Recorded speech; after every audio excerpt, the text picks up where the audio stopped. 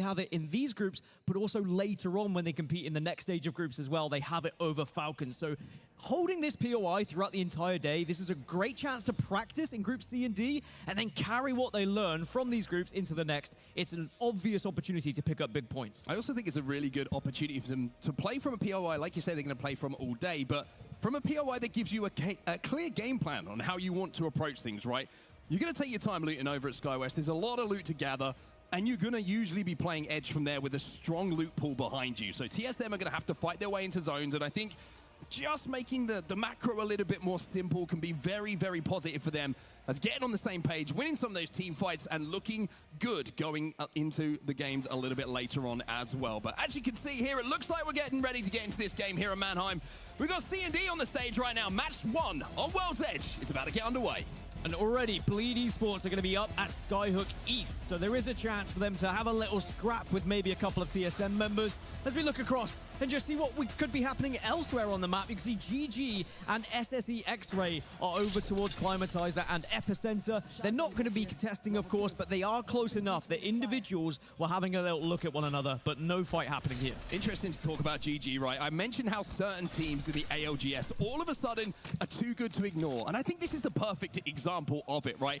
GG, they made a big change about halfway through the split, and now with this team, they've come together and there seems to be a chemistry and an ability to pull points out of every game and every situation. It's very rare we will go into the top 10 of a game, especially when we're watching the EMEA Pro League, getting towards that end game, and GG would not be in one of those prio positions. They proved at the EWC that they are a team who can really perform on the biggest stage as well. So keep your eyes on GG this tournament as we take our first look at where we're going to be heading. Yeah, heading up towards between Landslide, between Monument is where we're going to be going. So I wouldn't be surprised if people take control of the tower. Maybe there'll be a few people taking control of like Grandma's house and that kind of area, the Survey Beacon house, just with a chance to have the ability to move between the two, depending on where this circle actually ends up pulling. So VK Gaming already moving very fast, and a couple of teams are starting to run across one another here with their rotations. By the way, Legends Gaming, you can see there's a couple of faces you might recognize filling in today. Nasky being one of those players. He's made the, I would say, a fairly short trip over to Germany to make sure that he's in position to help out his two teammates, or should I say, temporary teammates, while he's waiting for the other players to get over on those planes, getting those visas nice and late, certainly getting them locked down, but a little bit of an early engagement going down here, but it's a little bit of a poke and a prod, and nothing too getting out of hand here. No real aggression as we see Remix Powers looking for his teammate to drop him off a little bit of loot. Going to be a ult Excel for him to pop a little bit early here as they try and push through the tunnel. And you can stay in this tunnel if you want as well. Obviously, Watson fences will go down behind you here just to make sure that no one's going to be able to follow. But there is the opportunity with where this circle's going right now that they are happily holding this area, especially if they're worried that anyone's going to be into Landslide. And we can see on the map there are teams in Landslide. Of course, you'll be able to use that crypto to gain the information before you exit. Vault always a tasty thing to find your way past if you've got that Vault key, and then we are going to see Legends Gaming having a little bit of a fight. We mentioned how Nasky and Amphi have filled it in alongside Player K here. Well, there were some conversations on Twitter saying if you get over 100 points, maybe we'll let you play the rest of the tournaments as well. So they've got their target to certainly hit, but inside a Landslide right now, they're going to be securing this truck, and they do have the Watson as well. So that gen's going to go up. That means they're going to be able to avoid those grenades being thrown in. It's going to be much more difficult to push them in this position. A lot of teams committing to Monument here as well. It's starting to get a little bit congested over there, so if you haven't arrived early, you're going to struggle to find any sort of area in that POI. As now, over towards Landslide. This is what happens when you exit through the Vault. There's going to be teams there waiting for you. How are we going to be picked up here by Kings? As Olympo try and disengage from this, it looks like at the moment. They see that there's maybe few too many teams inside a Landslide early on here to really want to take that fight, and instead, they're going to be rotating away and letting Noctumscan get a little reset here. Interesting to note with this zone, though, Dan, this is the kind of zone I look at, and I'm like, Zone 3 info is going to be so important, because we've seen some pretty funky pulls on World's Edge in recent times, right? It could pull, like you say, over to Grandma's side, over to outside of Monument, where we see that zone just to the west side of it, but we also see that, of course, the zone that pulls back towards the drill tower on the other side of those mountains. So even though it is looking like it's going to go to the east side of the zone at the moment, towards the Monument side, again, Zone 3 information just gives you the guarantee, right? We've even seen it end down to where Cloud9 are currently, just by the tunnel as well. It pulls to the southwest of Monument. There is a lot of different areas it can move to. So even though there's a heavy commitment to the buildings because they are going to be safe for now, if you take that gamble, if you take that risk, you can definitely be rewarded if you get one of those funky shifts that you're talking about. As we move our attention over to Furia, Olimpo were the team who rotated away a few moments ago, and now they're finding themselves in the line of sight of Keon. Now Furia, wow, what a performance it was towards the back end of the season in the North American Pro League for these three gentlemen. Madness went through a lot. You remember he had a severe injury he had to overcome to get back playing with his team and managed to do so, and now he's looking to lead them forward here. He's going to be playing on the Crypto here, and Vaxilon, man who I love watching play Apex Legends, I have to say, he's going to get himself up to purple. He's going to be on the Newcastle. Yeah, I'm excited to see what Furia can do at this event. I think they've been performing pretty well in scrims, and there is a lot of belief behind them coming into it as well. They just need to have a good start. I feel like momentum is going to be massive for them. Otherwise, they may start to get down on themselves a little bit, but we'll have to wait and see how match one goes for them. At the moment, everyone trying to move into this next zone. The majority of teams have found themselves within Zone 2 already, or within Zone 1 already, excuse me. Still TSM, Olimpo, Furia, and Pioneers are the only 4 teams haven't moved in yet. Bleed Esports playing up on the high grounds here, just tinkering around and tiptoeing around these icicles up on the height of Epicenter. Another team who have been dangerously consistent. But the one thing that's been missing for Bleed Esports is that big pop-off week throughout the Pro League. It was always 3rd, 4th, 5th, 6th, always in and around those numbers, but not that #1 that they were so desperate for, just to prove that they could take one of those game weeks and really cement themselves as a potential tournament winner. But here on LAN, things are always different, of course, and Drops is looking to lead the troops forward and put some big points on the board. Complexity in the moment just surrounding Furia here. They've got eyes on them, and they are just trying to stop the exit. Furia will be relatively happy with this position for now, but they already know they need to move. They have that ring console information to work with. But there you go. There's Complexity just waiting in the wings, waiting on that bridge and trying to get shots. But it will force Furia to make the tunnel rotation here. And we already saw how congested the tunnel area had been coming out from Landslide. So it might not be a fun move for Furia. Yeah, it's going to be Noctem, who are still in Landslide. Legends Gaming just outside of it as well. And Fenway to their north, in and around that drill tower we were talking about. We'll take a look at the outsides of the zone for now, as we can see Artin and crew trying to work their way back into safety. That's going to be over by Lava Fisher. TSM putting some shots down on them from Countdown. As this is your map overhead right now, we can see we are going to pull over to the east side. So a little bit more of a predictable zone pull here, which is good news for everyone, including ourselves. It makes us look like we know what we're talking about. And we can see that Reject Winity, Noise inside of Fragment. You've got Cloud9 just to the north. ExoClan just trying to creep up alongside North Epsion as well. They're going to be sharing a little bit of real estate soon as well. But you're looking at the rotate here from Furia, and I like this. You mentioned how you might be thinking they're going through the Vault Tunnel towards Landslide. Well, if they take a little bit of time here, go through Harvester, hit the ring console, hit the survey beacon, not only going to get the Evo, the information, but they have a clear rotate in as well from that southern side of zone. So Furia, with Complexity at their back, a team to watch it. Yeah, Furia still moving at the moment. They're actually firing shots back at Complexity. Complexity are chasing them, and you can even see that on the map feed. But Furia will have the speed to get away from it. Just constantly, Complexity have the height over them. So Furia really can't take this fight, and that's why they keep retreating. They're almost hoping that all this noise encourages someone else to get involved. I'm going to start playing a charge rifle. I think this is a cooler gun.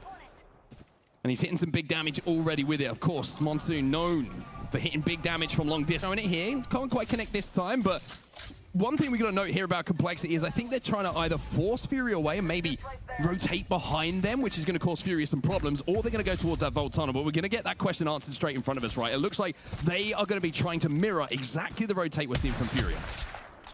Yeah, so Furia moving fast. You can see they've just taken a balloon to make sure they can move up towards Fragment. And Complexity saw that happening in the sky. But now Complexity just means they can shadow them here. This is going to be a comfortable rotation for them. I think this is clever from Complexity, right? Force Furia away, then it gives you the pathing, then it gives you the idea of what is playable and what isn't playable. And you've then got the Crypto Drone as well to give you extra information. So Complexity in a good spot.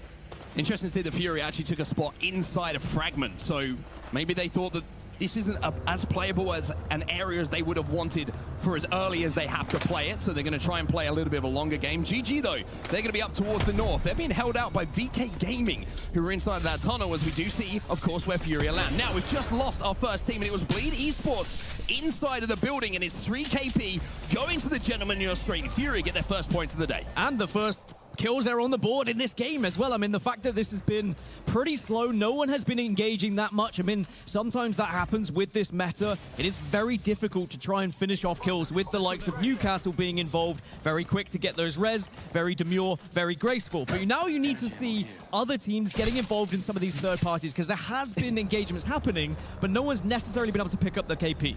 You really need to get off of TikTok. I try. I love you, dude, but you've got to. I try. GG then, still trying to work their way through the tunnel. You see they will be safe for this next zone, but their options are pretty limited, so they are committing to this fight by the looks of things. It's still VK Gaming, who are the team who are holding him on the other side, and you can see the Watson fences is down as well, which is going to make the push even more difficult. Now, no EMP to work with here for GG. It's the Catalyst, Bangalore, and Newcastle, which makes this push a little bit more difficult for them. Just a little bit. It's actually maybe a fight you don't even want to take, to be honest, but it's one of those situations where you may have to. The circle's beginning to close. They do have the room to stay there for now. And we are going to be heading away. When you see that circle coming up on this map, we're going to be heading away from Monument and back to those rock formations that I was talking about right at the very start between Landslide and Monument. There here. it is. And no one is currently there. And that's what I was talking about earlier, by taking a risk and holding a position. But it's a very difficult position to hold. Yeah. We've sometimes seen Watson teams hold it, but very rarely can you hold a position like this. Yeah, getting into this zone early is very, very difficult, just because of the amount of angles that you can get angled out from. So it's about timing the rotate, right? It's about taking the priority position ahead of everyone else when there's an opportunity to do so as the zone starts to close. You'll see teams try and risk it and maybe think about taking a spot a little bit earlier. Sometimes that can work out extremely well for you if you can hold it down, but it also means with 19 squads still alive in this lobby, if you make that play and it doesn't go well, points are almost impossible to find. So that's why you're seeing teams showing a little bit of trepidation here as TSM now start to work their way towards zone as well. 30 seconds until this zone close, and you can see that Zap is looking for some bodies.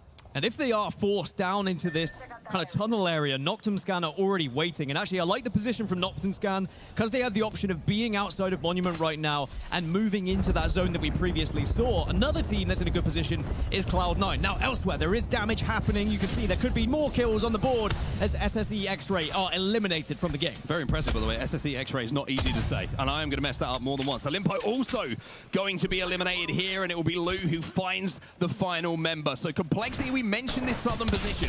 They now control it as we see GG involved in a fight here, and it's going to be against Go Next. It's EU on EU action. Yeah, nice damage initially. Blast just puts down the ultimate to make sure it's not going to be easy for them to escape if they do try and push towards them. And instead now, GG need to try and actually capitalize on this early damage, but they've gone to play defensively here, and I like it.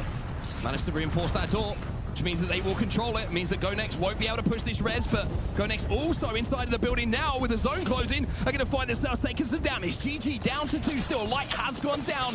Blast and Lufka are last alive, but now you can see the trouble they have. So many teams inside of this zone looking in to out, and GG will be eliminated. The ring is doing more damage than some of the players right now. It's so difficult to get into these zones because people are holding such aggressive positions as now TSM look to try and move through. They didn't go down towards the tunnel. Instead, they're going north. It's Fennel holding them out. Monsoon's doing things in the kill feed again. He's just taking down player K from Ledgers with that charge rifle. Not only knocks, but gets to finish as well as TSM. Now try and step their way forward. Let's jump into the comms with TSM and see how they take this fight.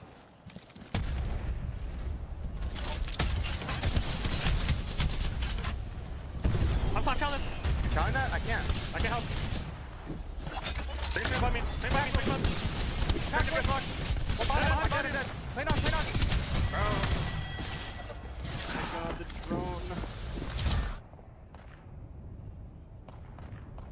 TSM will fall in their first 3v3 of the day, and it will be a pretty low point game for them. Noctum now trying to move in behind. Crypto trying to go out to get some information. They can see there's some knocks down as well, so this is going to be a lot of loot for them to pick up on their way forward. And it's been interesting to see them re-wrap through the tunnel towards this fight that they heard going on. It's a pretty smart rotate, I would say, just playing off of information, playing off of damage, and playing off of audio. They were also almost forced to be there because Complexity actually started to pressure them a little bit from the other side of tunnel. So Noctum said, well, this is an opportunity for some KP. But now what they do is put themselves in a difficult situation. If anyone is waiting for them on this choke as they make their rotation east, they could struggle a little bit. Legends Gaming are pretty bang center of this next zone and could potentially disrupt Noctum's rotation here. We just saw Fennel being eliminated as well as we go back over to the point of view of Complexity. And Monsoon, he's got the laser beam. He's going to put the evac down as well. It might be time to make a play for this zone as they will now take to the skies. Now, where do they try and play from here? Kimchi and Lu following Monsoon. Monsoon has his shields almost broken, but they find a sneaky little spot.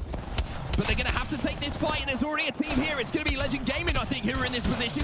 Nafki finds one onto Lu. SWQ eliminated in the meantime, and Monsoon is left all on his own. He's left on his own, but he does have the smokes. He does have the ability to just charge his shields back up here and maybe be a nuisance to Legends Gaming. What he needs here is for Noctum to get involved in this fight, and he is going to be able to get potential KP. This is a 1v1, but he's not hitting any shots. Oh, no. It's windy out here. It's windy out here, Mon. It is windy out here, Mon. Complexity will be eliminated. Exo Clan will fall as well. That's a tough one, and you know full well Monsoon's only going to blame himself for that. Now reject Winity as they move in. Pioneer's eliminated. Maker's eliminated as well. 7 squads remain, but there is a lot of teams on this northern side. VK, Cloud9, Noctum, Legends, all on the north, and all have to fight. VK gone. On the southern side of this zone, though, Furia, we mentioned this position. That is going to be prime real estate towards the end of this game. Furia control the zone. Reject Winity, a name that you might know very well from the last LAN. Well, it's a new lineup this time, but they are inside of this top 6. C9 taking a huge amount of damage themselves as Chaotic will be taken down. Yeah, Cloud9 just trying to stay alive at this point, hoping that maybe Chaotic can crawl back. They should be able to get the res here. I don't think anyone's going to pressure them, and they're going to get back up to a full 3. So this is great news and a great opportunity for Cloud9 to reposition, start to head towards this zone because it's pulling south. You already see Reject Winity are there, but oh, suddenly there's shots coming in. It's going to be a jet to save him in front of him. That's going to keep him alive for just long enough, and it was a very important piece of timing for them to get round that corner before those wayward shots came in from those Mozambiques that almost managed to get that knock and send C9 back down to 2. 5 squads now remaining. Legends Gaming also just got a respawn as well, by the way. It's Noctum Scan are now going to fight against Legends Gaming, and Legends, after getting the respawn, probably win this fight, and will. They're still alive. Let's take ourselves back a few minutes, right? Monsoon in that crazy situation. Will Legends Gaming make it into the top 4 now? They should fall in the next few moments as C9 will be able to take out the final member, which is going to be Amphi. But as we head into our top 3, it's a 3v3v3. C9, Reject Winity, and Furia. Furia are sat dead center of this zone, by the way. Reject Winity are probably going to shoot at Cloud9. And look at the shields on Furia, and the castle wall is down. Surely Furia have a great position to win this one. Madness is going to get the first knock onto Sorcerer as well without having to overextend. A second one now comes into Vac from Vaxol as he goes pew pew pew with those Mozambiques. Furia taking their time to reset here, taking their time to bat as C9 will be eliminated. It's Reject Winity. The org that won the Split 1 playoffs going up against Furia in our final 3v3. The EMP will go down. Look at the shield difference, though. Blues on the side of RC. Surely Furia can push. Surely Furia should win this. Madness. Hitch is going to start blasting. He gets his first knock. Keon will get the second, and Furia will back up the hype in game number 1. They will be your champions. And there's a reason why they've been some people's favorites coming into these groups. They've looked excellent coming into this tournament. And they say it wasn't just a fluke during scrims. They are going to be here to play when it comes to LAN. And once they had that position with Newcastle, that is why Newcastle is in this meta and why he is so successful. Not only do you get the castle wall, but you have that fallback plan. If your highest DPS player does go down, you just get them back up again with the gold shield. Sadly for Reject Winity, they had a massive shield disadvantage, but they were able to get into that final circle and pick up a second place. I will say that is some beautiful artwork. With all due respect, on the right-hand side, the left one's good. You know, it's not bad, but the right-hand side, the precision on that coloring in, I'll go over the lines, man. I don't know about you, I'll go over the lines. I failed my art class in school, so I'm very impressed, but also impressed with Furia. I think that was a difficult circle to play. As soon as it pulled away from Monument, as we said it could, they did very well to not move straight away and become the most vulnerable team. They kind of played it at the right speed where a few teams had fallen first, and then they took the primary position right dead center. Interesting to see, you know, go back to our stories at the start of this, right? Furia, all eyes on you. Great finish to the Pro League split. They come into game number 1 here and they win it. They get some good KP alongside it as well. We'll take a look at our match results as well to back that fact up. And it's a 25-point game, 13 kills in game number 1 here for Furia. A fantastic result for them. But you look at the other end. This is what I'm interested in, right? This is the teams we were talking about. GG. It's only game one. Let's not get carried away here. Bleed Esports, TSM.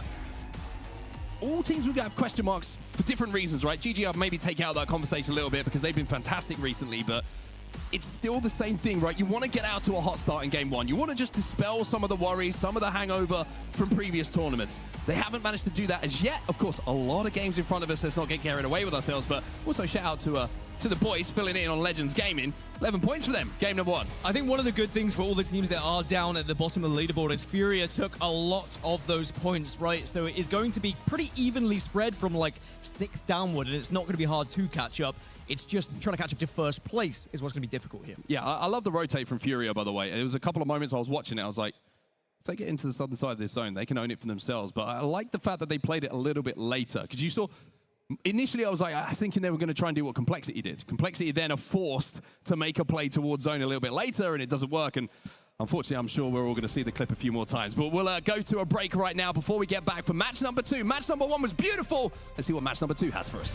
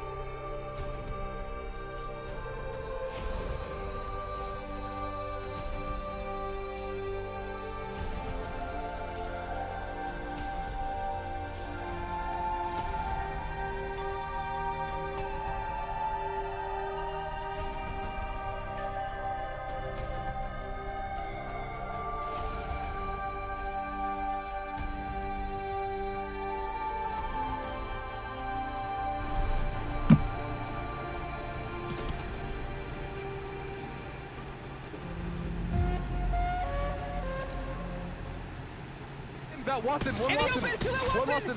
I got it back. Last team. I got it back. We got EP. Close. No. I got to back up. I threw my drone. Watch the close swing. I need help. I'm here. EPing at 1%. This guy's terrifying. EP no. Look for a swing. Swing right then. Swing left.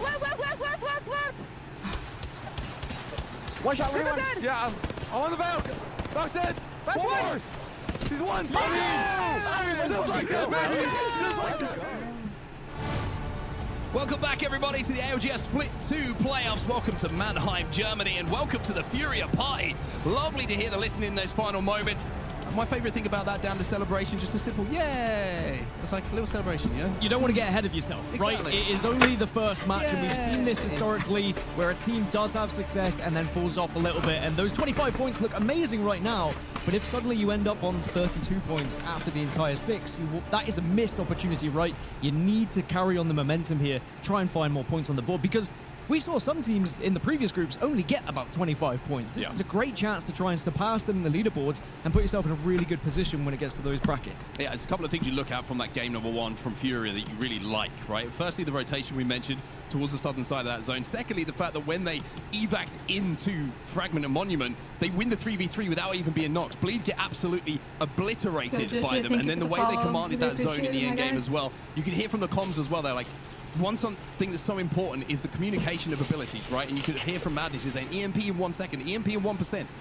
Waiting to engage off the back of that EMP is valuable, so valuable in that final fight. Not only is it giving you information on where players are, but the damage the stun, all of those things makes that final moment so much easier. So congratulations to Furia, very, very well played endgame for sure. Yeah, I think also listening to the comms of who to focus is something that's very underrated when playing as a 3, because if you're all looking at different targets, you can very easily get wiped out by a team focusing better on an individual. But clearly they were focusing on left, then they focused on center, then they focused on right. It was just a clean sweep.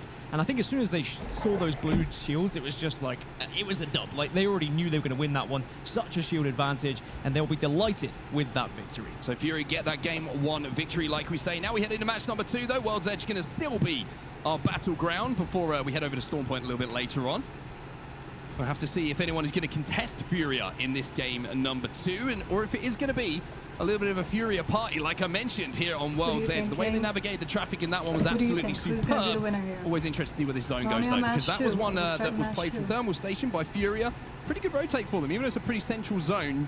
I feel like coming from the south, that zone in general, just knowing that everyone else is going to be stacked up inside a monument, it's probably a clearer way to path your way to that zone. So Fury having a pretty good access, I would say, to where they wanted to play, but having access is one thing. It's all about execution. We always talk about that. And you got to remember, Furia were kind of being hovered around by Complexity for quite a while. They were being chased, it felt like, but they didn't get intimidated by that. They didn't take a stupid rotation. They didn't just run through tunnel because they panicked. They fired shots back towards them and said, no, actually, we think that we can hold you off here, and we will continue with our genuine rotation that we have planned. Yeah, we'll have to see if that's going to be the same story, like I mentioned now. Who do you want to watch in this next game, though? Because C9 had a really interesting end game there. You can see they had to fight their way from the northern side of that zone through 3 or 4 different teams, but didn't really have much of an involvement in that end game when it was the 3v3v3. Usually you see a call of let's play for second if we think we can't win this one, but Cloud9 didn't really do much, right? It was both teams they just got focused by both. They didn't commit to either fight. That left them in a bit of a vulnerable position. Honestly, I'm excited to see what Legends Gaming do in this next game, because they positioned themselves quite successfully in that circle. If it wasn't for the full send that came from Complexity, they might have had a better chance going into that last circle as well. So they'll be moving from Landslide. Of course, it was one of their priority positions, and if the zone isn't as good for them, they're going to have to move a little bit quicker, perhaps, to the next. Furia, you have earned yourself a loot POV. I need to copyright that. Winners of game number 1, obviously we're going to be watching them first. A great start for them, and I think when you're coming into a tournament, right, with a lot of hype behind you, some expectation, people start talking about you, there's murmurs of maybe this is Furia's time, maybe in North America is going to be represented by someone holding that trophy up once again. A game number 1 like that, just all the nerves, all the expectation just falls off your shoulders a little bit, right? It just kind of proves to yourself, like, people could talk and they should just be talking because we're going to perform at the level you expect. I also love the composition that they're running as well. They're not running a controller legend, so they're not necessarily going to have that ring console information immediately, but then as soon as Pathfinder gets the ability to choose, then you get ring console information, and then you can start to use Pathfinder's aggression at certain times as well. Wow. And well, there's a reward for winning your first game, as Furia will be in prime position down at Thermal Station. I mean, in Thermal, the one issue with Thermal is sometimes a big POI to loot, and then a couple of teams who rotate very, very quickly, like Noctum are right now, Reject Winity are right now, could take away a few positions that you might want. But if you can get up to that height nice and quickly, you almost guarantee yourself a top 5, it feels like, with this Thermal Station. I think Crypto only just got good. It'll be interesting to see if it does go towards Thermal, if we go back towards Staging with a funky pull, but one team who has always red zones well over at APAC North is Reject Winity. They are as hard a zone team as you could possibly imagine in the ALGS, and they think it's going down towards Thermal. And that's one of the reasons why they had blue armors, or 2 of them had blue armors going into that final fight, because they moved very quickly to Monument in the previous game. Now, Furia don't have a ring console, as far as I'm aware. They did get the survey beacon scan, so they would have seen Reject Winity moving towards them, so they should have a good idea, and they should have seen Noctum as well arriving at Thermal Station. So Furia aren't going to be surprised by this pull, but they certainly won't have as much info as perhaps they would like. One thing I've learned through my career in esports is when a man puts a bandana on, it means he means business. And you can see that Onmu certainly does mean business today, and certainly will at this tournament. Pioneers making their way through Siphon at the moment. You saw Exo Clan were just ahead of them as they were looting their way forward. They only had blue armors. Excuse me, they only had white armors, whereas Pioneers have the blue. It looks like they're going to be playing towards the choke tunnel here. Should be safe. Looks like there's no one here at the moment. SWQ are inside of the train tunnel as they move down towards Bar. So it's kind of a point A to B here for them. as they try and plan what their next move is going to be. So an interesting thing since the newest patch with the Controller Legends getting the extra 25 HP on their shields is now some of the Wattson players, or your controller player in general, may lead the rotation because they have the most shields available, right? It's going to deter other people from engaging because you are going to have more health. And also you can have a better chance if you run into a 1v1. So it is interesting that's changed that kind of support role we've seen in Watson's previous to actually now we can play it a little bit more aggressively in some scenarios. Yeah, certainly can just overextend a little bit more. You're not, as you say, relied to be the anchor, which has traditionally been the role of a Wattson, for example.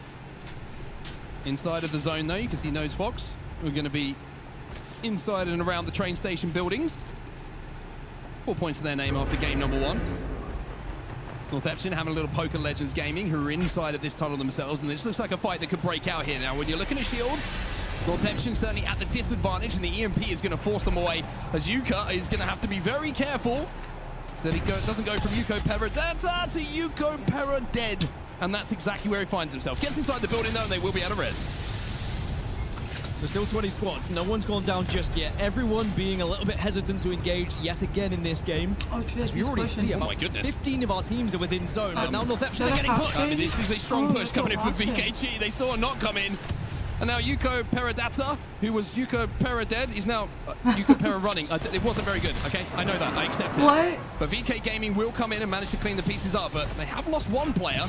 And remember that Legends Gaming were having a Really look good from the job. tunnel at this. They might be thinking about third-partying themselves for these KP. Yeah, definitely a possibility for other teams to engage if they would like to here. There are 2 teams in the area. KCP are also in the vicinity and maybe could do some damage to this one as well. The Wraith Portal has actually been a big influence here. Allows you to move very quickly into this fight. However, Donut has gone down, and now Youngling goes down as well, and Crazy Kong is going to be left on his own. We're going to have a pause. We're going to have a pause. Just as things got exciting, just as things got interesting. See a lot of sad faces in the crowd, but don't worry, we'll get back into it. Oh, look, I'm back in camera. Hey, everyone. How you doing? Being told it was an audio issue, so we're just sorting that one out for the players, but it does allow us to have a little chin wag. But certainly one of those scenarios when Wraith comes into the equation, right? The portal looks great. You get involved, and you say, I will follow you to my death. Sadly, they did follow to I their feel death. like don't mean it Crypto is literally. the No, best figuratively. if there's a Wraith on the Discernible team. difference between the two Because things. when I play but, as Crypto, again, I like interesting it to to be see a Wraith. some of the compositions and legend picks we've already I'll be seen here on chilling day behind like a one, kind rock of or something surprising in a us. The fight. Wraith She does already a in there. portal, We've seen a so few and different runs picks into the come in. fight. Saw a Revenant a little bit earlier as well. I I was like, EMP them. are we in rank? And then take the portal in and it's going to be engage interesting to the see fight. how By those the time picks I get kind of there, there's like at least separate one themselves, person maybe in some of off. the plays that we see a little bit earlier on. Smart decision to show these And gentlemen on your everybody's got stream, cracked because shields. I'm going to lay out for a minute and let the EXO Clan crowd do what they do best. Bit quiet. Oh, no, they're getting louder. They're getting louder. It's okay. They're just warm up. gently ramping up. I think they went in I hard haven't right hit at the start of this. This is true. They went pretty hard early. And Yeah. they That's really probably good. just It's need to have a little bit of a primary. reset before they get back in. But as the game is paused, the players, of course, will just be waiting and have a little chat between themselves, and we can look at some of the beautiful signs of this Mouse wonderful and audience that is keyboard joining over us here in Mannheim. I controller. always Oh, appreciate piss those who off. come down on a Thursday. I thought you were going to say, I always appreciate a good sign, which I know you do. Does your boss know you're here? That's what I usually say. True. Were you meant to be working today? True. Are you still working in the stands? True. Maybe all of these people, what are known as remote workers nowadays. They've got their mouse at home. I'm being interested to moved. see, I'm interested to see if some laptops come out around 3 p.m. Actually, it's gone 4 already. Good for me. Yeah, we'll have to see if a couple of emails do get sent out just to make sure that the bosses are happy. But we do say thank you, of course, for being down here early on a Thursday. The tournament, as we know, ramps up day after day as the stakes get higher and higher. And I'm looking forward to getting back into this one because I feel like we've got a really good end zone. It's a very similar pattern to what we saw from the first game. A lot of hard early rotates. We've seen a couple of scrappy fights that have gone down in and around the Hill House building between Harvester and, of course, where this zone is going to be pulling towards the train station side. But we're also going to see some fluffy friends in the crowd here, Dan. Yeah, I'm always reluctant to talk. Are you a sign too guy much. or a fluffy friends guy? I am a fluffy sign guy. And if Doesn't anyone exist. creates one, then you'll be my best friend. I'm always reluctant to talk too heavily about zones during a pause. Even if I whisper, I'm worried that maybe a player could have a earphone off. Girl I is would. so shy. But it is interesting that we head down towards this area because, I mean, if you think back to Pro League, there were times where this area of the map was very rarely seen, right? We didn't actually end here very often, and it was great news when you looked at Furia and where they saw the zone start to pull. So they were able to set up accordingly, and we should be able to get back into this game very shortly here. 3, 2, 1. We're back in the game. I felt like I was slightly off on my seconds there. It bit. didn't quite line up. Anyway, we're back into the game, everyone. Pioneers on your screen. Onmu's bandana still looking as glorious as it did a few moments ago. Oh, so they went through the portal, and as they came back, sadly, KCP were already waiting. Actually, no, Crazy Kong's been able to get away. I think the portal was taken from the other player. Yeah, it was. It was ExoClan who was taken down in that fight. So ExoClan fans, now we understand maybe why you weren't as loud as we thought you would be. Complexity, though. Probably trying to shake off the moments of that previous game. Inside of where Zone is going to be going, though. You can see that on your top of your screen. You can also see that they have console information themselves. Now they're going to try and take up towards the high ground here, have him playing around the barricades at the back by using this evac tower to get back towards where Kimchi finds himself. However, Monsoon taking some damage on his way up. Lou is going to be safe for now, but might have to retreat back to Monsoon just to help him stay alive. Elsewhere, we're back to the Building of Death as the portal still being used elsewhere. Legends Gaming now going to be able to take that one out. And of course, Legends are also running the Wraith. Nasty on a Wraith is not something that I thought I would see in this day and age, but I'm here to live and breathe it. They're now going to have control of this tunnel as well, which actually isn't the worst position, and I think they'll be able to hold it for quite some time. Certainly will. TSM then once again involved in a fight in and around the edge of Zone. This time it's going to be Bleed Esports in front of them. Certainly some history between the 6 players involved in this little scuffle that's going down. 10 seconds until the Zone does close behind them. SWQ will be eliminated as well, as all of a sudden we're seeing KCP find a few more KP, as we have 3 squads now eliminated from this lobby. And I am curious to see how TSM do from Skyhook, right? Because there was a reason why Falcons decided not to be picking Skyhook in their group stages. They felt like they maybe had some really rough zones back at EWC, and they wanted to move to a more central POI, and that has opened it up for TSM to play it instead, but they are now going to suffer some of the same problems we saw Falcons did, where you arrive late and really have to fight tooth and nail to get into these zones. Well, that's where the Zone is going to be going, pulling up towards the north side of Thermal Station, as it traditionally will do. Interesting just to note as well, Reps, very sharp looking haircut. Really good. We'll say it looks great. Shout out to the barbers all around the world, especially Reps' barber, doing a great job. And they did a 19 from 7. So circle-wise now, you can see that Thermal Station is still going to be the priority position here. There's going to be 2 teams, one on height, one down low. Cloud9 are going to be in a great spot on the southwest. Complexity, if they hold this area and eventually get to that southern side near the barrels, they should be okay to hold there as well. So those 4 teams in a really good spot for where the circle seems to be pulling. GG taking a little bit of damage here from Legends Gaming. You can see that they have to get the mobile shield down for Lufka to hold that angle. He's going to push it out a little bit, see if he can create a little bit of an angle. Instead, he's going to put the big shield out. Castle wall will go down for them to essentially let anybody know who comes up this, that they're going to have to fight their way through a team. No points on the board. We just see GG go down early in that game number 1. I mentioned how it is only game number 1, though. Remember, we've got 6 games to get through here before we really start to talk about teams' performances. But they've got a little bit of work to do here. You can see 2 teams down on the southern side they're going to have to hold out. And they were excellent pre-patch. Gaming Gladiators were one of the up-and-coming teams, right? And they performed so well at the previous LAN, but now with the shift in patch, how does it affect playstyle? That's always going to be the question, because there are going to be teams that will struggle a little bit, and we'll probably learn more about that as the day goes on.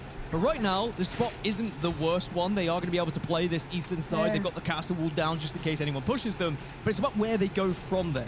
They're probably waiting for a little bit more ring information before they move, but if they get pushed, where does that decision lie? Do they get aggressive? Do they try and take that fight, or do they try and retreat as we get another pause here for the players to get everything sorted before we get this one back underway? That's 2 already. Racking them up. Can we set a record for pauses? Let's hope not. That's not something we want to do here, everybody. Trust me. We want to get these games flowing in the way that everybody enjoys, including ourselves. And it's interesting to talk about GG's position a little bit, isn't it? Because I think their job, their role right now is just to hold out everybody who's moving in from the north to the east side of the map. We mentioned how, you know, in front of them they can see what's going to be happening, where they have to try and rotate to next. I think they want to try and hold the... What's your opinion? The idea is they want to hold that choke down for as long as possible, and then kind of just step onto Zone and hope that it pulls towards the north a little bit, where we see some of those finishes around the bottom side of that ridge. But Furia, just, if you didn't know, by the way, still right on top of where they should be, top of Thermal Station. They're chilling. More furry friends. Yeah, I mentioned the 5 teams that had kind of got past that choke point as well, and if you've got past the choke point, you're in a good position to get to the late game. Those who have not got past the choke point, it's fight or flight, quite literally. Do you go over the top? Do you try and find a position in Thermal? But you're going into it knowing that a lot of those priority positions would have been taken, and Thermal is taken up by a lot of lava as well. There's not as much playable positions as you might think when you are diving in. So either you need to be going in prepared for a fight when you land, and perhaps like a position on the south could be taken next to the bins. Good to see the Nesties out in force, by the way. We love a Nestie. The Nestie gets everywhere, by the way. I told you, they get everywhere. It's a C9 one. Wow, self-made Nesties and Bangalore. That's what we love. Is that crochet? Maybe. I thought you'd know that because you like TikTok, and I imagine that came on your feed at some point. No? Not hit that algorithm There's yet. the Exo fans. Yes, One of them has a chicken on his head. What the fuck? That's the closest thing to a furry sign that I've seen so far. That is a furry friend. But I love the support that we're seeing here in Mannheim. Of course, European support, very different to North American support that we've seen at previous events. Sounds I'd like say- what does that mean? European crowd, What just would- a little bit louder, you know? You think European crowds are better? I think they're a little bit louder. I agree. 3, 2, 1. We're back in the game, everybody. As we continue match number 2 here as we head down once again towards Thermal Station. So Complexity have been holding this position down on the south for quite a Good while. They are gosh. almost in a similar spot that Gaming Gladiators are, where they just have to hold out anyone from arriving from the south, right? They just need to make sure Makers do not approach them, Makers do not take their position, because then they will have a more comfortable move into the south side of thermal rotation. I think what's difficult for them is the shields, because I think Makers actually have a little bit of a shield advantage here, but Complexity do have the height. Rolling Thunder's going to be coming in as well. And as it does, it's time for us to jump into the comms of Complexity. They have to force their way into zone. I put the little LGS. Stay away. The shield. I need your I guess crossfire. it did They're gonna not push this pay. team. They're gonna fucking yeah. push us. Pushing you. Kill him one. Nice. Burning. Pop the back. Pop the back. He's almost I'm cracked popping on back him. as He's right here. He's cracked. Take it back, One's take it back. pushing your right. Shot my back. They're both doing you. Yeah, we need What? to stack on them. How are we taking so much damage? Bro. Fuck. Okay. Do we not have Why don't EMP you there? like No, I TSM? EMP'd them right away, but then they fucking Why? leaked.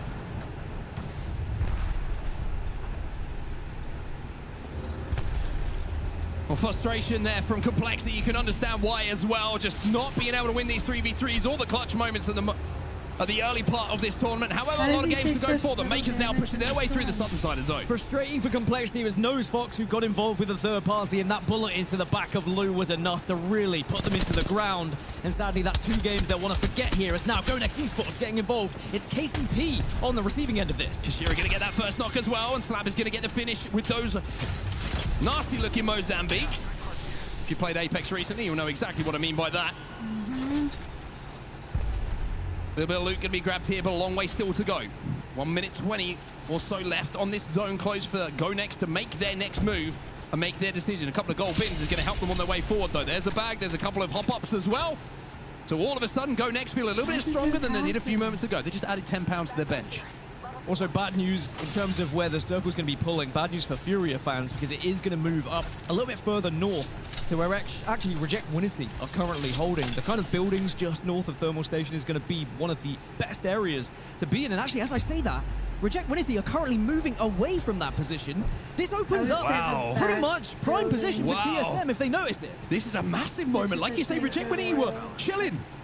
They didn't have that zone info, though. I They may think have seen an that's where opening they are. in and around Thermal Station where they thought the zone was going to be pulling, so they think, hey, there's something for us to play here. Let's drone try and it. play it. And like you say, That TSM now walk in the zone. They have the opportunity maybe to drone ahead and see if this is free, but You just give out it looks like at the moment they've let this slip away. Makers now in that building. They might have been beaten to the punch. Remember, there is 2 buildings here. They could share it. TSM also might say, actually, we quite like holding this side because they don't necessarily know where the zone is going yet, right? Only ring console information would have provided this extra little bit of info, so they might not want to commit so heavily for said building.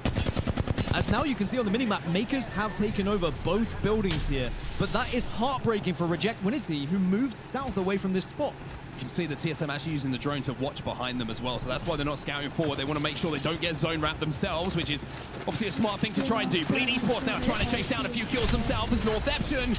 Well, they're finding Go Next.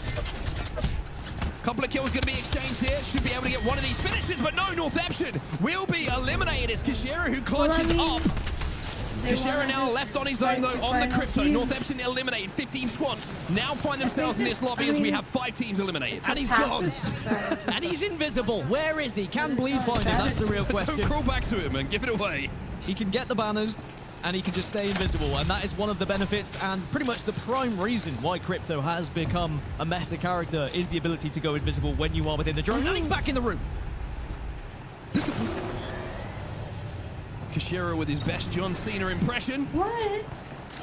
As Bleed Esports give up and decide that What it's the not worth shit? trying to find him to get that extra KP. Elsewhere, as we turn our attention back towards the thermal side of things. Couple of shots being exchanged. It's going to be KCP who make their rotate in, but you can see they're being peppered from all angles at the moment.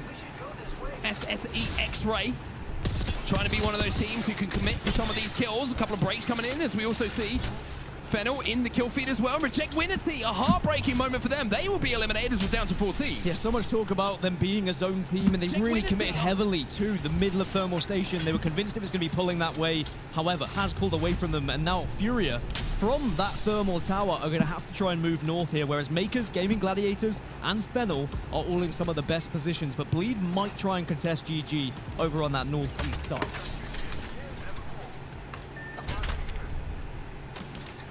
14 squads still remaining.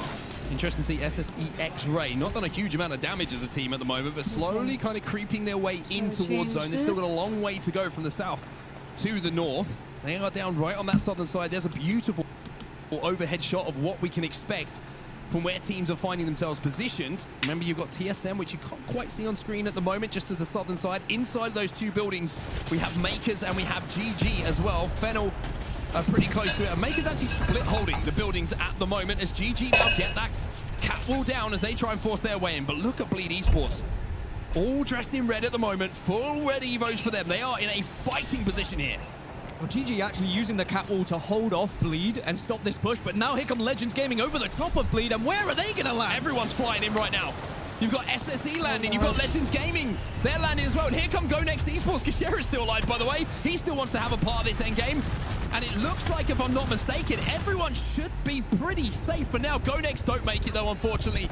They will be eliminated. Kashira couldn't come up with the magic that he needed. Legends Gaming eliminated as well, as all of a sudden the lobby starts to heat up here in Manor. Even though you have deployable cover through Newcastle, it is not going to protect you from every angle. You're very vulnerable when you land, and just try and commit to it. As now SSE X-Ray are struggling here. A lot of damage they've been taken. Luo and Tree Cleaner trying to hold off the push coming in from C9. C9 down to 1. Fennel eliminated. Pioneers eliminated in the meantime. As TSM are having a little go at this as well. They see an opportunity for some KP. Verholz overextending. Can't quite get the knock though. Thinking about using the bang ult to clean up.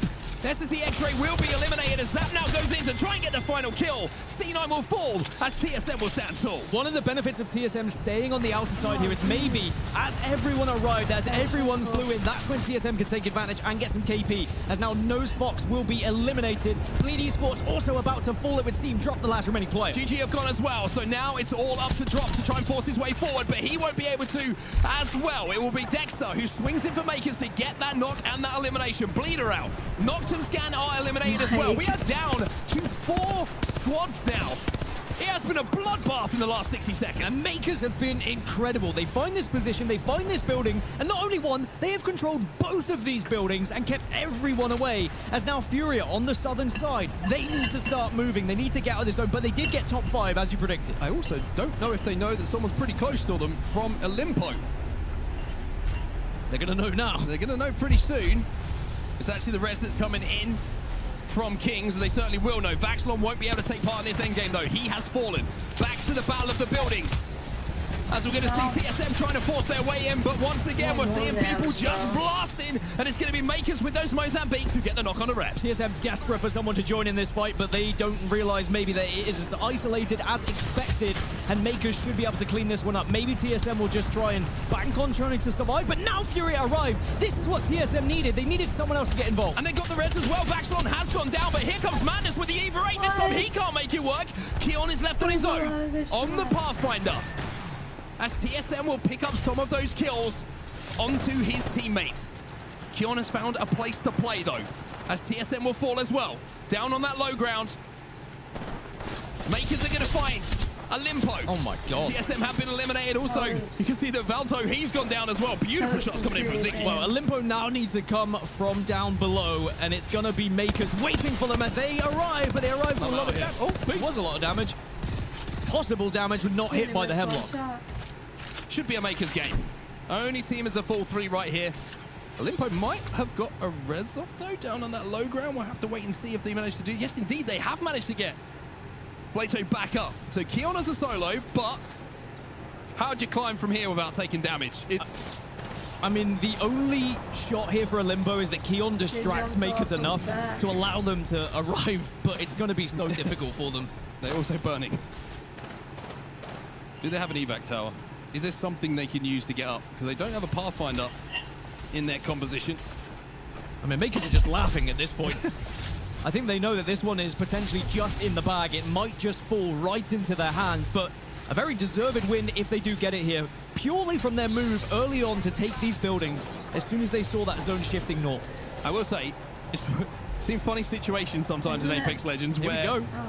all of a sudden when you think you got the guaranteed win, it doesn't become quite as simple as you thought it was. Olimpo now making their climb up. Asia's trying to look over this at the moment. They should be able to do a huge amount of damage, and damage he does get indeed. He's got a shield squad to play with as well. Can't quite connect this time, but will with these shots. Damage, damage, damage. They is all that he wants to hear right now, as Makers will hold off this push. I mean, still a chance for Keon. You've got to remember that. Furious still alive on the eastern side.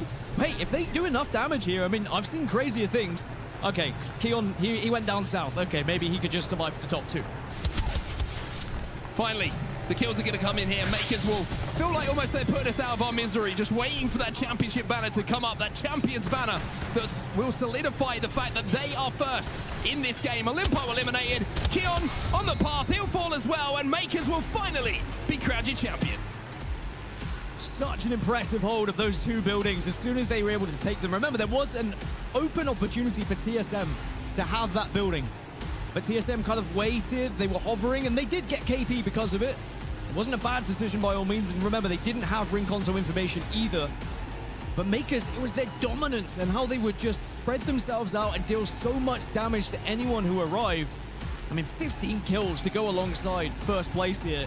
That really puts them in contention to win this entire lobby. They are going to be one of the teams we have to be watching out for. It was a fantastic demonstration of how demonstration of how strong split holding can be if you're good enough to do it, right? A lot of teams you will see maybe retreat away to just play the one building as the swarm of teams start to arise, but Makers did such a good job of making sure that every single team who came into the vicinity of those 2 hill buildings took damage. They got one knock that forced them away again, and they could keep controlling the entirety of that little compound. So a very, very impressive game coming in from Makers. Like I say, a masterclass in split holding those buildings. Yeah, brilliant from them. I think it's going to be frustrating for Reject Winity in particular. They had the buildings prior to that, and then they started moving south because they thought it was going to continue heading towards Thermal Station. Furia, I think they'll be pretty happy with the top 3, considering it is coming down towards their POI, but of course it did pull away from them as well. Yeah, we'll take a look at the results here. You can see them on your screen. 27 points in total for Makers in that game. We mentioned the 15 KP they managed to pick up. That's why you're seeing that monster total at the backside of it. But I mean, you're looking at Furia right now. First place game number 1. You can see the points they've got in game number 2 as well. They will take your second place with 12 points overall. Limpo, though, big game for them as well. Third place overall. TSM, though, 12 points on the board, Dan. Not too bad for the TSM boys. Yeah, I think that was a better game from TSM. Of course, we were able to see their POV quite a bit as they made their rotation all the way from Skyhook. And it does put them up into the top 10 at the very least. So they can now start to compete for some of these higher positions. And look, they are tied with Legends, tied with Noctum, tied with Reject Winity. So there is definitely breathing room you ignore the numbers. My brain just exploded trying to read that. Like 1, 2, 3, 4, 7, 6, 5. Essentially, they're all tied. They are all tied. I worked that out myself. Well done. I worked that out myself. My goodness. Well, Furia 37 points, and they'll be ahead, but second place, it now opens things up for everyone because people are starting to catch up a little bit here, Mark. Yeah, they certainly are. It's looking like a much closer lobby now, but Furia certainly establishing themselves in these first 2 matches as the team to watch, I think, not just in this group, but maybe a little bit later on today as we take a look at the beautiful SAP Arena, and we see some of the beautiful people out there. And speaking of beautiful people, I want to send it down to Peeps, because he is a beautiful man with a similar haircut to myself. So, Peeps, take it away. My bald brother, I am here with some of the craziest fans at the SAP Arena in Mannheim, Germany. Dude, I gotta ask, where are you from, all right? And, hey, I gotta ask, but, you know, what do you want to say to the EXO clan, the boys at K20 and everybody? We believe in you. We are all here for you, whatever the results, and I know it will be a win. We believe in that, and we still believe in you till the end. So keep going. All right, full belief here. And dude, I gotta ask you, right? How does it feel being in Mannheim, Germany here with a bunch of your friends all supporting EXO? This is fucking insane. This is one of the most... Yeah, okay. Not fucking insane, but this is fucking insane. Let's go! All right, well, Des, you heard it here from some of the craziest fans at Mannheim. You will take it away right now. I usually say, excuse my French, but it's kind of more applicable than I thought it would be, right? It's impressive. Pardon Also, there, French. double down on it. Love that. Triple down. But yeah, great to see the EXO Ultras out in full force to support their boys. But can EXO take that energy and put a W on the board? Because they're going to need it to start catching up as the lobby now starting to create a little bit of gap at the top. It certainly is indeed. I'm enjoying the chance at the moment for a number of reasons. One, the energy in the room is amazing. Yeah. And let me tell you, it's reverberating around here what the EXO clan, the EXO Ultras are doing, but also it's making Twinny move a little bit. You see the shoulders are going there? Twinny's got those moves. Vibing, man. I've seen him on the dance moves. I haven't really. But I imagine he'd move on the dance floor. Twinny's got the wiggles in-game. Out of game, still to be confirmed. But it's fantastic to see the support coming in from all over the world. Like we mentioned, it feels like wherever Swinny goes, wherever EXO Clan go, there is always support behind him. And we're seeing exactly that right now here in Mannheim. On the first day as well. That's the thing I love about it, right? Imagine what they're going to be like on Sunday. Exhausted, I imagine. The EXO Ultras also recruit as well throughout the tournament, so I expect them to grow and just try and fill more of those seats to support EXO even more as we get into the remaining days. Now, match 3 is coming up shortly. Has been an interesting first 2 matches as well, because there has been some zone shifts that have maybe caught a couple of teams off guard. Rejectability, of course, clearly in that match too, we saw that, but everyone was expecting Monument in map 1, but then it pulled away from Monument, and it's almost one of those scenarios where you kind of follow the crowd, right? You become a sheep a little bit. Everyone's in the Monument building, so you okay, oh, well, maybe we're going Monument as well. Maybe you've hit a survey beacon, been able to get that information as you are approaching Monument, so you join them. As soon as that zone shifts, it's about who actually takes the initiative to move either early or be patient enough and brave enough to wait until those final moments, because I feel like it has to be one or the other. If you get caught in between, you just get shot by everyone. Yeah, it's like the worst thing to do is not make a decision, right? And then before you know it, opportunities slip through your fingers. And opportunities certainly not slipping through the fingers of these... Fingers? Thumb? Fingers? Fingers. I don't know what's going on right now. Anyway, these 3 gentlemen on your screen right now, because Furia have started as expected, I think. If you're looking at a lot of, people online, people on social media, people on the desk, people in the building, I'm sure, coming into this event. Fury was a name that was on the top of a lot of people's list of teams to watch, who I think could perform, could be there on Sunday, make it to the finals, and make a real good run of it. And game number 1 and number 2, yes, they get a great zone. Game number 2, Thermal Station Zone, is always going to be one where they collect points, but getting the win and that second place, and even little things, right? Keon managing to find his way into a second place position as a solo in those final moments. And remember, when he ended up on that high ground, there were still about 6, 7, 8 teams left, if I wasn't mistaken. So to get even more points out of the situation that you're in, squeeze every bit of juice out, so to speak, of that game, it's looking good for Fury right now. Makers also able to win that game all the way from the stacks. They picked essentially 3rd when it came to World's Edge. TSM had 1st pick, Fury had 2nd, and Makers had 3rd in the end. Of course, other teams would have picked ahead of them, but that would have been on Storm Point instead. But they are 3 teams that I've just named, all performing pretty well at the moment. I think the POI draft is going to become more and more relevant as this tournament goes on. If you aren't aware of it, your performance in group stages will affect your POI draft position as you get into the bracket, and then on their 4th as we go further forward into winners bracket finals, and then of course into grand finals as well. So if you are performing the best throughout the tournament, you are rewarded in the grand finals for picking 1st and 21st, which is different throughout Pro League. It was 1st and 40th. It's far better now, and you can get such a commanding POIs being in that spot. You certainly can indeed. A lot to look forward to when it comes to that POI draft as we get through the tournament. But for now, we're going to a quick break. We've done 2 games. Game number 3 will be coming up right after this.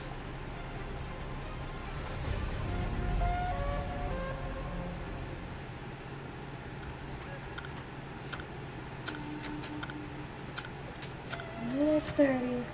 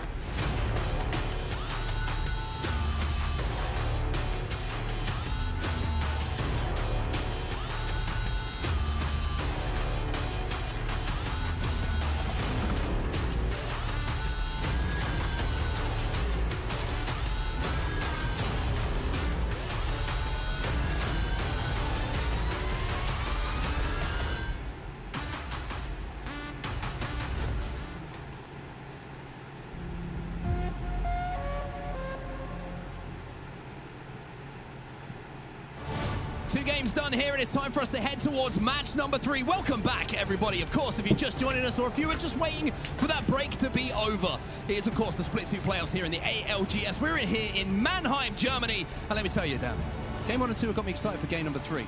I've just realized we're on the big screen. I'm giving you a hug. So everyone can actually now know that I love you. So there you go. You're just lucky it was on camera. There's a lot of things that happens off That's the camera. first time right? I was going to say, oh, I'm quite happy I was on camera because there's some weird stuff I do off of it. It is amazing here in Mannheim, Germany. Actually, quite surprised how beautiful the city of Mannheim is because I didn't know when it was announced. I was like, I have never heard of Mannheim, and we arrive, and it is incredible around here. Already seen some beautiful sights as well. The weather has been amazing. Of course, we're inside now playing some Apex Legends, but we were able to enjoy it yesterday before things got going. Speaking of getting going, the game 3 is locked and it is loaded, and the players are now getting loaded into said dropship. Now, this is going to be an interesting one because we're starting to learn how this lobby plays out a little bit. There has been a lot of patience from teams not engaging in certain areas. And what that does to the lobby is people maybe feel a little bit more free to make rotations. But that actually can create more fights because people start to feel a little bit more safe. They don't think those fights are going to come through. And then suddenly there is going to be a team waiting around the corner that maybe they wouldn't expect. Well, we're seeing a lot, and not surprisingly with the compositions in the current meta, a lot of teams who are just trying to get into zone early, right? I mean, if you get into zone early and you've got Watson, Newcastle, Catalyst, combination of which most of these teams do, it's so easy to just bunker down and hold that position for a long, long time. So that's what you're seeing a lot of teams playing for, that hard early rotate here in this meta. And I think it's not really going to be something that changes too much as this tournament does go on. Well, as the tournament does go on, it's time for us to get into match number 3, the final one here on World's Edge. Before we flip the script, we flip the map, and we go over to Storm Point. Let's see what it's got in store for us. And I want to touch upon that point you were talking about with the legends that can kind of bunker down. We saw Gaming Gladiators in the previous game really heavily commit all of the defenses towards the northern side, and they were able to hold off Bleed, but it meant that Makers then had the ability to push them, and they had no resources left to stop Makers doing that. So you really have to think about where you're going to put all your resources. Oh, thank you for Do you the want to put all your eggs in one I castle? appreciate it, mate. Got me off guard with that one. Very good. Good stuff from you, especially day 1. Match number 3. Already bringing the hits out. Pumping them out. Well, the winners of our game number 2 on your screen right now, 29 points on the board for them.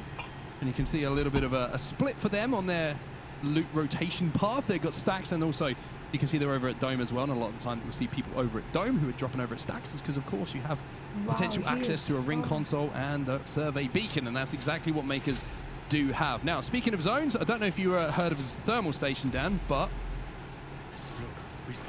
Well, we didn't see it enough in Pro League. So we now didn't see it enough in the last game. I want to see more of it. we get to see a little bit more of only it. thermal station zones for the entirety of the ALGS forever. Now, there is...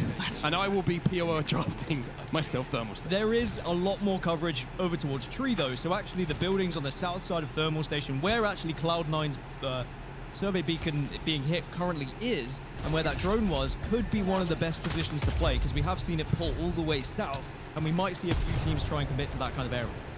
Yeah, it's going to be probably those hill houses, like you say, or the ground in and around them just to the north of where C9 find themselves. You can see they're rotating at the moment, and when they get that zone information, it's going to be really, really big for them. Look at Reject Winity, by the way. We mentioned how they are like the super duper, like mega hard zone team. Already, they are in the bar building, already from staging. They have almost beaten C9 to this rotate, and they are inside a zone once more. So whoever's reading the zones for this team, they know these zones so well, and they very rarely get it wrong.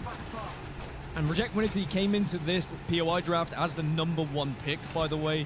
So they had a great opportunity to get some of the priority POIs, and they actually opted to choose the #1 pick as Pylon on Storm Point, which meant they didn't get as an ideal position here on World's Edge, but of course, because they have 21st as well, it is still going to be a good POI, and they proved that no matter where they are on the map, they can still find some of these positions very quickly. Now, I do think that because we have so much coverage on the zone of Thermal Station, it is probably going to trend towards the southern side or maybe Thermal side. It's very unlikely to pull towards Tree here. It's the kind of sentence that sets us up to fail a little bit later on, but I would agree with you, I have to say. I mean, hey, if it does pull towards Tree, it's not going to just catch us off guard. It's going to catch a lot of these teams off guard. There may be a few who have to bank on Tree because you don't get to play Thermal because all these positions are going to be taken, and maybe they could be rewarded with a little bit of luck. Well, Pioneers inside of the top 10 at the moment, only 11 points to their name, but they're moving their way a little bit closer to zone at the moment between launch site and Lava Siphon. I wonder if they're going to maybe head in towards Siphon and play for a little bit of zone information. There is a ring console there as well as a survey beacon, or if they're just going to, they already have, excuse me, you can see that ring console information, so they're going to, excuse me, know what their plan is going to be. I'll put my teeth back in. Complexity now. They're going to win their first fight. Good news for Complexity. Noxum Scanner going to go down. It looks a lot cleaner this time round. Yeah, I think Complexity could do with gaining a little bit of confidence here. I think that a lot of their momentum would have been sucked out of them in that first match. And even the second match, we heard a little bit in the aftermath of the listening, just small amounts of frustration coming in, questions being asked, and that kind of needs to be forgotten as you move forward and progress. And suddenly just winning a team fight, getting some KP on the board, it can really change your mood. Just got to warm up. Yeah. That's all it is, you know, just got to warm up. You get warmed up, those shots get hit a little bit later in the tournament, and certainly later into the matches where we find ourselves right now. On our map overhead, by the way, it's a very similar story. So many teams already inside of the zone. One team who's going to have to play a very different game, is the team on your screen right now. Makers are going to have to play hard edge here. They're going to be pathing their way towards some Evo, and whatever way they can get it. They want to be approaching this zone with purples and reds if possible, as we see Complexity now maybe looking to make a little bit of a push, but they're going to get EMP'd. And they're going to have to be forced to heal him. It was both the EMPs went off there, but now there's going to be a chance to heal for both teams. There's now grenades going to come out as well. Neither team really wants to push this aggressively. As I say that, they're all committing to the building now, and this fight is going to happen here. Exoclanner on the other side of this. Monsoon, 45 damage this time. He might have a flank if he can find an angle. He can find the pick, as Case Winnie will go down, and Monsoon with a swing will create the opening for Complexity. Yeah, that's a great flank from Monsoon. It just allowed them to force them through that gap where he can get the damage in Case when he's gone down. But it is still Exo alive. They have been able to escape the remaining two players, so Complexity do not clean them up, but they are still in the area. Love that brave play from Monsoon as well. There's still going to be teams rotating in, so to wide swing around a building like that, it's almost as if you expect that maybe you're going to take a bit of damage, but you do the calculations in your head and you're like, ooh, I think I can make it and I can get this knock first.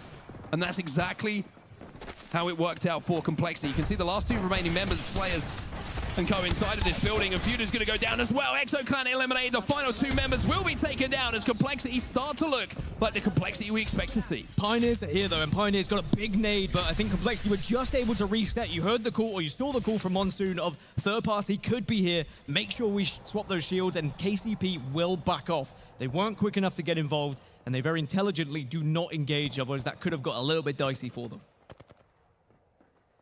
Only teams outside of zone at the moment, as we take a look at where zone is more likely to be going, or certainly where teams are going to have to work their way through.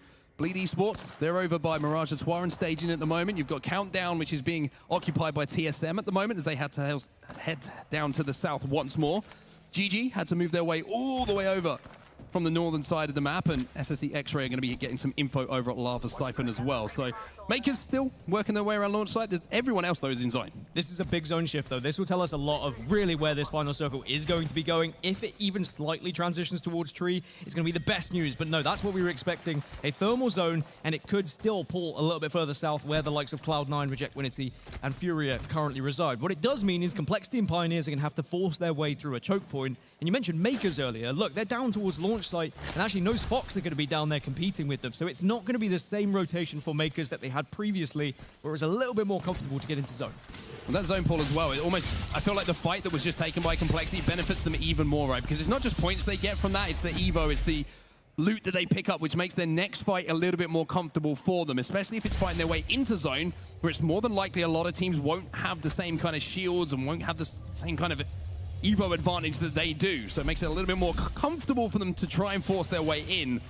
The Makers, though, just looking at what their rotate's going to be ahead of them, doesn't look like there's a huge opportunity to really pick up any more Evo unless it comes in from Nox, Reses, and more the standard way of just dealing damage for them. So to get up to purple is going to be pretty tricky for them. I mean, if they take the fight against Fox, there is a real chance that they can find that Evo damage, but I'm wondering whether they actually want to, because they can move south through and past launch site over towards tree and almost ignore Fox entirely, and that's what we're going to see from them here. They do need to worry about potentially having a fight over towards tree. Complexity Pioneers were there earlier, remember, but it looks like they're also starting to move and think about how they want to get into the next zone. Yeah, interesting one here for Makers. You have to wonder if there's an evac in the back pocket for one of them to try and get a little bit closer to the zone, but we know how busy it already is. Bleed Esports will be safe inside of that next zone, and they will be inside of the buildings, which Makers called home in the previous game, where they, of course, managed to take home that first place. But a little bit of a slow start here in the game 1 and 2 from Bleed Esports. Only the 5 points on the board for them at the moment, down in 15th. Even with Zone 3 information here, though, yes, it's Thermal, but where do Bleed even think this is going to go? I considered this was going to be pulling south, which it may still well, but Bleed could say, well, it could actually transition to the center of Lava Siphon here. Thermal Station, excuse me, and that's where we already see Legends Gaming currently holding this position, and it is going to be a very strong one if it does move to the middle. As Gaming Gladiators, we saw this position from them earlier where they started to transition towards the southwest side and then they had to hold out teams, but now it looks like they're going to go for a bit more of a wrap and move in from the east. Yeah, really tough zones for GG at the start of this day, you have to say. You know, moving their way down to the south for 2 of these games is a tough rotate for them, dropping over the northern side of World's Edge here. So not surprising to see them, especially with how many teams are already in zone, struggling to find consistent points. But they do have 1 Red Evo and 2 purples to play with here. So if they want to try and pick up some KP through fighting, they certainly will have an opportunity to do so on move. Probably thinking the same kind of path here for Pioneers if they want some points. Points are definitely up for grabs in this game. There is a lot of KP that is going to be shared between this lobby with how this zone is going. It's going to be very difficult for one team to just bank on getting a lot of kills as Fox get eliminated in 18th. GG picking up that final elimination just to send them packing.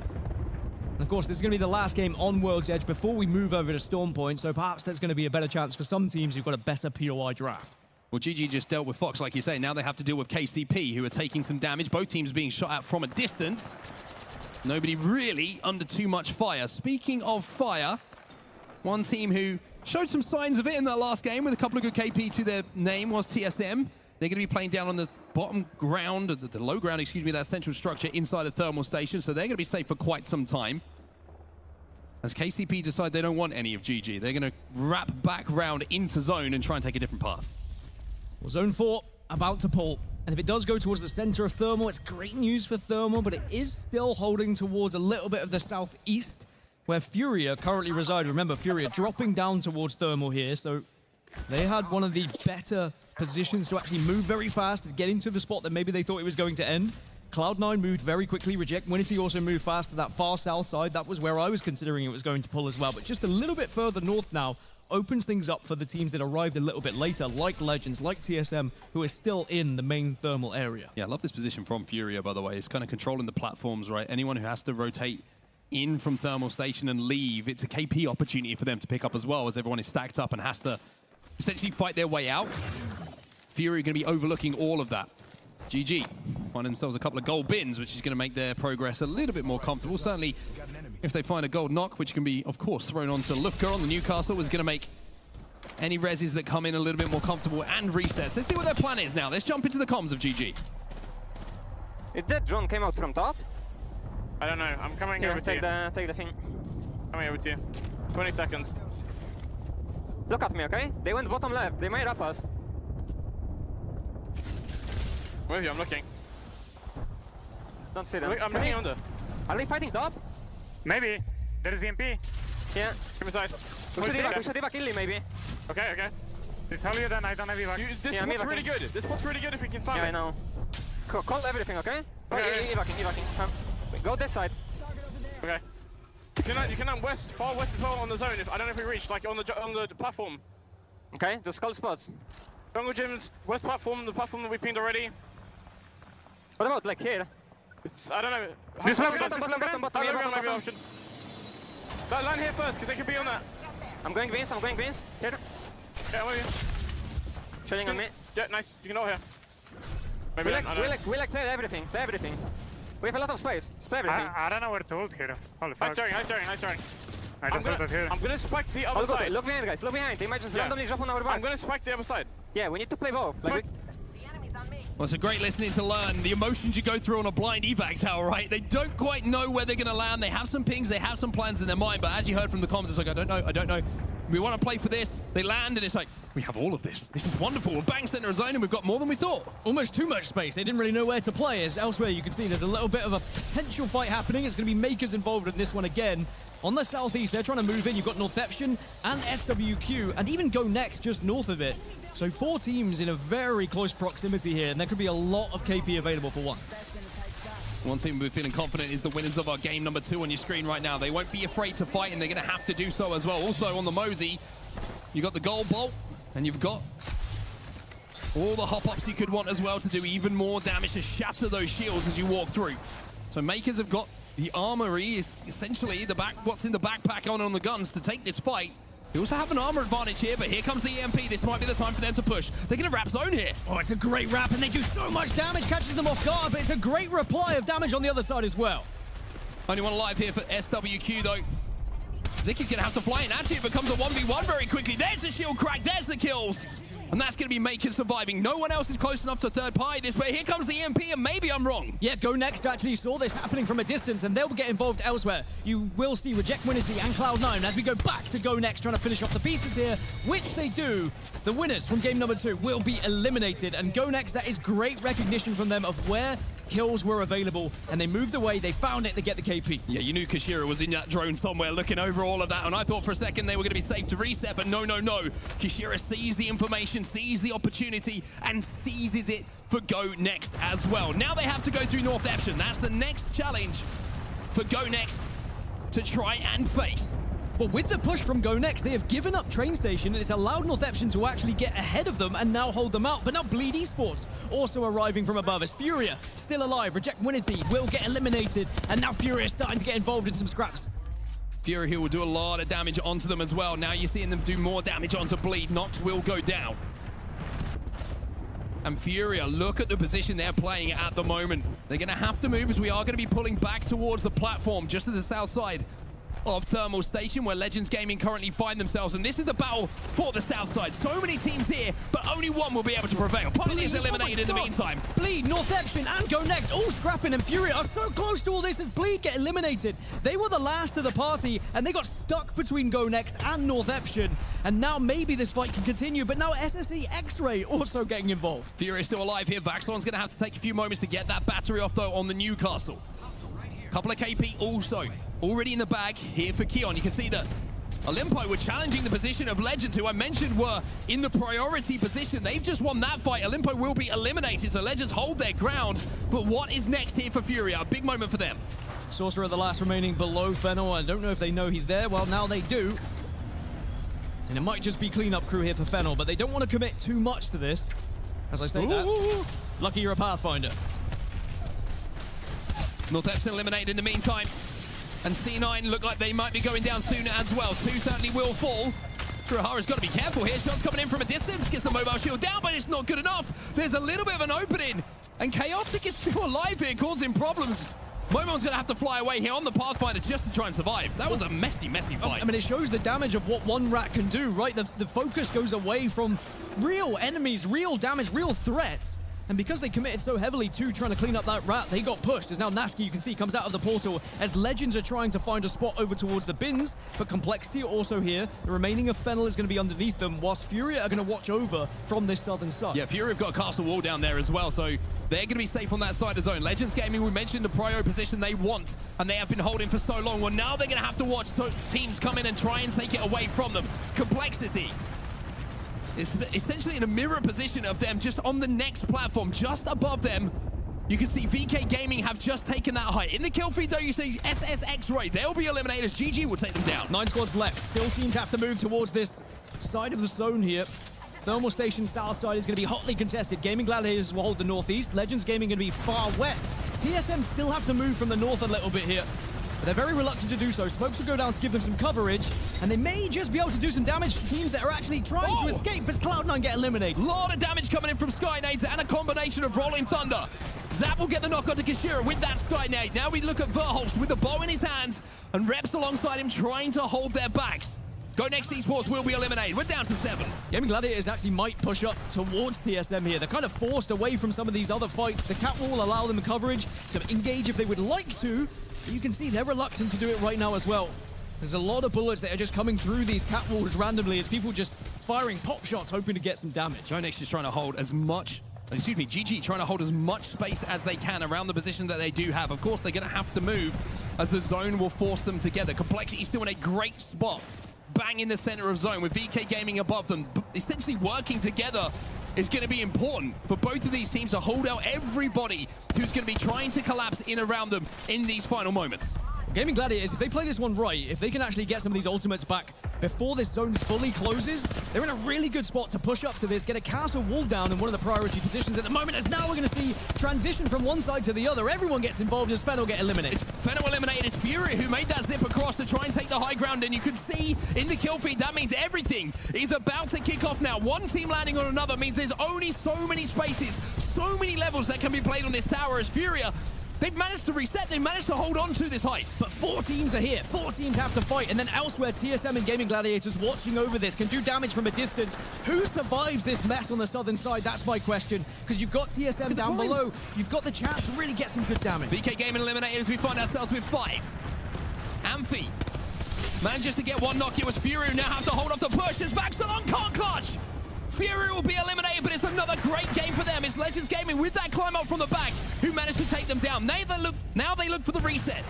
There's the EMP will come in as well.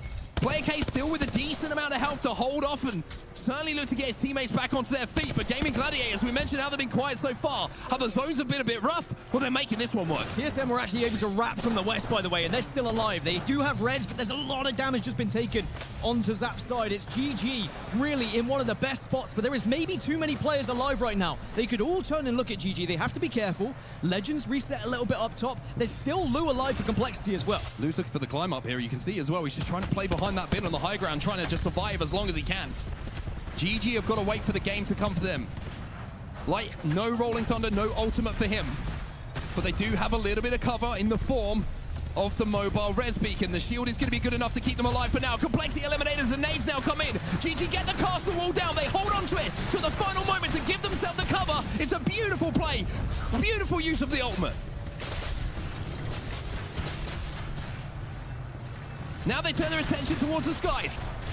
The mobile shield is still here. TSM in front of them. Nasty going to be taken down as well. GG looking for KP, looking for the win, and should be able to get it if they can clutch up in these final moments. Live will do it. And Gaming Gladiators will take game number 3. And we said that Gaming Gladiators, they looked fantastic pre-patch. How were they going to look after the latest update? Well, there's your answer. Game 3, they find a victory here. And as soon as they took that amount of space, it was the way that they just commanded that area as well. They didn't full send it onto a team. They weren't even phased by the amount of grenades that started to arrive at them. They used all the utility that was available via Newcastle as well to protect them. They were patient. They trusted in other teams doing damage. And they are rewarded with a first place and 14 kills on the board. We mentioned how there's been some great examples of specific scenarios in our game 1 and 2. I think we just saw a great example of why Newcastle's kit is so valuable, right?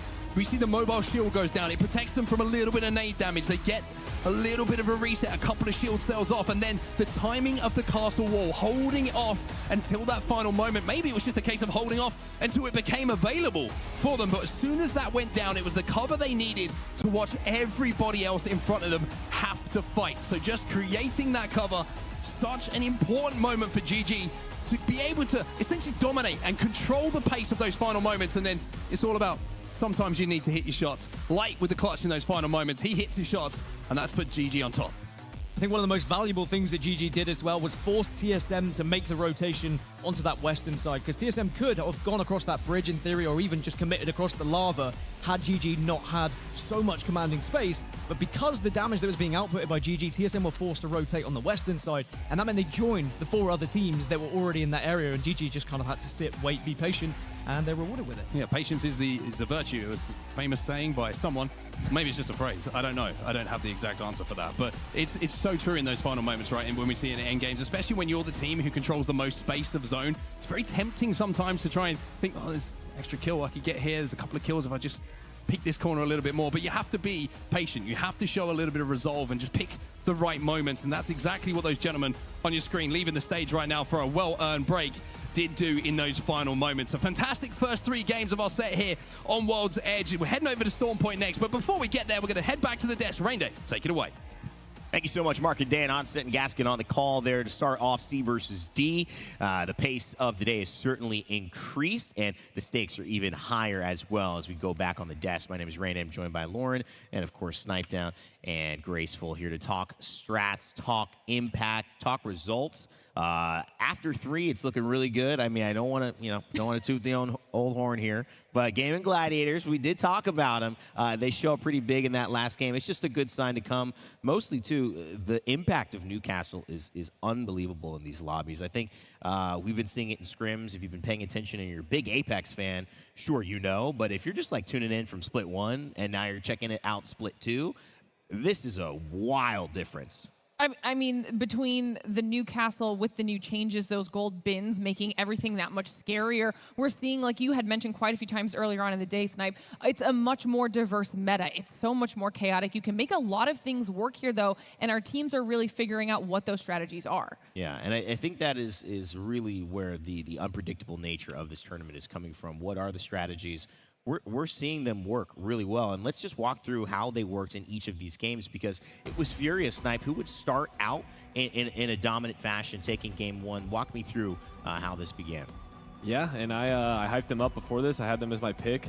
This whole game, honestly, they had some rotates in from Thermal Station. Complexity was in front of them for a lot of this game, and they ended up wrapping up behind them as Complexity tried to push Legends on the hill. And once Furia made that rotate back towards the tracks and around, they put themselves at the height, and this spot from where they're at almost always wins this zone. And they were able to watch, you guys saw it, all the teams that thought this was going to go Monument, they got stuck at the bridge, they got stuck pushing up, and they're just holding this Newcastle wall on height. There really is no way for teams to push them once they get the tunnel control, and so they're just raining fire down on every one of these teams, and they were able to pick up, I think, a solid double-digit kill game here, which put them in a great position for the rest of the series to come out with the win. Yeah, Madness as well on the crypto. I questioned how people who don't typically IGL on more passive players like crypto would do, how they would transition. Seems like there's no problem there for Madness picking up that role perfectly as well. I mean, let's head over into game 2. And also switch gears, because Makers would stand out big time. Huge kill game, huge win. Graceful to kick off match 2 for them. Makers, MNKers. No, this win at the end was pretty easy, since they ended, the zone ended up pulling towards high ground, and they just need to hold the climb. Almost got spooked, by the way, because they actually managed a 3-man climb, almost wipe it for real, but it was fun. But before the whole fantastic part of this game was before this happened. That what we see right now is the way they held these two houses. Like, this zone is very old. Been playing it for like 3-4 years, and the fact that they held the west side first and then made them passive due to the fact that they were like killing 2 teams, I believe, and then they swapped to the east side where where the zip lines and the little high ground is, and they wiped, I believe, Bleed in the blue container. They just kept clearing sides. Eventually, only one team came in. They wiped them. I believe it was TSM. After that, they just looked down and they just hold out the game. Really, I would say, like, super solid fundamentals, textbook gameplay. Interesting, too, to see like the differences of the lineups here going with the Watson instead of the Newcastle, but still having success in these moments. Some we're seeing the Newcastle and the Watson paired together. Some we're seeing that split on just with the Bangalore and the Crypto for the EMP pressure. But game 3, GG. It was GG for GG here in this one. Yeah, and I know Snipe got the Furia win in the first game for his prediction. Then we got our GG win here in match number 3. And this is especially impressive when you consider where they're dropping. That east of Climatizer up there, super far north. They had to make their way all the way down to Thermal as it continued to be on the southern side of the map. And they just had the perfect positioning. That final ring shrink down was just barely enough in their favor, with literally everybody else on that 2-story flat. You had Legends over there. You had Complexity over there. You had everyone fighting just for those last few placement points, or KP if they could get it, knowing that with this Newcastle wall, the blocking of the vision with the smoke, I mean, GG just really had to wait for everything to come to them patiently to clean this one up. They have Catalyst as well. You see that Catalyst wall playing in, another kind of iteration on this, but you're right, it was Lufka who got that first shot, and it was Light who would clean it up. They're so excited for that young star here on GG, and it would earn them the 26 points and first place that they had been desiring. Notably, TSM right behind them as well. Legends Gaming, Complexity, and Furia rounding out our top 5. Furia's with a nice second place as well. Keon doing his thing now with a 5 and a win. They're certainly looking to be touching the top of this leaderboard here. As you look at the total score, there it is. Furia, 46 points after 3 games. MKers, Gaming Gladiators, Legends Gaming, and TSM right behind. It's a good showing for actually TSM there. Legends Gaming, we did mention that. It's great too. And I'll go to you, Grace. We'll see Amphi and Nasky picking that up. We know they'll be probably swapping out tomorrow, but still, that's a great start if you're Legends Gaming. Yeah, it's a great start, and we also have to mind, the current zones that we've seen. We've seen kind of repetitive zones twice in a set. It's a 2-1 set all of the time. So when we see, Fura done phenomenally, and they've had good placements and good kills, but also 2 zones on top of them. So we have to keep that in mind, that teams that aren't like, there are, from 2nd to maybe 8th place, that don't have zones close to them, they're working really hard, and they're showing up. So they get 1 zone in their favor, it could sway the entire leaderboard, which I'm all for. We're here for some good Apex. We're all for it, baby. Well, one of the interesting things is we're at LAN, so we get a chance to sit down with some of the people we may not be able to talk to, maybe just because they're on the other side of the world. In fact, it was Wig and Greek who had some chances to speak with Reject Winity JP earlier. So let's hear what they had to say. Hey guys, Wig and Greek here at ALGS Playoffs in Mannheim, Germany. We're going to be sitting down with the players from Reject Winity, known as Ianaga, Colonel Garcia, and Ein, formerly known as Nujay. Thank you all for tuning in, and let's get right into it.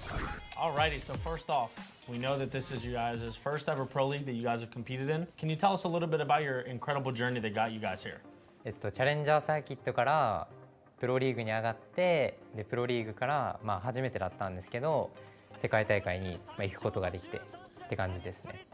You guys not only qualified for this LAN, but you also placed 2nd in APAC North Split 2.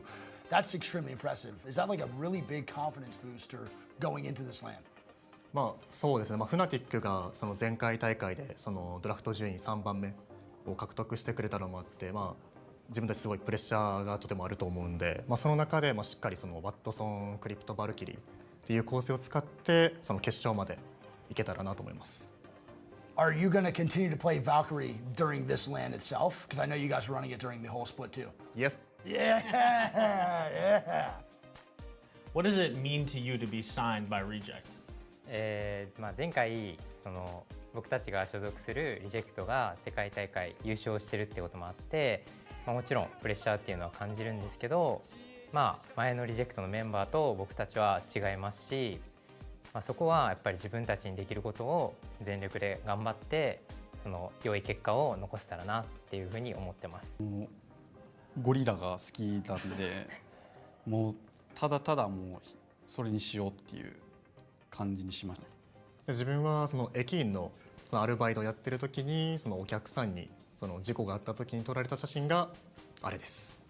Your story is pretty inspiring. Challenger circuit to Pro League. What would your message be to Challenger circuit players across the world, trying to make their dreams a reality? 僕はその2年半そのチャレンジャーサーキットでその頑張ってきたんですけど、ずっと諦めずにそのやることが一番大事かなと。I respect you guys so much. For me, like esports is all about what you guys are doing right now, and it's really cool. Thank you so much, Ein, Ianaga, and Colonel Garcia for joining us. That is it for us here at ALGS Split 2 Playoffs in Mannheim, and we will see y'all soon. Peace. Reject Winity in the same clothes, new players there. He mentioned that quite aptly, that this is not the team that won in LA. But if you talk traditional sports, and I'm an LA guy, so Lakers fans, if the Lakers win a championship in 1 year and new players, I'm still rooting for the Lakers. And that's where esports is obviously going to be developing. Kind of have a star meta right now, but I think that this is a huge opportunity, wearing the responsibility of the org and how well that they've done. We certainly know that will be an incredible achievement if they can somehow get another one for Reject Winity. But all of that yet to be seen as we transition into the latter half of this bracket. Stormpoint is coming up, and that means new changes. It also opens some things up. Valkyrie being played, that's also something I kind of wanted to comment on as well. As we talk into Stormpoint, just your thoughts on that and these picks as we see them come across tonight.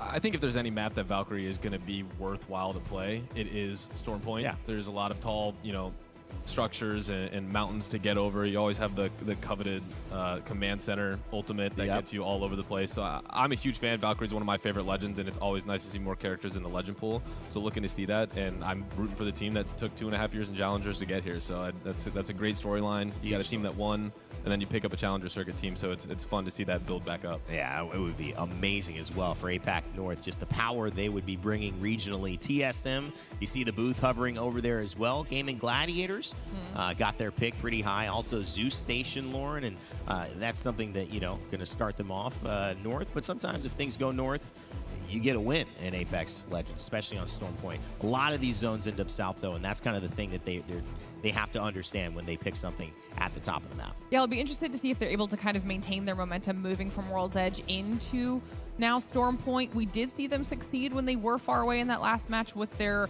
drop on World's Edge. Like you're saying, some will go south, but if they even get some more central or over by Down Beast, even over at Trident, something like that, they can work with that rotationally really, really well between their loot and where they're located. Now you can see their 8th pick used for this as well. All of these seeded coming into it. So their performances in League coming into these groups is going to help them find these picks now. Graceful, any final thoughts, any predictions? We going the same way, or you see somebody else making a surge in these last 3 games? Well, I'm hoping for not as much south zones. I'm hoping for, either Thunderwatch or even North Pad side ended zones or the North zone, so we can spice things up a little bit. I like spicy. You want a little spice going on. Spiciness. Okay, all right. Hey, I didn't notice you throwing spice at lunch when we were eating. You were just pretty plain, had some salad. That's okay. All right, guys, we're having fun over here. It's time to get back into game. Their casters are ready to go, so let's kick it off. Storm Point for the last 3 in C&D. Thank you so much, Randy. Getting a little spicy on the desk. I'm Vicky Kitty, and for the first time, help me in welcoming Jamerson on the mic. It's going to be a great time as we take you guys through the next 3 games on Storm Point. Jamerson, welcome. I mean, especially with all this action. I mean, it feels like, Split 2 online was all warm-up leading up to this, and I'm so excited to be able to cast all the action with you, Vicky. You know what? I'm getting a little hint of nostalgia out here, like the old ESA days, but it's even better to see some familiar names going into this lobby. And, of course, I just got to say my pick, Furia, holding on to that number 1. Our pick. A lot of people picked Furia. A lot of Snipe thinks everyone copied him. I'm like, okay, I didn't even know that you even put your vote in there yet. But Furia leading the pack in first place thus far. Although, even though, of course, they did work hard to get to that first zone on World's Edge, the 2 southern zones over by their POI. Yeah, I mean, it's been a lot of double feature today, right? We got the double climatizer, we had the double monument, and then, of course, double thermal at the end of the day. So we'll see. Hopefully we get some variety here because, again, that's what we want to see here in Apex Legends. We want to see our teams tested and really push to the limit. Love having the flyby. After our winners from game number 3, Diamond Gladiators. Seeing double-digit wins, by the way, too. They had one with 14 KP before them. Makers had gotten 15 KP, and Fury, like we mentioned before, in game 1 with 13 KP. It's just been high-octane action from the get-go. Yeah, and with their overall performance throughout, Split 2, this is what we're expecting out of them. So I'm really excited to see what Gaming Gladiators can pull out for us here. And we're not really seeing much of a change-up in terms of composition. They're going to go ahead and ride that comfort, bringing that Catalyst in. We saw how extremely useful she was, but Lufka on that new castle was so strong for them. It was huge. And it really does. I was talking to Privacy in the back, actually, kind of theory crafting. When you get to highlight, having the Catalyst versus the Crypto and what it does for the specifics of your team and what you want to go for a lot of the times, being able to isolate these fights when you do want to get aggressive with the cat wall really comes in clutch. And seeing where this circle is going to be pulling, actually, Gaming Gladiators may not have to move too far. Yeah, not too far at all whatsoever. And honestly, that's what their draft take here on Storm Point really does favor, right? Being able to move down on the eastern side of the map. We're not quite at Command Center. It is going over more towards Stormcatcher. And so teams like Fennel are going to try and hunker down early on. Bleed Esports, they're going to know how to play this zone extremely well as I think the big question mark here in terms of rotations and teams coming in, that north side, Olimpo, what is their game plan here? They are moving their way up north, and so there might be a small contest in just a few minutes. Hear the fighting going on here, too, with more of these spots starting to make their rotate in. Olympio is already going to be calling in the evac tower as well to get on the top of the high ground. But it's the action happening over to the south side of Storm Point, over by Coastal Camp. We got Complexity actually slowly trying to approach Fox. Yeah, they've already got a knock. It looks like No Easy Fox onto Monsoon.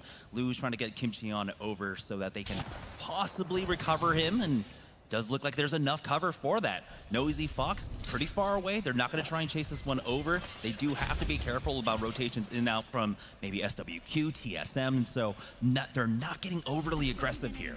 Ooh, but I like this position from Lou. He can't expose himself too far yet because he's still out of position with the rest of Complexity, but he's taking an off angle as he knows exactly where they're trying to approach, trying to prevent Complexity from fully resetting after getting Kimchi up. The timing might be a little bit late. He needs to get in there. There we go. The back shot does get the crack, but not the knock.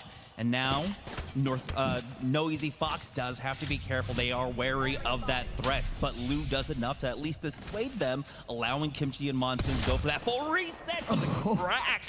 Woo!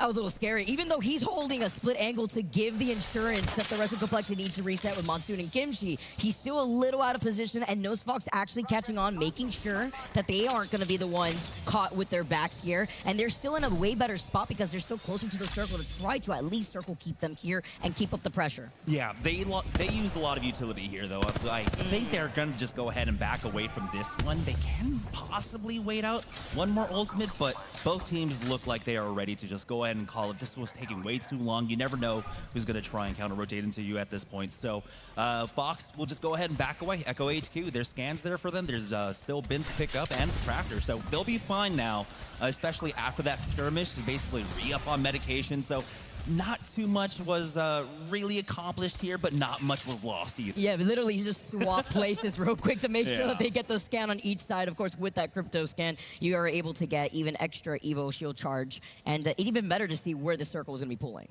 Yeah, a lot of teams have already made their way on over, basically over to Stormcatcher. We did have Knocked Him Scan being able to get a res onto one of their players. That we had a small engagement there on North Pad and Trident area between them and North Efton, I believe. They should be safe overall on board with Cloud9, who have been able to lock down a position here with this Watson. I love the trap placements for them. And with the Trident there too, acting as some makeshift cover after they were able to get here quickly, but making sure that they hold this side of the wall, while also looking downhill. Any squads that may be taking their time to rotate in, maybe even SWQ, will be coming in from the southeastern side. There is also a survey beacon over to that south side, but a lot of teams not wanting to approach from that direction because you would be in that low to high ground disparity. Yeah. It's kind of awkward watching Cloud9 being in zone when other teams, right, like Complexity and Fox, who were basically right next to them coming out from Barometer, they're actually already in zone. And so Cloud9 might be a little bit confused. Why aren't we seeing more teams basically backfilling behind us? But they're going to get eyes on teams like Legends Gaming and others right behind them. And so right now, not too much action. It's first ring, and I feel like, you know, as we make the swap on over here to Stormpoint, teams are really trying to feel out the other squads. And also getting a scan on that survey beacon has allowed Furia to have Keon with the purple Evo, that second perk here. Rather, the first perk for the Pathfinder, so that way they could get the scan on the ring console too on top of it, so they could just wait here by wall as long as they want before planning where they want to rotate into where that circle is going to be pulling closer to that south side of command center here. And now seeing with KCP hanging out in the middle, looking at the spots that may be taking their time to rotate. Yeah, I think for Furia, they might be feeling a little bit of stir fever, right? Cabin fever after playing 2 thermal zones. When you land on thermal station, they didn't get too much action until the later end, right? So they're a little AFK for about the first 15 minutes for a lot of the game, right? So now they're running around. They're going to get themselves reds before they even go into the second zone, and I'm pretty sure they want to pick up some extra KP. They feel very confident right now. Coming out of the first 3 games, 46 points, averaging more than 15 points per game on World's Edge. That is absolutely insane. After seeing how the way that they were able to perform backs, especially, right, on Newcastle, finally being able to play on Newcastle and also claiming, you know, I am the best Newcastle, and he's always wanted to play this legend, and now being able to really showcase it has elevated Furia. But specifically, I do want to say that Madness has been popping off thus far within the last few games. He has 11 KP alone with 3.6k damage to his name right before we got into this game, and now seeing that the circle is completely shifting over to the east side, they're going to be coming in from the north. Yeah, this is great. They're getting so much information, right? They're up there at Zeus right now. They got both scans to work off of, and you can see that if they continue to rotate to the south side through that choke going into command center, they're going to have additional scans to hit along the way. There we go. We got some action. It's going to be Fox up against PSM right now. Trey's going in favor of Fox. It's a 1v2. Furhulk, can you save the day? Oh, but Verholz, he cannot clutch. He had little to cover other than that rock and the tree next to him. And in a 2v1, it was too hard. Verholz goes down, and so does the rest of TSM, the first squad out of this lobby. That's going to be a nice victory for Fox. Remember, they had a small engagement up against Complexity not too long ago. TSM were hovering around for a long time, slow on the rotate, and so they get punished for that. Love it. We get to see that Legends Gaming is going for the respawn here too, while other squads are coming in from the skies, probably from an evac tower as well.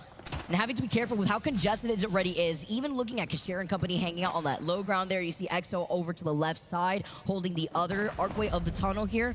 But if this circle does continuously pull over to the north, you have to imagine how Bleed Eastwards is feeling after coming in from the east side of that choke. Yeah, Furia taking the rotation path that we were definitely expecting, hitting up every juicer along the way, but they're still pretty far off from the Reds, excuse me. But honestly, at this point, they haven't really used up much at all. They haven't been fighting. They still have plenty of throwables. So walking their way on in with that information, having that survey beacon is going to be so crucial in how they approach this one.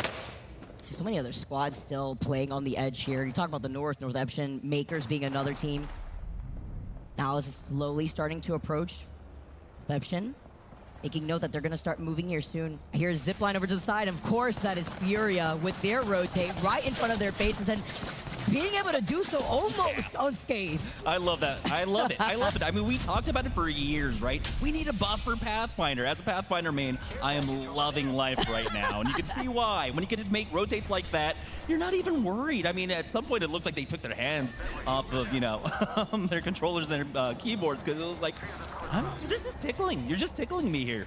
It's the alley-oop too now, because they're going to be able to look right behind them. They know that there's two squads waiting for them on the other side, but actually North Epson has opted to take ring damage and then wrap around by Cliffside, where we had just highlighted where Bleed Esports is located. This is ring 2. They're not going to be taking that much damage, right? So this is not too much of an investment for them. They can always turn around. At this point, you can see it's barely ticking them here. It's once it closes that, you do need to worry a little bit more, but I'm not sure if they were actually able to hit up a stand before they made this play, and Bleed already seemed to have eyes on them. Yeah, you can see Shuby taking his first shots. And now, on the other side, North Epson know that they have the Crypto Drone out. They're going to be able to scan that survey to see just how many teams are still on this east side, because if they do want to take this fight versus Bleed, you have to imagine C9 being to their south, closer to that dome that you could expect on the north side of the zip line, could be eyeing this potential fight here, because they are going to be uncontested from the south side for now. And they were able to actually get pretty far in with that Newcastle and the Trident. Hasta la vista. They complete, and into the wall as well. It was in the middle of losing out on Reezy here, and now Taida gonna be able to pop that shield back. No gold knockdown here, and unfortunately lose out on one completely, but are able to get the res. Yeah. I mean, that's how it needs to happen, but oh no, he ends up going down as he tries to finish off that reset. Bert will be able, Yuka, excuse me, will be able to heal up at least, but it looks like Cloud9 want to try and pounce on this, but that looming threat of Bleed is going to stop them completely. Bleed and even Fennel, who are going to be inside of the cart that has that slight high ground that's been poking out North Eption, and as you can see, what is left of their bodies right there on the ground. The death boxes creating a graveyard here before even more teams. VKG now flying in from above. The double boot Evo. We got the red Evo here too, but we saw what happened to North Epson in the same spot. Oh boy, VK Gaming are gonna have to hold back the horde here because we had a hard shift of the ring going over towards that eastern side, and currently there are only two teams in it, Cloud9, VK Gaming. Over here for Fox, this is gonna be their second fight. It's gonna be Noctem Scan on the other side, as Mosin ends up getting thirsted here, trade for trades.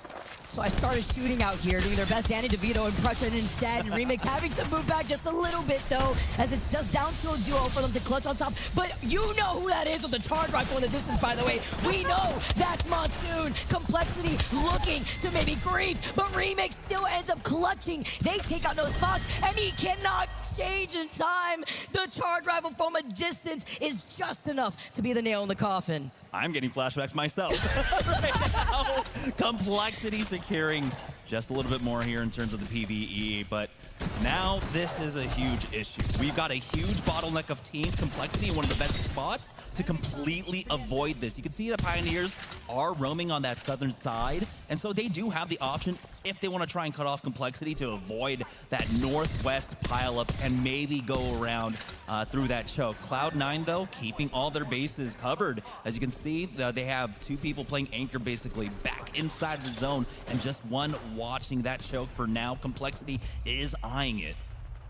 See if they can force their way through with KCP playing very split up. Meanwhile, though, Furia have also inched down from the hill with the circle closing in behind them. They're already on the edge of the circle, but it's going to be hard when a team has high ground over them. And we just hit placement points as well as GG ended up taking out SSE. And, well, everything's about to hit the fan.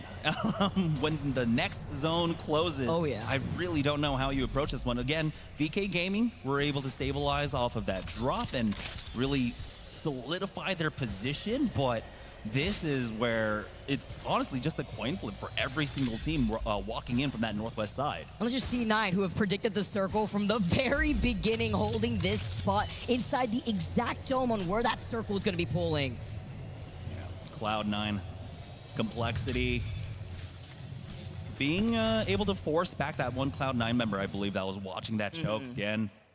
This is a very awkward situation for Cloud9 because they do want to try and clear this one out. Reject Winnie, though, making their move on in as we join on board with Legends Gaming. Nasky and Amphi coming in, last-minute subs, have been doing a standout job so far in the groups. It's been fantastic here, and it looked like Reject Winity in that moment were trying to fly through and maybe see if they could find a spot, seeing already C9 obviously already being in that dome and uncontested.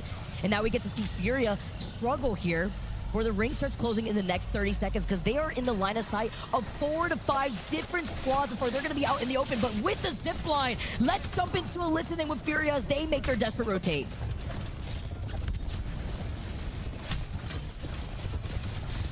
Hi, just farming us. I'm dead. Dude, holy fuck. Where's Tiki? Desperate as possible in that moment. I mean, you have no other choice, unfortunately, but that's what I mean. There was everybody looking at them from the outskirts of Stormcatcher. Yeah, they got a little bit overconfident on that one. Honestly, SWQ had so much space. Go Next wasn't going to go for the peak. Legends able to take out two from KCP now. Again, these subs, Amphi, along with Nasky, really helping out, coming in clutch in this situation for day number 1. Nasky backing away from this fight as they get the reset and Pioneers are finished off. Full faith in Amphi and Player K in that moment, but you also just need to move as quickly as possible. You won't be able to loop because look at the circle. They may not be able to make this actually. Trying to get right through the evac by a tick. Nasky makes it through. He cannot be joined with Amphi and Player K, but where can you land in a moment like this? They've got at least 3 KP, but in terms of placement points, we still have 12 squads alive. EMP on top of Olimpo and Makers here who have lost out on 2. It's all up to Ziki. He's got the Mozambiques out. But you can see that other teams looking for the third party. He's trying his best to survive. We're down to 6-1. Make that 5. Oh, Go Next, SWQ, Makers, and Gaming Gladiators behind 2 mobile respawns. Playing around the wall, all that makes you cover to work with, but everybody got burned as that circle closed. Yeah, we still have Complexity, Gaming Gladiators, along with VK Gaming, Bleed, and of course, Cloud9, who staked their position in the center of that zone so early on. VKG says bye-bye to Blast. And now, VKG want to try and finish it off. They're coming in for the pincer from either side. My favorite weapons with that Rampage on top of it. VKG, though, now moving in after that desperate fly-in. They have not only been able to reset, and now they have taken this spot where GG was originally now. Being able to have all the loot that they need to, because it looked like they were lacking on a lot of ammunition at first. Yeah, you can see 2 teams now coexisting. Cloud9 forced into the shuttle. Bleed Esports taking the top of it. They got that Newcastle wall down. And this is gonna be a moment of truce, I believe, for a lot of our squads. Now that we are down to 5 squads, we'll see, though, how much longer that one lone GG member can survive. I mean, we got to see Keon rat it out to some very important points in game number 2. We'll see if they can recreate it here. living on a prayer here. Let's see if they can make that magic happen. And on this point, it's a Bangalore, not a Crypto, so no invisibility cloak for you in this case. Instead, you're going to have to watch these teams share this one building between C9 and Bleed and VK Gaming. Looking to see if they can get on the opposite side of the northern part of the edge, but they will be able to note that there's still that member of Gaming Gladiators on the other side with that Crypto drone. Yeah, they can't overextend for this. They do have to be careful. EMP gonna get used, but it's Monsoon. Wow. Of course. With the charge rifle to finish him off. Complexity now getting us to our top 4. They've got all of the South to themselves. VK Gaming to the north. Bleed Esports and Cloud9 stacked on top of each other here.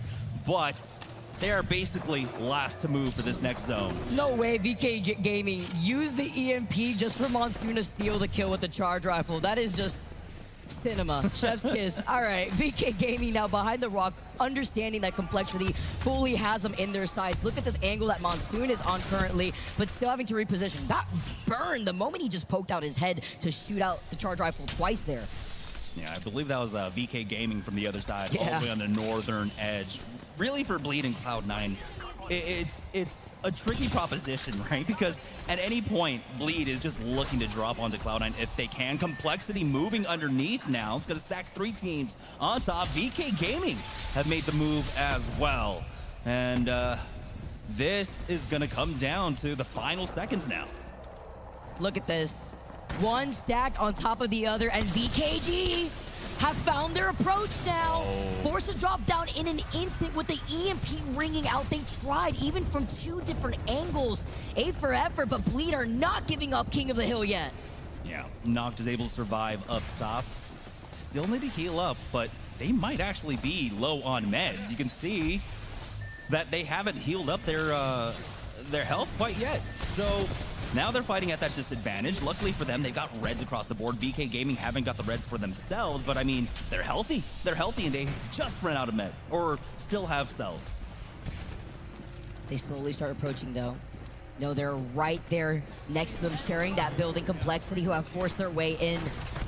And this EMP is going to be so important once he gets it online. It looked like it was at 87% or so, especially with all the Watson fences that we have. As I said, that Monsoon noting this, making sure it's not a problem to control space at the very end. VKG, they'll try to fully swing. Monsoon is forced to move back. VK Gaming barely took any damage in that interaction, but worse for Complexity now as the final circle starting to close. Oh my goodness. We got the Bangalore ultimate along with that EMP online for VK Gaming. Of course, in this small circle, it's going to hit everybody. First EMP on out. It doesn't look like it does much. There's still time here for teams to go for the reset. So it might come a little bit early for them, but it does at least clear out some traps, makes it a little bit easier for them to try and control this exit point.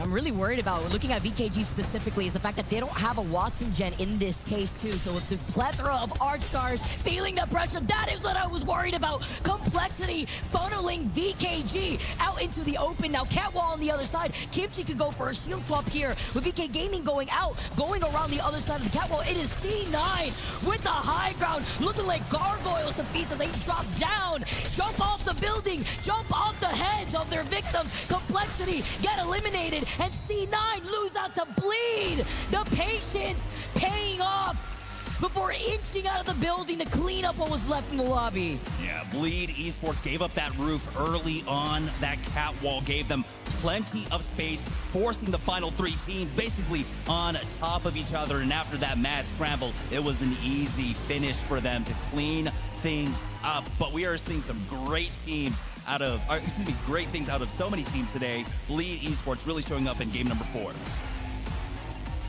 Raven cooking up behind them. A little change up here. And that was what dropped, getting knocked in that moment too, right? So they had to still work around that wall to be able to close up what was left of C9 once they were forced to drop down. They saw all the action happening below them.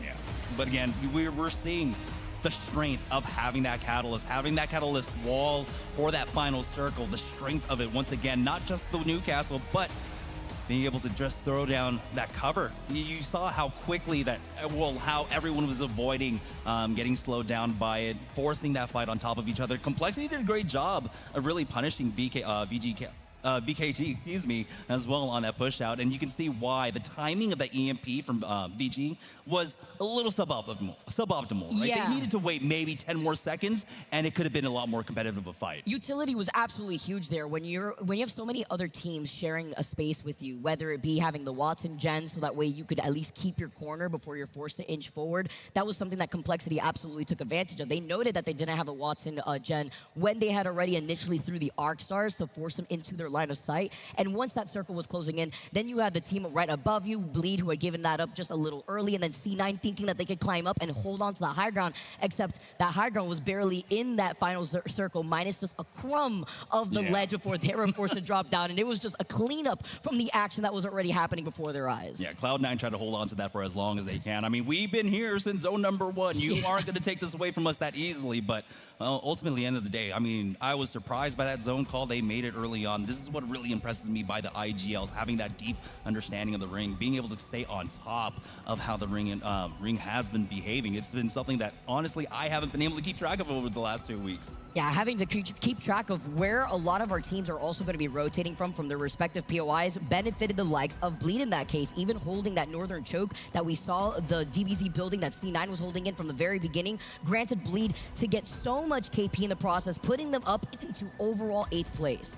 Yeah, unfortunately here in game number 4, Furio, despite having really good rotation on the north side, slow coming in, wasn't able to do much at all, right? It was Game & Gladiators who had taken that win in game number 3 and kind of was able to transition here when we made it over to Storm Point of getting some additional points on the board. They cut that lead now down to 7 points, so 47 to the 40 of Game & Gladiators. Makers here in top 3 as well with 37, and Cloud9 with that performance right underneath them. It's crazy. The triple bagel allowing the competition to get a lot more tighter. And that was just game number 4 on Storm Point. Don't go anywhere, because on the other side of this break, we got game 5 action coming to you soon.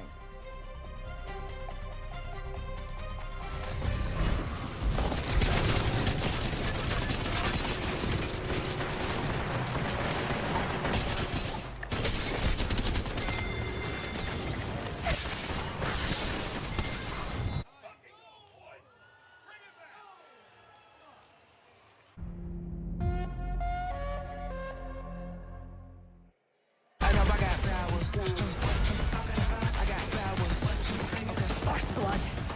It's my turn this time. Don't take this personally. I got power. Remarkable. I got power.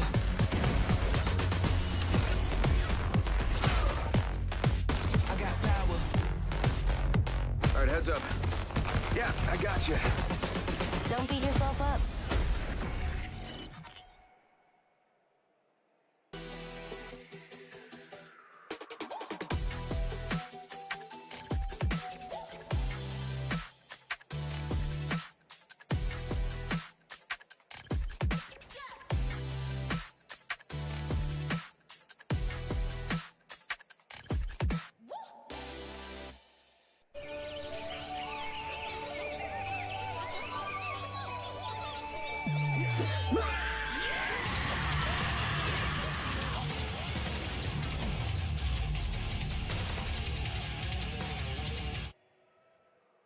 Battle Beaver, the official controller partner of the Apex Legends Global Series.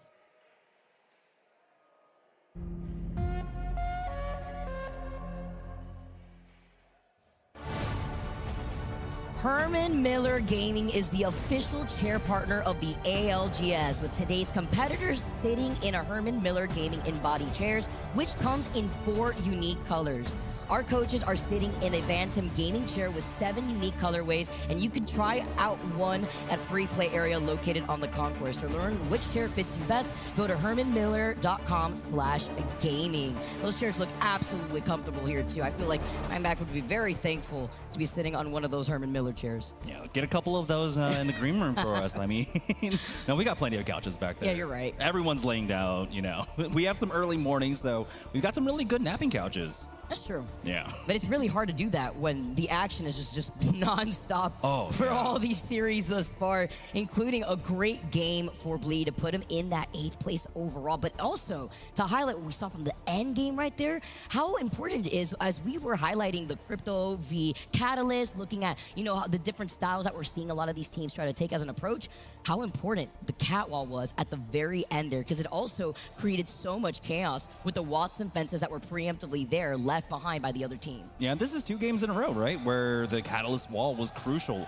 I would say, in the victory, and less their tactical overall. And ooh, I love the crowd getting excited for this one. The EXO chants. This is the energy I'm looking for here in Germany, especially when it's day one. You know that if the crowd is rowdy on day one, you can only expect how it's going to ramp up as we go on through the tournament. See, they were warmed up, right? They just came. They just came from France, right? They had the Olympics. They're ready. They're ready for this. I love just basking in the cheering. The basking in the cheering. He just wants more. He wants more. EXO, do you feel the energy? They need it because right now they are sitting in 17th overall. Still 2 more games to go as we approach game number 5. At this point, though, I always like to highlight, this is also one of my favorite games when it comes to an entire match series, but it's specifically at this point where a lot of our squads know where they're stationed up in the overall standings, what they need to do differently depending on how they want to approach either aggressively or if they're going to try to play for more of that positioning. Yeah, honestly, when it comes to that last game, you can't really fault too many of our teams, right? You see that first ring pull, Stormcatcher, yeah, sure. Who's expecting it to pull on over to the shuttles to the eastern side of it? Very few. Only 2 teams really kind of considered that one, but who knows if it was maybe, oh, we don't have a spot at Stormcatcher, let's just play here for now, wait for Zone 3, and then make our play. Oh, Zone 3, it fell right on top of us? All right, I ain't going anywhere. That's why so many teams, we saw, what, like 8 teams or so, 7 teams, just completely get annihilated once that circle shift started to close the circle in that moment. And it was because there's such little cover when you are forced to rotate out of Stormcatcher in that point. You're out in the open, and a lot of the teams that were either on the other side of the gondola or just looking down at you, and it's just easy shooting at that point when they have that slight high ground advantage when you're approaching from low ground with no other building to give you the opportunity to get out of the line of sight of other teams. Yeah, you do have to really consider all of the options around you, and seeing that one rotation out, right, from Furia, everything was going great until they, tried to take that second zip line and just got absolutely destroyed by 2, maybe 3 teams focusing them down. Usually, one team's firing at you, you can eat that, but 2 or 3, that's where it's getting a little bit much. Makes me think what would have happened if they ended up going on the other side of Lightning Rod in that case. All these what ifs, but even looking at the guarantees here of the circle instead, maybe pulling towards Cascade Falls, maybe a little north. We're going to have to see if it ends up continuously pulling down that middle side where you could expect a lot of teams like EXO feeling the chance of the crowd going to be able to have a ring console and, of course, that survey beacon that's at every POI. Another, one of those teams that fell into that trap of Stormcatcher in game number 4, right? EXO Clan having very high priorities to make it over there. And so I can understand why. But here we are on that quick move. This is what I love about coming out of Jurassic. You get to move out so fast. You can see why a lot of teams want to go for it. And we do have a look at our first ring right now on screen from Swinny as that ring is pulling up to the northwest side. We got a lot of checkpoint in on this one. But Trident, we know how much of a pull and how much it affects the rings here. Especially looking at those buildings that are going to get congested over to the north side of that mountain by checkpoint here. Actually, where we currently see Nocturne in the middle of rotating by that survey beacon, with the reception being right over to their north. So a lot of teams here, Furia obviously having their POI advantage. Again, though, in this case, it's the Storm Point edition. Almost like the last 2 games is what really looks at Furia and says, you know what can we do to cater towards that POI advantage? Yeah, we have to remember for Furia, though, this checkpoint pick came basically, it was the 14th, I think, Storm Point map pick overall. So they did sacrifice a lot going that first round, Thermal thermal station, but we saw that pay off dividends. Now this is where they can get punished a little bit. Checkpoint isn't the worst, but it's definitely not the best whatsoever. We're seeing a lot of movement now to try and get into that Trident area. We did see early on in game number 4, Northampton taking some early fights, and it sounds like that might be the case again. Yeah, with Noctum instead actually here, but maybe Northampton looking at them from the other side, because it is GN actually getting involved here first. With Noctum having this high ground though, and them taking their time to take this fight, you can expect teams like even EXO maybe getting a whip of this fight. But I love the trade-off here with Kashira being the first one to get knocked, and now Kaishi being the next one in this situation, leaving only one alive from GN before Go Next get caught off by VKG in the distance. Oh man, Go Next have been having issues. Noctem Scan have issues coming their way as the third party comes in. VKG. We're quick on that one. We saw them creeping up, but now we can see how quickly other teams are moving in here. It's the fourth party.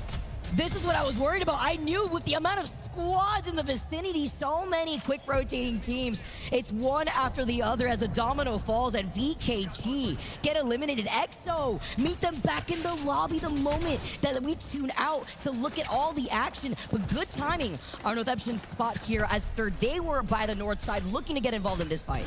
Yeah, and this is huge for Northampton, by the way, right? Because they try to fast rotate here with priority, and now they get here. They sacrifice the loot to get here so quickly, but they have, what, 6, maybe 9 loot boxes for them to be able to pull from here. So the rest of this game is set up for them. That's a good point, actually, especially with the bin reset that you can work with right at the end of that round 2 to look out for, but it's also knowing where this circle is going to be pooling in a situation like this. A lot of areas to coexist after we now see Furia taking up the real estate in the other side of the building. And also looking at the teams that may be wanting to approach from that choke after they just exited the checkpoint side. Legends already on their rotate on top of checkpoint, as well as Reject Winity. Yeah, for Fury here, this is just going to be holding pattern. Not much had really happened, especially with how much early action we had, right? Already getting down to 16, 17 teams here. We do have some poking and prodding with that EMP, and it's GG to be the beneficiaries of that one.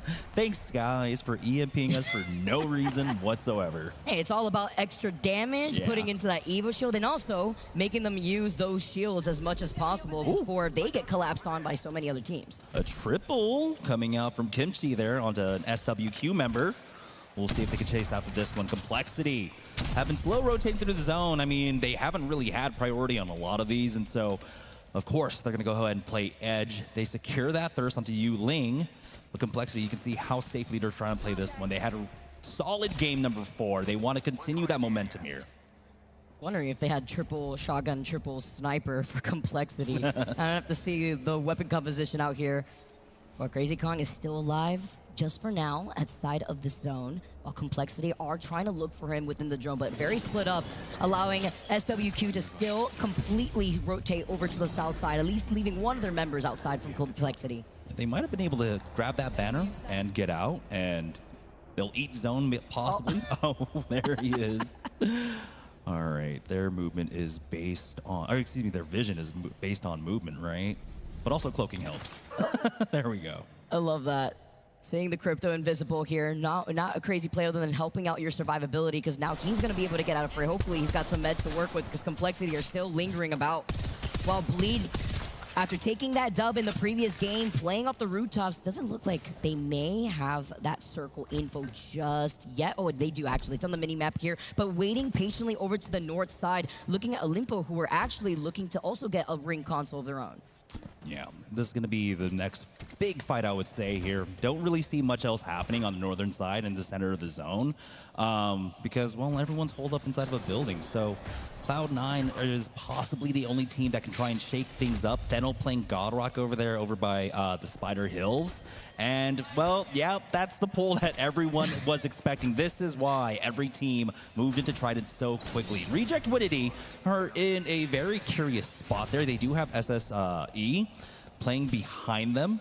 So they need to clear that one out, because otherwise they're going to be forced to basically play off that choke. And we know what happens to a lot of those teams coming out from checkpoint to try to get into Trident. Especially when you're out in the open like that and you're coming from uphill before sliding down into the opening of the building that we saw Furia posted up in here. there's a standoff that you were mentioning over on the other side, but it's also making sure that there's no other squads within the vicinity in case they are looking to be aware of a third party. Oh, I forgot that they are rocking that Valkyrie. So they'll have the extra height to actually clear these rocks, clear these mountains. But, of course, we've seen time and again for a lot of teams trying to take off on that Valk with that skyward dive puts you pretty vulnerable. They've got plenty of time. Honestly, they should try and force SSE back. Just get some poking done when they have blue Evo shields here, too. Want to be able to charge that up to purple onto SSE.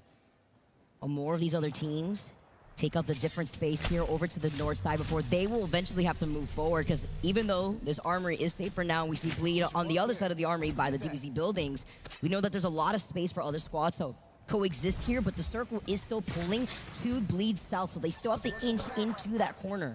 Yeah, Bleed basically just hermit crabs, right? Yeah. Trading in one shuttle for another one here. But they're basically the same size, so I don't know if that's much of an upgrade. So I think they are, yeah, definitely eyeing up that armory, but it's going to be difficult to really move in on that Watson who is hunkered down. And honestly, Bleed aren't really forced to do much. They can play outside that armory. We don't have too much in the way of threats on the northern side, here on the slow side. So they can honestly just play this one slow. They had a great number. They got the win in game number 4. Now for game number 5 and 6, you got to just make sure you put on points. You have to win that team fight if they do want to take that fight versus Makers, because Dexter's been absolutely popping off. He's just got 12 KP alone, although he's been absolutely able to give some suppressed fire to allow Asia's to actually pop off and deal enough of that damage. But you can see with Bleed now ending up rotating over to the other side, not wanting to take that fight here. They're in the line of sight of 3 different other teams. Bleed Esports making that move early, and they honestly did not need to. Dropped will fall, but honestly, no team really in position to try and punish this one. It's going to be all utility here. Throwables, nades coming in from every single angle. They did have Fennel and the God Rocks to their south, keeping an eye on them, but Nox is going to buy space for them, push out just a little bit. And you can see that the wall from the Newcastle was set up to really deal with the major threat of Fennel.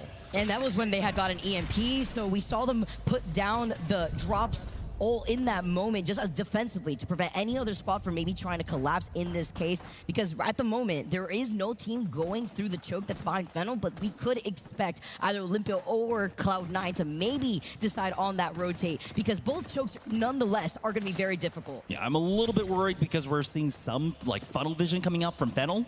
Funnel vision coming out from Fennel onto Bleed Esports. But just as I said that, I was watching the head swerve and check the back.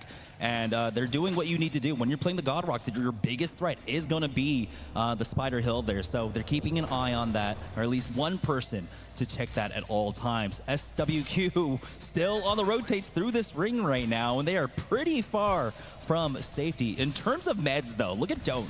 He's already, he has 3 med kits, so this is their game plan that we're going to try and slow rotate all the way to the north side, but we've got other teams that have a very similar game plan. What's absolutely huge for SWQ is that after all what Complexity did to them, after getting that knock, they were able to get that res, and now are actually ahead of the rotate versus Complexity after coming out of the zone right there. So they had the meds to work with, taking their time to loot, and then now are currently in that northeastern side, whereas Complexity still playing off the south side, actually approaching TSM who are in Cascade. Yeah, TSM over here at the boathouse were able to just push them basically over to the west side. Complexity was looking to avoid that one, but they got to be a little bit wary, because it looks like Fox might be setting up a lurk trap there. And remember, we're not running Bloodhounds anymore. We don't have someone running ahead of you with the scans to check every single corner. So the lurk play here might actually get something. But for TSM currently, they've got eyes on SWQ. They know there's another team in the area. And that's going to be Olimpo playing at the bottom of the lifts there.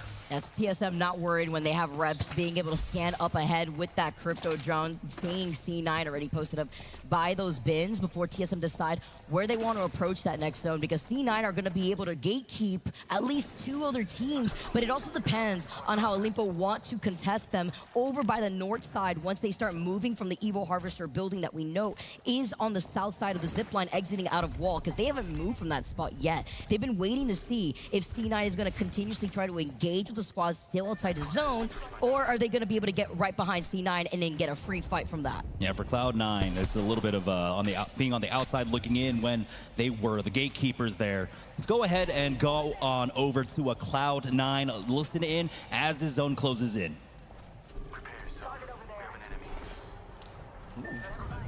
Haircut. Above him right now. Going above this team. No, they're right here. Naughty, come back. You guys are split right now. Come back. I'm running back. Go to Spider Choke, everyone. I'm batting. I'm cracked right here. I might die. I'm batting. Come here. Come to me. Go to the Spider Choke. Yes. Go to the fucking Spider Choke. Go over here behind this rock. Okay. Smoke again if you can. No smoke. Just run. I'm playing here. I'm popping a medkit on sauce. Watch this. Look at this. I can't right now. I'm not kidding. Come, Jen, whenever you can. There's a team on our right. Listen, everyone shut up so I can talk. The team is walking on the right to the left, going to fight. Everyone's going to pile up here. We want to 3P all of it. We have an evac to get height. Okay. I've got Jen. And 2. Do you want me Jen still? Yes. Is there anyone on the right side? They stopped fighting. I don't know what's happening.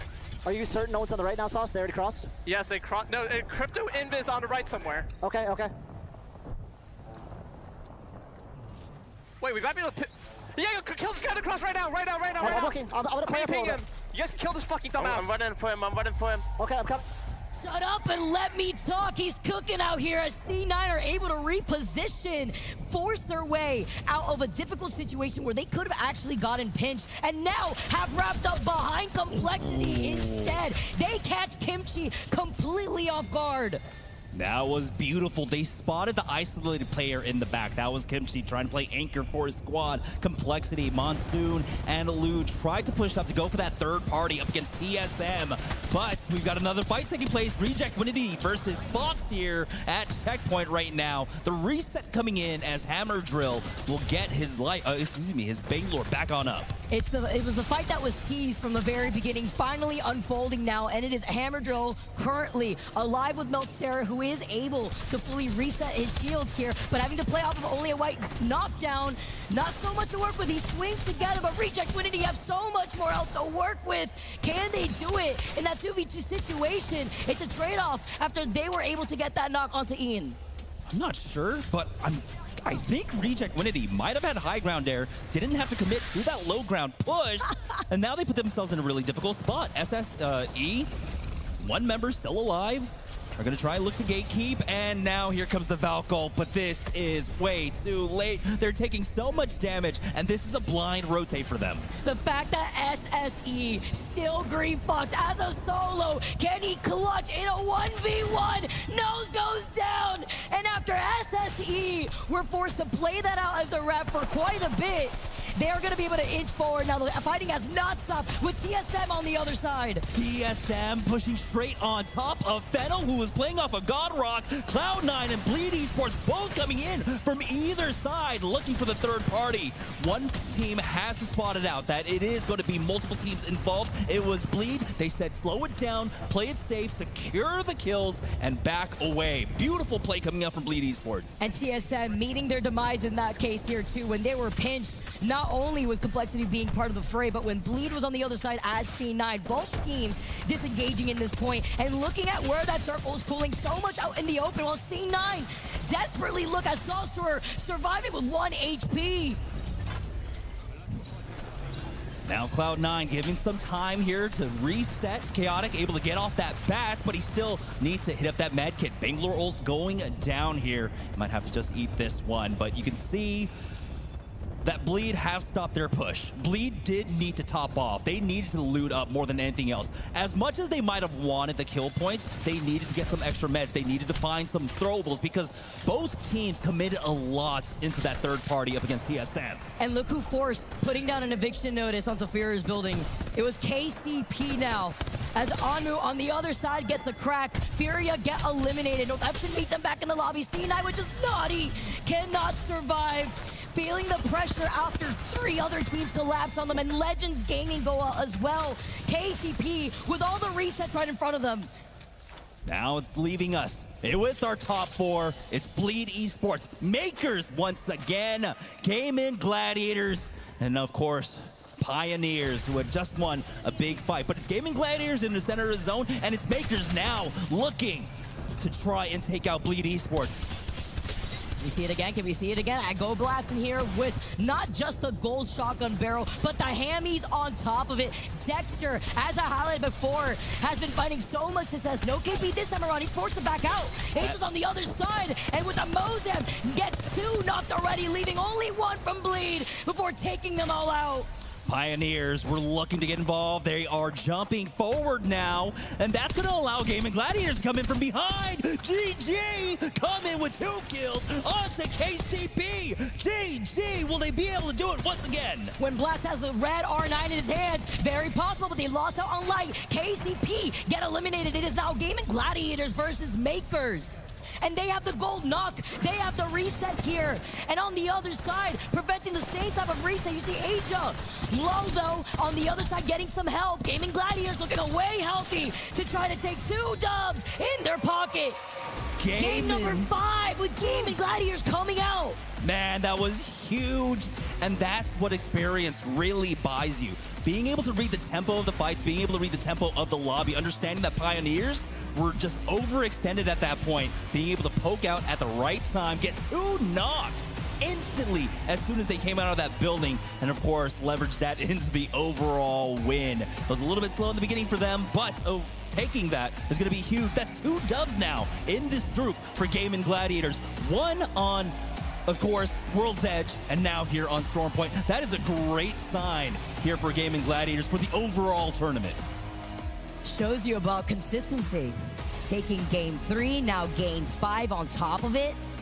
Coming in from the north side of the zone, making it a little bit easier when it came to that rotate, but we saw how early that they were able to hold on to that north side here too. Gaming Gladiators, fantastic timing too on rotating, whether they could get the res, but would also help them the fact that they had that Newcastle gold knockdown to go in for a reset, whereas on the other side, you didn't really have that same luxury when your Newcastle was knocked instead. Yeah, I mean, without it, right, it would have virtually just been a 2v2.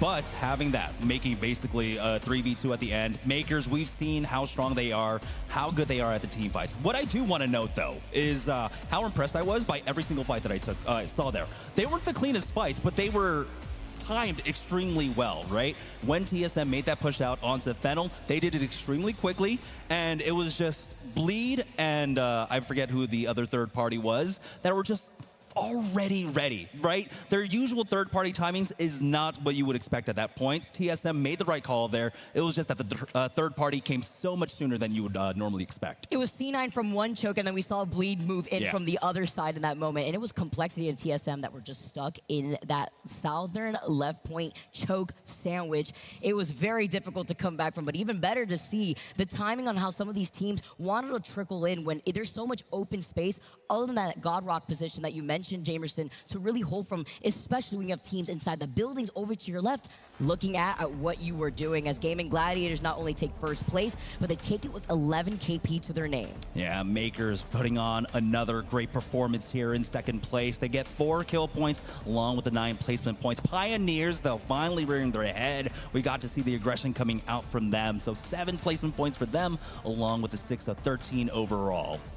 He's also looking all the way down at Furia with 2 placement points, but another situation where they weren't able to accumulate the KP that they need, which means that this probably has shaken up a lot. Look at the series results right now. Fury, who were sitting in that first place spot, dropping down to third with 49 points. Gaming Gladiators with a huge boost after another win with double-digit KP. Yeah, for the simple fact that Furia were still able to put on points, though they leave themselves within reach of Gaming Gladiators. But honestly, the momentum might be getting away from them at this point. Gaming Gladiators getting both a win once again on World's Edge and now here on Stormpoint is such a great sign to see. I mean, that's something that, you have to consider. Not right now because, we have a few more days until we hit match point, but the simple fact that they can win on both maps here is a really good sign. It's the consistency and the consistency of seeing our 6th game on the other side of this break. We get to see if they can continue the action.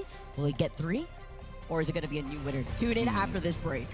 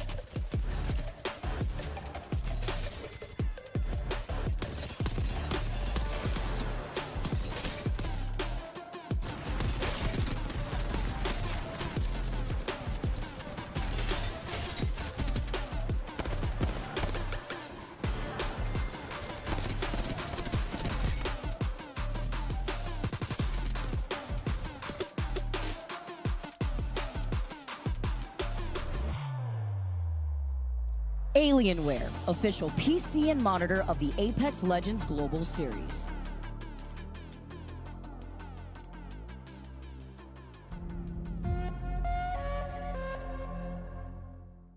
Yeah, take that, walk up. I'm inting left side, inting left side, guys.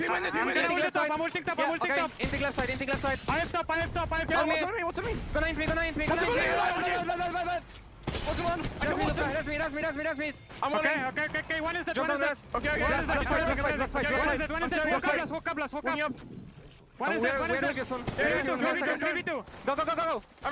Nice, full team. There is. Go, get the one. Let's go, guys. Just watch him. Nice. Let's fucking go! And Gaming Gladiators with their second dub of the day. I would love to highlight Light right now because he is going crazy, Jamerson. 15 KP in total after those last 5 games with 5.3k damage. And honestly, that kind of performance throughout Split 2 is why they made quick fan of me. I was super impressed by them, and of course, seeing them now really be able to live up to our expectations coming out of Split 2, it is definitely well-deserved. And I love the chants that I'm hearing in the crowd right now, too. The energy and the vibes are up high. I also got to get a little bit of some Liquid love, and they may not be playing in the series right now, but they gave us some stickers out here, too. Shout out to Team Liquid. But it's even better to see the consistency of some of our squads. Gaming Gladiators, again, have to highlight being able to take a game on World's Edge and a game on Stormpoint further shows that this is a team that has no issue taking fights, but it's about timing those fights to allow them to take the dub on top of it all. Yeah, I mean, when we're talking about consistent teams when coming out of EMEA, of course, Alliance head over everyone else, right? But GG, we're always in contention for that. Despite, I think, week 1, week 2, those first hiccups, after they got over that, they were able to really smooth on sail through the rest of Split 2, and we're seeing that once again here. Get to see if that really proceeds through a lobby like this, right? Seeing how a lot of teams have started off so strong, fall down just a little bit when Furia didn't have a single kill on the board for the last 2 games especially, does further show how some teams may play into their strengths with the POI drafts on which map they feel more comfortable. It's a little bit scary, right? Because they started off so strong.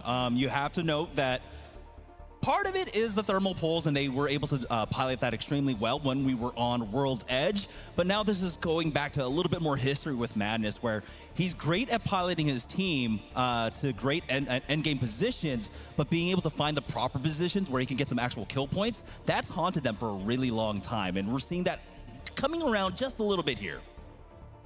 Something a very similar pace, actually, is I'm thinking about C9 and the way that they were able to call, not only loving the listen-ins, but call the shots on when to back up when they saw a bad situation play out. They could have gotten pinched earlier from TSM and Complexity before they completely reversed the situation on both squads with some help from Bleed. Yeah, shooting the last person, that's so important when it comes to finding the team rotating behind you, right? Shadowing, basically, and taking them out. And it made it that much easier for them when they came in for that third party onto TSM, like you had mentioned. So it's a lot of dominoes that you have to basically set up for that kind of play to happen. And again, we have to mention that right now our teams in that particular game played a very different tempo overall. We saw big fighting over on that Trident side early on, and then of course it slowed down just a bit. But those third parties at the end, onto TSM, onto Bleed, onto KCP, onto everyone, it came at such inopportune times that no one could really predict.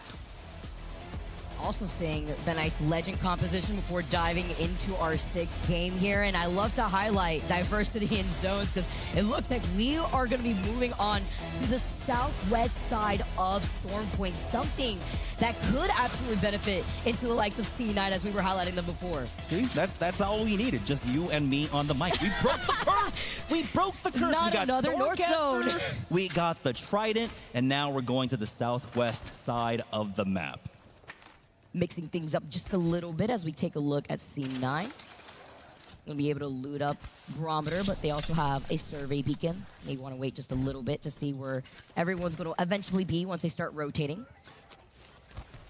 Yeah, this one could be pulling on over towards the Note Caves. We'll see in a moment. We don't need to take the guess right now. And yeah, it is going to go ahead and pull over there, but we do have a lot of mill in. You have to imagine with how Western to pull this is, that maybe trying to play Godrock here could be extremely strong for a team like VK or SSE, who have priority to try and take it, because Godrock affords you so many opportunities for kill points as teams come in for the rotate. Especially depending on the weapon composition that you're rocking, right? If you do have a sniper, you're able to poke from so far away, but when you go for those quick rotates, you also know that you're giving up the ability to have even more loot to play off of, whether it be meds that you're expecting to use when you are trading, and even with the amount of cryptos in the lobby, or even rotating there too early, being a little risky depending on how the other squad's trying to take position, with VK Trust trying to slide right through. Oh, there was one member getting a little bit greedy, going for the loot on the outside of Cenote Caves. VK Gaming on the hunt to try and finish him off, even getting the Evo Harvester there. Looks like they might have actually gotten away. He actually stood on the other side. He actually got away. VK Gaming had the opportunity to absolutely clear the south side early on before other teams already had started to make their rotate, but they were unable to catch the stragglers. So now SSE are going to be able to reset, but so many other squads have gotten a whiff of the fight, have already started moving after getting a scan on the circles, such as C9 rotating on the south side with the Trident, and even KCP over to the north side. Yeah, we're seeing a lot of the southern teams as well making their move. So Fox, along with Complexity, who have been kind of standoffish there on the southern side over at Coastal Camp and Echo HQ, moving a lot faster this time around. Probably expecting it on their end that this is possibly going into Cenote Caves, and we understand when you get a pull like that, you want to try and secure a building early on, and so priority is important on this one. Legends Gaming getting in on that western side, where we are seeing a stronger pull. Be quite a shame, though, if the circle ends up continuously pulling over to the west side by those lone buildings by the bins. Yeah. Where you actually see some teams already predicting where that circle shift could be, but another Trident on the board for Complexity now to zoom right along, on the south side of Barometer. That's what I'm surprised about, right? SSE, along with VK Gaming, they had priority on it, and they feel that this is going to be a Cenote Cave one. While for a lot of our NA squads, right, when it comes to Cloud9 along with Pioneers, they fully expect this one to be playing outside of Cenote. A lot of damage coming into Complexity while they were on that Trident. So they'll have a moment here. Looks like it was Fox once again. Oh, ever the thorn in their sides on their rotates. Always waiting for them here, and now looking to see if they could get into a better angle. Complexity, though, are completely fine. They see them trying to take the evac tower. You know they're going to absolutely bite back. Hammer Drill was one. Hammer Drill! The last shot before he can get out of the evac tower finds him. And the rest of Fox are absolutely hasta la vista here, unless he actually committed to the banner. He dropped down. He tried to contest, and Meltstera meets him right back. Oh boy, that's why you don't poke the dragon. Monsoon, you know he's going to try his best to grief you with that. And of course, when you're stuck on that evac tower, it's such an easy shot for someone like Monsoon. I cannot believe that. Now Complexity have fully rotated over to that south side. All the snipers on board here, even with the charge up Sentinel. Not even the Prowlers could stop them here. Aside from the ring now closing in slowly, you could see VKG, SSE, the two squads that we were highlighting who early went for that engagement. Now being able to share that building, well, knows Fox. Only Mia K left alive to see if he can make some miracles happen. Yeah, that's going to be a hard no for me, dog. No replicator. They're trying their best, but yeah, they really can't even get there. Now, again, with that awkward, I would say, early prio from SSE getting into Cenote Caves, it really does put them at a really bad impasse here. We do have more rotates coming out, as VK Gaming, one of the other squads that early rotated here into Cenote Caves, and that's going to stop, of course, Fox from being able to secure those banners and get his team back on in. Imagine with VK Gaming focusing on the squad not only below them, but looking around. Be very difficult out here. Basically, the rest of this lobby have already made their rotate into that next zone, with the exception of TSM, SWQ, Gaming Gladiators, Olympo, and even Makers, who are going to be rotating from down B side, but they do commit to rotating from the north side of that zone. They will be met with Bleed, who have been waiting for them by Mill. I like the idea for a lot of the teams that are playing hard edge right now, especially for a team like TSM, right? They excel pretty well when it comes to getting that zone 3 information and then slamming.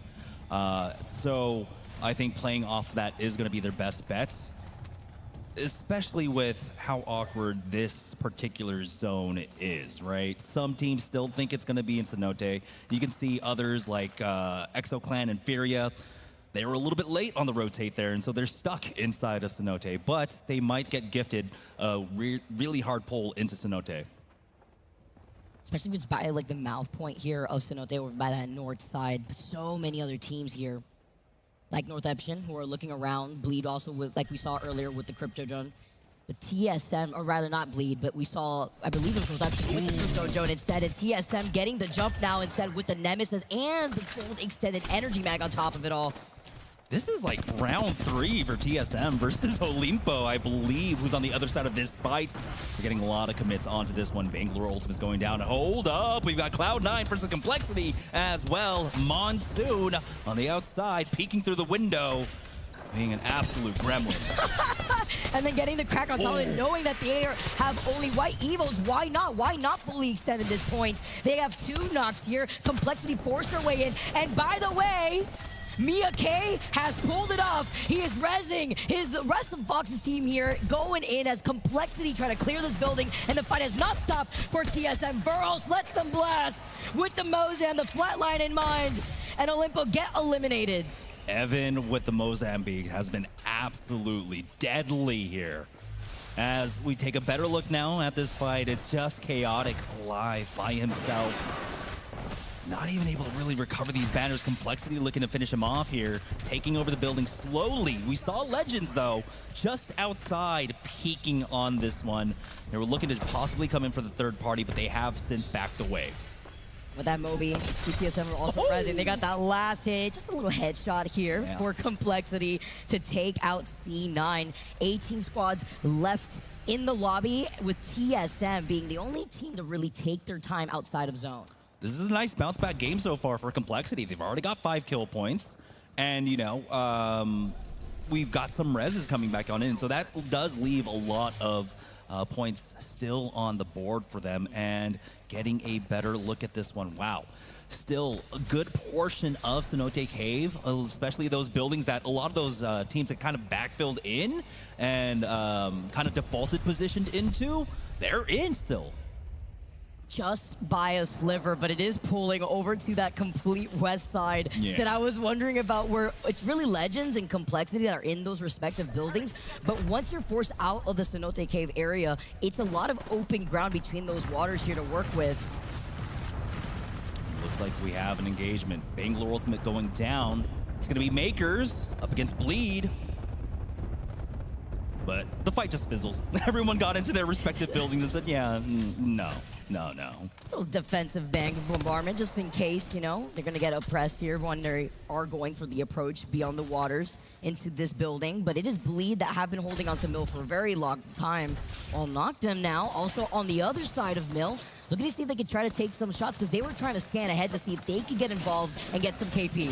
Yeah, they're a little bit separated there, though, so they're just not really going to hard engage on this one. It's just trying to play opportunistic more than anything else. And I mean, this is what I was looking at initially, right? For a lot of teams, or for some teams to do, like Noctem is right now, take the God Rock and try to use that position to gatekeep and get a lot of KP. Unfortunately, though, they got there pretty late, and so it's just more of a holding position for themselves, not anything that can really get them KP. Not just yet here, unless the teams try to commit into moving over to the north side of Cenote, where Gaming Gladiators have been holding on to that choke. As we are going to take a quick pause for now, in the middle of the last game of the series. Yeah, and you know, luckily for us this time around, right? There's not much action taking place on the map. No one's in the middle of a fight, really. Maybe someone's getting shot at, but everyone is relatively safe. So this is one of the better ones that we've had so far. That's very true. And we already saw the reses already happen here. While TSM was in the middle of their rotate after getting reps in. Fox to join them here right in front of SSE on their building. They saw that they were distracted because in the process of all that, VK Gaming had actually moved away from that same building that they were sharing with SSE when they had the rooftop, and now have decided to move over to the north side of Cenote Cave when we were able to see the map before going into that pause. Yeah, man made a miracle happen, honestly. I was not expecting the reses. I was double checking. I was like, what does that say? He got the reses? No, no, there's no shot anyone lets that happen. But, you know, congratulations, you made the impossible happen. He wants to touch Beeps' bald head. Beeps, run away.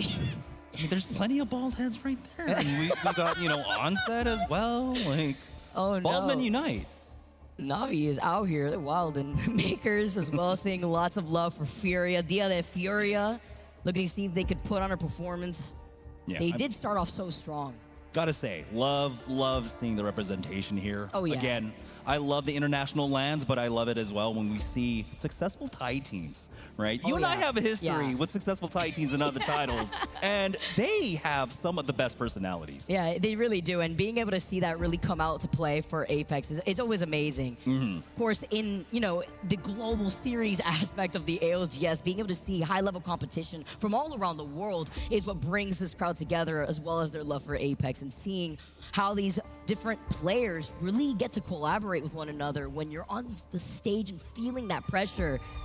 Oh, I'm getting a little cheer in the crowd here for Furia. We were highlighting the fans earlier on. Yeah. Still being alive and playing on that south side of zone, by the way. Yeah, they were, about 13 points off from first place, so definitely doable for them. It is not out of reach. They started off so strong there on World's Edge.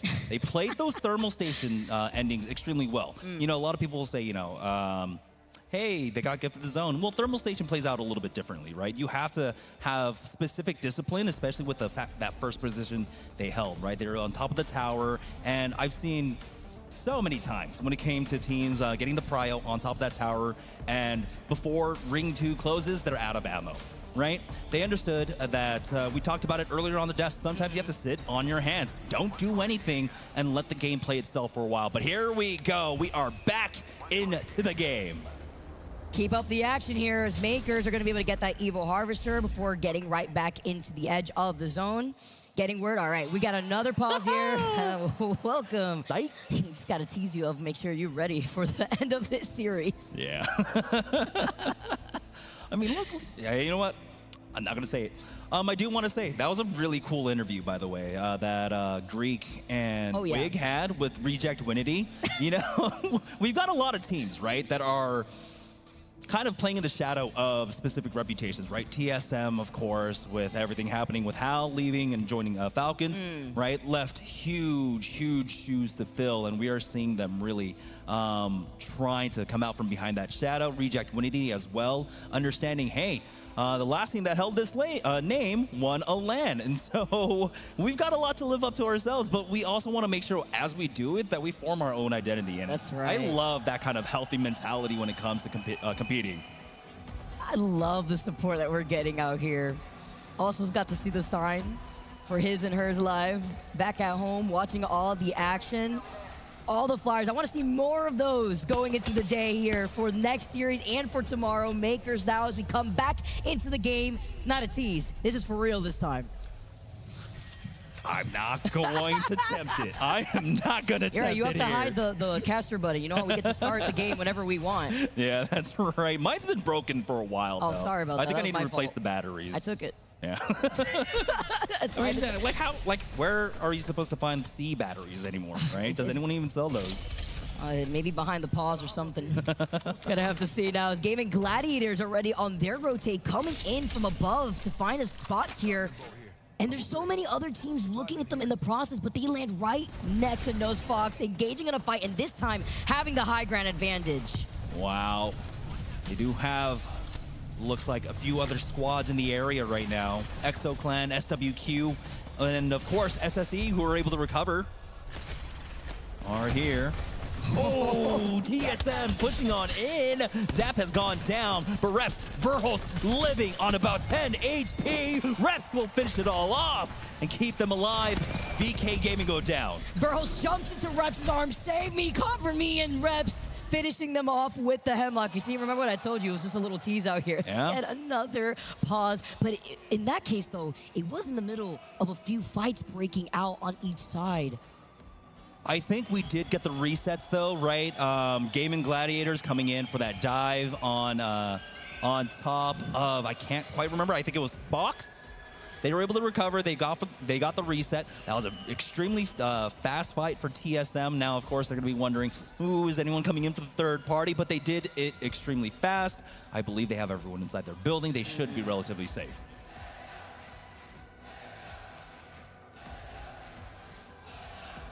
Oh, man.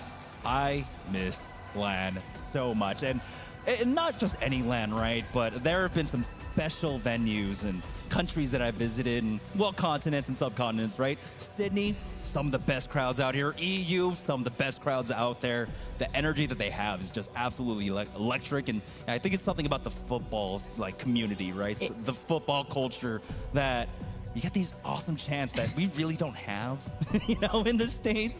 Being able to feel the crowd gets very contagious out here, too. Just making sure you keep up on this energy here. And so we're going to test a little something. We want to be able to hear the crowd, especially looking at the players here that are still alive, by the way, in this lobby. I'm thinking a very loud crowd at that when it comes to EXO still being alive here. See K-Swinny shrugging just a little bit, making sure. There they are. There they are. Let's do it one more time. Let's do it one more time. We got EXO on the screen. All right, all right. Look how many jerseys. These are super sick. Yeah.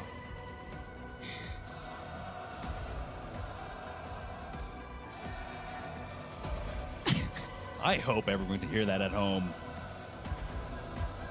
It's contagious. It's great. Getting ready and waiting before we dive into the rest of game number 6.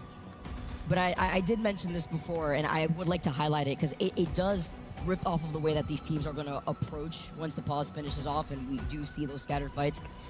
Cutting off the momentum in a case like this, it is important because it also allows a lot of players to reset, see where they're at, what they want to do, maybe second guess how they want to go about the circle. There's a lot of areas in a zone like this to coexist, like we just saw from Gaming Gladiators on the high ground when we saw them originally right on top of Fox. When you're on top of the geyser rocks and then you have a team right below you, eventually if that circle does end up pulling in the middle of the water by Complexity and Legends like we've seen before, that spot, once you get beyond those rocks, that's where it's very open and where you could expect teams like Complexity and Legends to definitely excel. But when I'm thinking about Legends in this case, they're not as safe as Complexity when their backs are basically cleared unless a team wants to wrap around through the water behind to their building to specifically grief them. And I mean that because there's 4 to 5 other squads coming into from the north side from Legend Gaming's back. So that's something else that Legends would have to worry about when it comes to all the teams that either want to collapse and maybe third party the opportunity with the plethora of EMPs that you could expect. Yeah. The match state that we have right now is very interesting, right? Because I would say A and B were characterized highly by a lot of teams trying to play that extremely high level, right? So many teams that were trying to play on the slow side of the zone that it ended up hindering a lot of them, right? We saw that out of LG and Alliance getting punished a little bit on that in regards to World's Edge in particular. But Alliance being Alliance, we're still able to make, a good thing out of bad.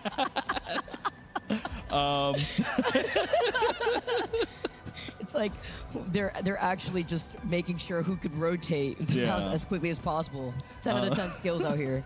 But here so far,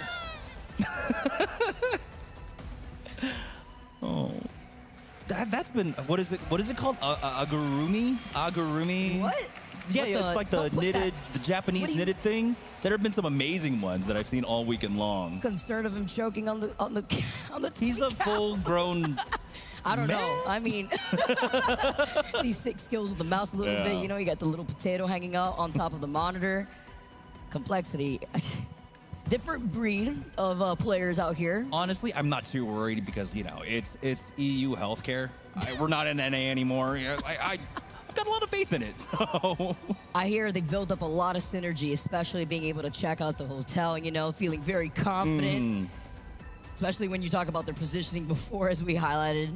And Mannheim we've only been here for about 3 days, but it's been such a welcoming city too. Oh, yeah. Like one of my favorite cities so far. I mean, it's walkable. They don't need to have, you know, lights everywhere, like walking down the streets. Like I was walking around on 10 o'clock, I think, going to the market. Oh.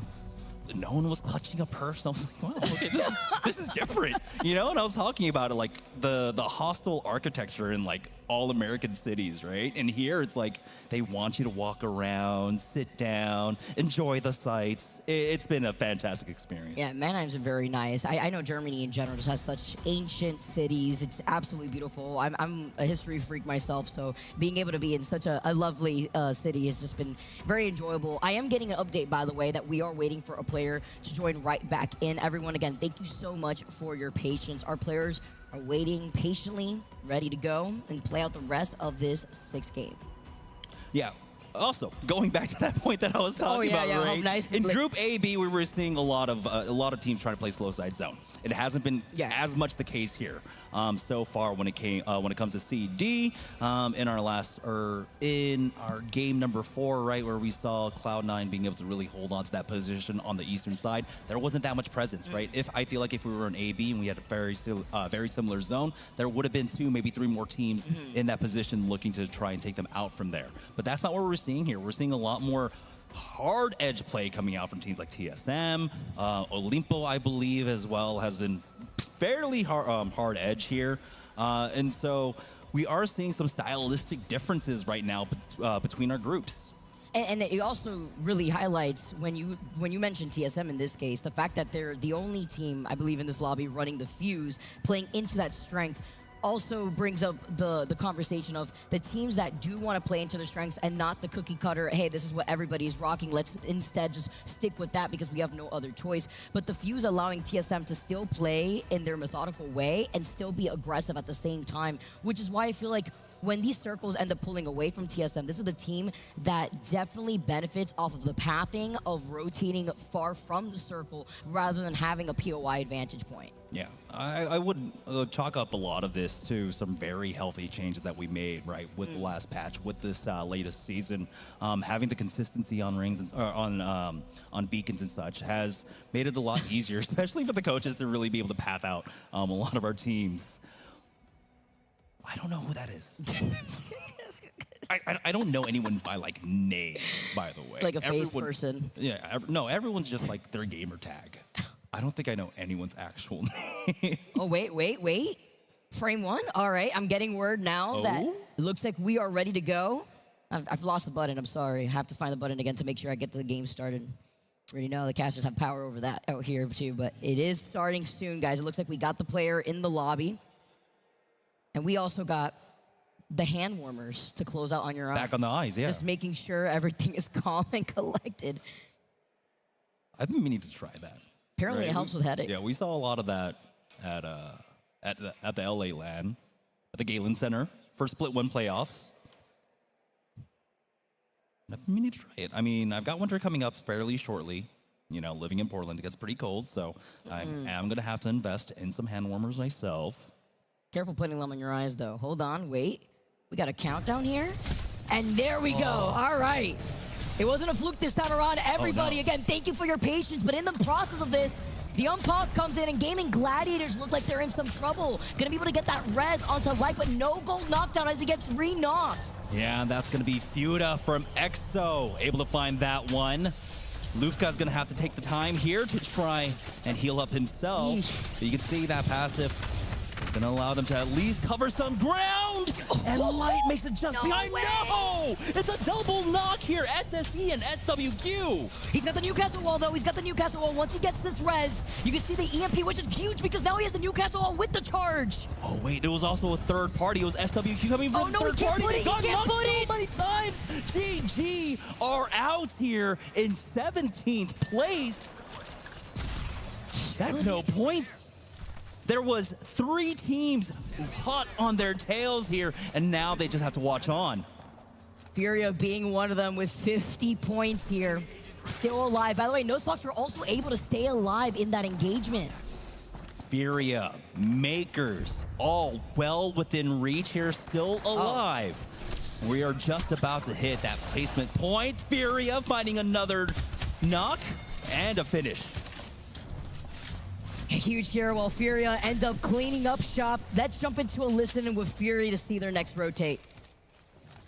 All right, we gotta play for our ledge. It's God spot.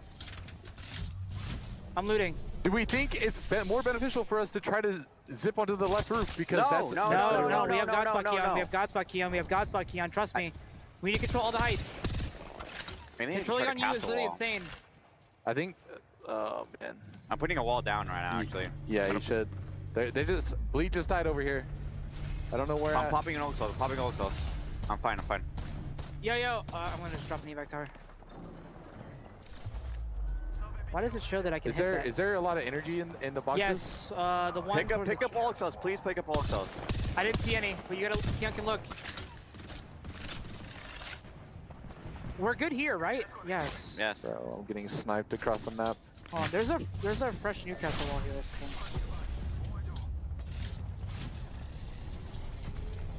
The groan after getting sniped by Complexity. We've all been there in our own Apex games where you just see a rogue charge rifle in the distance, except it's always going to be Monsoon because just strange to always want to prioritize that weapon, but he's so good with it as Makers now. Dexter lets him blast the hammer points, the gold shotgun bolt, but he gets taken out. Only leaving one furls.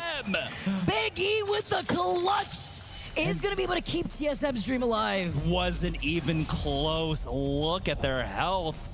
Able to just really play off of that corner there. Will utilize that evac tower to get on in, and that's going to be a lot of fighting that they avoid with this one. Never mind, they take a pass to the north side. Knocked him scan. I believe in a fight right now with Fennel here as TSM just bypassed them. And this is the action that we were expecting. Looking at all those teams on the north side. Look at this from the high ground, all the way from low to high. TSM now engaging, but they lose out on Zap. Verls and Reps taking two different angles here to see if they can jump on the other side. He misses out on the ledge, but avoids the Watson fences. But I like the way that they're approaching this, still holding height and a split angle to get more KP. They will go ahead and pick that up. We do have three more squads going down here as Fennel will fall. SSE will be the 10th team to go down, leaving us with our final 9. Hard pull once again on this zone, and it's Complexity playing slow side. We saw earlier that TSM had lost out on Zap, completely eliminated in this case here too. So TSM playing by the edge while Noctem play on the low ground here alongside Legends and Go Next, and SWQ looking at this fight. TSM though, they were able to recover the banner. That drone coming in clutch for them, and they'll get zapped back into this game. Furia poke their head out, and they will be able to finish off Hammer Drill, who was trying to rat this one out. Monsoon is a griefer. He gets another kill. He steals another kill from Furia this time around. He's able to clean up that straggler. Legends get eliminated in 7th, and Furia are gonna take their time. Look at this zone pull. It is pulling all the way on top of Complexity, but even better for Furia on that rotate. Now Noctum's gonna push forward. SWQ get finished off, but no, Actinum's gone down. Mosin will be the next to fall. Remix doesn't even know where the shots are coming from, but he's got the knockdown shield to try and reset, but the shots are getting through. That's madness to finish them off. Had the knockdown shield before they completely deleted his cover on top of it, and TSM are able to fully reset here before now engaging on Go Next. They're going for as many kill points as possible. They need a huge game here with Furia still alive.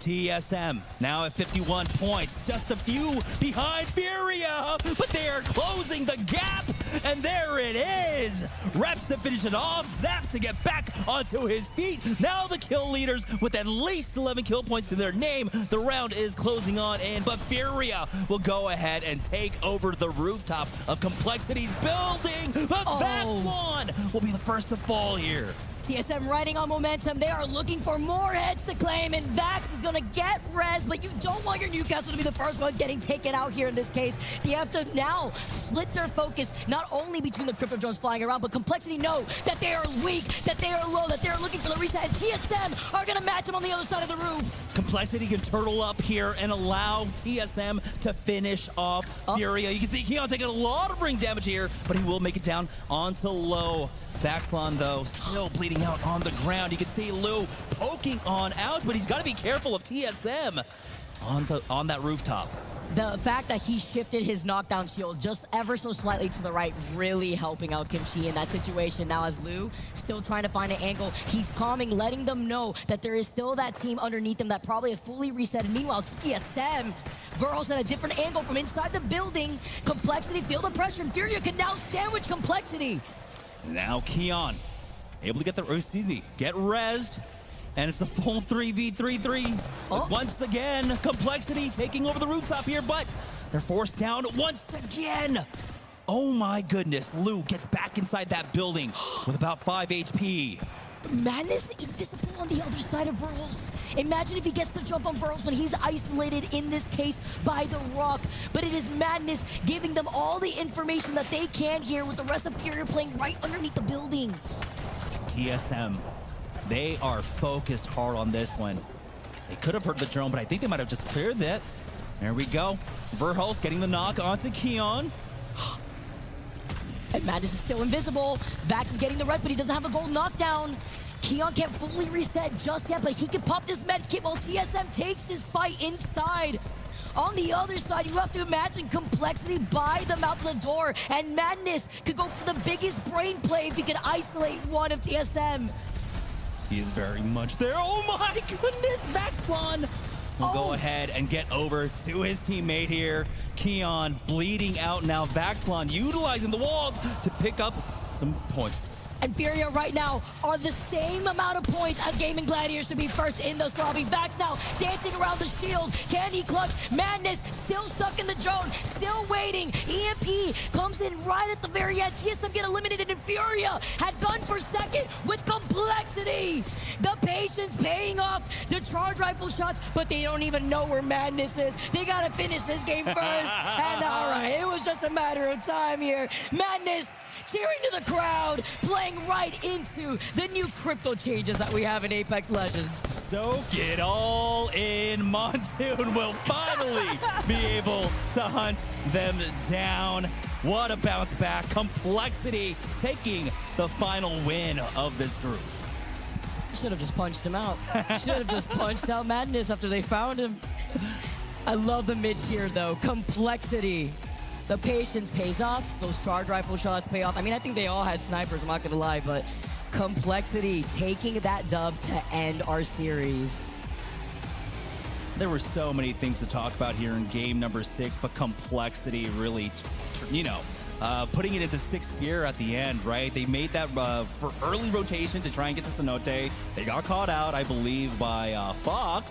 And then, of course, tagged him right on back. You hit me, I'll hit you right on back. Getting that knock, slowing down their rotation, forcing them to, of course, to go for that res.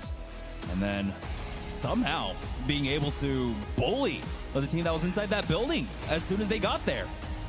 You know how important it was for Furia to aim for second there when they were tied in points with Gaming Gladiators? This probably has now already set up Furia to sit in first, even after having 2 rough games on Stormpoint, having no KP, just a bit of placement points, making it enough in that final game after getting second place to take first in this lobby. Yeah, this is a great play coming out from them, honestly. Like we said, they prioritized getting their World's Edge pick. It worked out extremely well, 46 points after 3 maps for them, and they were confident in their Stormpoint overall, and they did a great job of really being able to convert those last 3 maps to enough points for a great show in here. Also allowed Complexity to sit down in 4th place overall too, with an outstanding last game, but also the patience. Once again, I feel like that's the theme, right? The patience at the end to determine whether to take a fight in that moment or to go for a repositioning, while also being aware of what is left for you in the lobby. It's been a fantastic pace of games thus far here in this series, and we're not even done yet. We still get some more Apex action later today. But first, before we get into all the nitty-gritty, I want to hear from the desk. Take it away. Thank you so much, Vicky and Jamerson. Furia with a win to start things off in C versus D. What a moment for them, and a great final fight that, believe it or not, it's like now you see me, now you don't.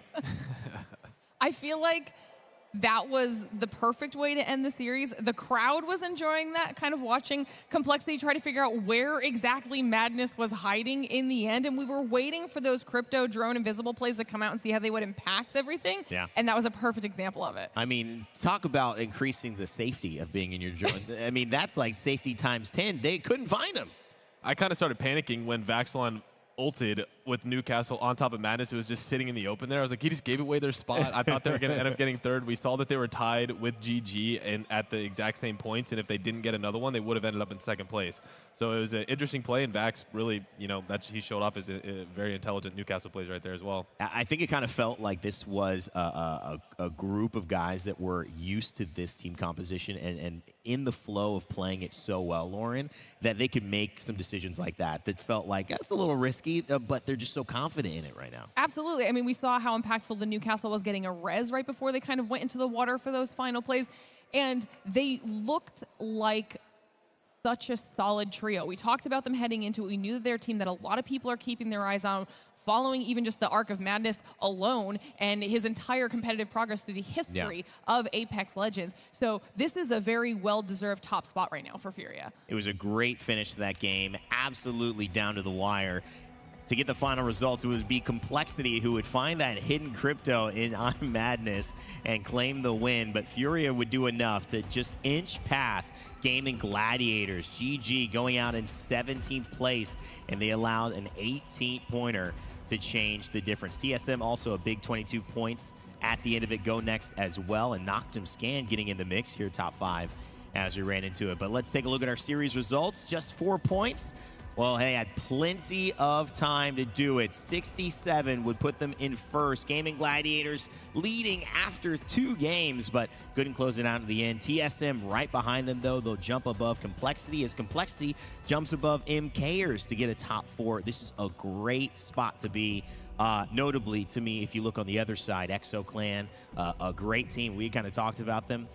Not the performance that you want, especially with so many fans in the building. They were the ones chanting, singing, etc. as well. Some guy, you're not chanting, you're not singing, but you should at least look happy, Keon. Joining us from the winning team, Furia, his teammates Vaxilon, Coach BVP, and I'm Madness walking behind the scenes. Keon, great to have you, man. Congratulations on the win. Thank you so much. I'm glad to be here, I'm not going to be upset about just coming off of first place. This is always great to see. I want you to spend some time letting people know what it is behind the scenes, getting ready for this event. You guys seem like you were in a really good swing. Everyone seems in good spirits. You guys are only improving as a team. And this meta really seems to suit you. Really seems to suit you. So let us know, what's it like coming into this split? You feeling confident? Yeah, I mean, I get to play Pathfinder, so I'm happy. Like 80,000 kills across all platforms on that character. So, and he's my height, so I can see it exactly how I see it in real life. When crypto came into meta, it was like kind of difficult because it's not an easy swap, like character-wise. And I've played with crypto mains before. Madness having to learn crypto was like. Everybody was scared, I think, but he's really like filled those shoes. And I'm pretty sure he top fragged on crypto today and top damaged on our team. If you look at those stats, I'm pretty sure, or at least he was after game 5. So he's stepping in that role amazingly. Vaxilon, dude, Bangalore and Newcastle, that's his thing. Oh my gosh. He's doing the Dougie behind the Newcastle wall, just side to side, like just moving. Listen, I kind of want to ask you about what those comms sounded like in the final moments, because we saw you guys were in that 2-1 split with Madness hiding in the water for a decent amount of time, ended up shifting in his direction, but we saw at the end, at Madness going, come find me if you can, you know, like how hype were you guys when you realized you were able to pull off a play like that? Yeah, it was awesome. So our coach has been telling him, he's like, dude, you're going to pull this out in like the craziest moments at LAN, and it's going to be amazing. And dude, oh man, we went to the roof and we were just trying to survive because we thought like maybe the teams would just start to beef with each other. And pretty much like Vax got knocked, and then we got into like the panic mode. He's like, dude, should I do the thing? And then like do the thing. And then he went quiet. He just went completely quiet. And I res Vax, and then Vax like gets up, turns around, and is like, "Where are you?" And Vax is like, "I'm doing it, I'm doing it, I'm doing it." And then he's like, "I'm gonna slam to you," and Vax is like, "No, don't slam to me." And then he slammed to him, and secured that second place with an extra kill or two. No, that's great. I think I actually have a question. Just from last split play or the tournament where you guys didn't fail to make the finals compared to this one, what do you think the biggest difference is for you and your team? Because you guys have had, it's been a noticeable difference in terms of your progress as a team in terms of just where you were versus where you're going. And I know in the past, sometimes it's easy to kind of stabilize and level out, but you guys have shown that consistent progress leading up. I mean, leading up to this, the scrims going into it, you guys were getting better and better and better and looked like one of the best teams, which is why us on the board picked you guys kind of across to take this group. I mean, dude, oh man. Like it's just been a grind. I feel like coming off that last LAN, Vax and Menace played really, really good. They did. They deserved to make finals. If you watched it back, for the fans that did watch it, they knew that I underperformed heavily in the last tournament. And so really it's just been a grind. And JMO, our coach, shout out to him, he's been working with me like one-on-one a ton and just getting me like way more comfortable because those nerves, kind of set in. Like this first time playing an esport really is this. So it's just been a grind. Honestly, Madness and Vax, they're playing just as good as they did that first LAN. Really, it's like I picked up my slack that they were carrying the first time. So that's really all it's been. The meta just suits us all because we've learned to love the characters that we're playing currently. That's great accountability. You love to hear that. I mean, Vaxlon, I've been hyping him up for years now. I've always said he's one of the best MK players, and he's that as well. He's like in that fun FPS category where he can put him on any single character. And I mean, we've talked to other players, and a lot of them put him on the best Newcastle in the game right now. So being that adaptable, and then you played Horizon and Pathfinder, it just seems like you guys have your set roles, and then Madness filled his spot really well as well. So it's going to be fun to see you guys this whole weekend. We got some final circles on the screen. No need to go too into detail if you guys want to keep talking high level, but walk us through as well when you look at this, Keon. You guys are down a little bit. You have a strong start. Gaming Gladiators kind of start to take over. 4, 5, and then obviously 6 start to make the switch for you guys. What do you do to make that adjustment mid-game? What are you guys saying to yourselves in the comms behind the scenes? Going into game 4 and 5, when we died, especially in this building, we nuked the team that was above us. But the first 3 games, and we know, like, for some reason, game 4 and game 5, we just fell out of our identity. Where, like, after we do a 300 damage, we're usually like just in their face. Right. And game 4 and game 5, we died doing what I call doing nothing, which is like the most frustrating way. Most frustrating way to die. Yeah. And game 6, pretty much just going into it, we're like, dude, why are we being big babies? as his Watson would say, shout out Watson. Why are we being big babies? Like we're in first. We're obviously like the best team in this lobby. Why are we being big babies? So then we went into the last game. We were like, we're just gonna kill people. Like in game, of course, we're just gonna kill every other team that's alive in this lobby. So really, that's the only difference. Game 4 and game 5 lost the identity for some reason, and then just picked it right back up for game 6. I mean, I know we've had quite a few teams in this particular group matchup that we've been talking about. You guys included as one of those top contenders who, at the end of the weekend, can potentially be the one hoisting that trophy. And I know it's early, it's groups. Obviously, things get a little bit more difficult as we continue on in the competition. But you guys look so solid so early on. So how are you feeling, especially after this performance, as we get to see those final moments on screen, about your chances for that match point final? Yeah, I think all of us are on the same page of that we should be a top 3 team pretty easily in this tournament. And so that's our goal. Right now we're, going for the Fury second. And, hoping that the match point we can secure that. We definitely, as a team, we believe that we definitely can pull out this championship. Yeah, that's what it is. I always wait to hear if somebody says they can win or they're going to do pretty well. I think it's honestly a big part of just that little extra step of belief. Like, this is the time. You guys got to take it. You notice your identity shifting, doing nothing, but then it's like, we got to take this game in Game 6, and you make things happen. And I think we've seen historically, and I want to get your thoughts on this as well, Match Point is historically, in my eyes, won by a team that takes it. It's a team that somehow just decides this is going to be the moment. There's no particular moment, right? Because any team has probably 5 or 6 moments throughout that entire tournament. So I think, is that something that you guys try to cultivate as you play through your group stages? Is there somebody that you notice, like, kind of, man, we got to emulate that because they seem to have it locked on, and we're trying to bring that into our game heading into Match Point? Yeah, I mean, Alliance and Falcons are the two main watchers in terms of winning Match Point.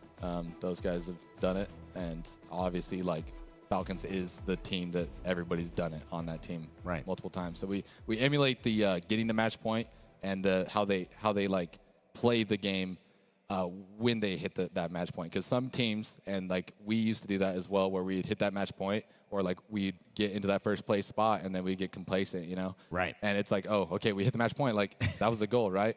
But it's like, no, with those teams, it's like you hit the match point and then it's like, okay, we were 80% throttle, let's floor it. Mm-hmm. Yeah. And then you pretty much just want to play the exact same way as you did when you were getting there, and just not change your gameplay. So that's pretty much what we're going to do. So, well, it's a great start, man. You have a lot of great energy here on desk. It's been awesome having you and chatting with this. I could tell that the vibes are good behind the scenes for Furia, and I'm sure the org very happy with the win here. And that leads us to our overall standings after 2 series so far today. Not Moist. They won the biggest in Group A versus B. 76 points puts them in first overall, but Furia, Keon and his crew right after them with 67 points. Gaming Gladiators in third. Icholo's Laser from South America in fourth, and Notispin Seer. Big start for them, big performance. Can they keep this up? SSG, TSM, Complexity, MKers, NRG, rounding out our top 10. If it ended right here, that would be our winners. And we would see these teams in the elimination bracket. Obviously, a scary place to be. Means you're fighting for your life. Guild leads that one. On the other end of it, pretty exciting, or pretty surprising. Teams like ExoClan, even Northeption, especially Liquid Alienware, not having good starts. We got so much more coming up, though. One more series to play. Keon, thank you again, and congratulations on the win, my friend. It's going to be great to see you guys continue to pull out some of those sneaky crypto plays as well. We've got more Apex Legends action as well. We're going to take a quick break. When we come back, we will finish off our final series of the day and see where it all stands after day 1 in Mannheim. Don't go anywhere. We'll see you in a bit.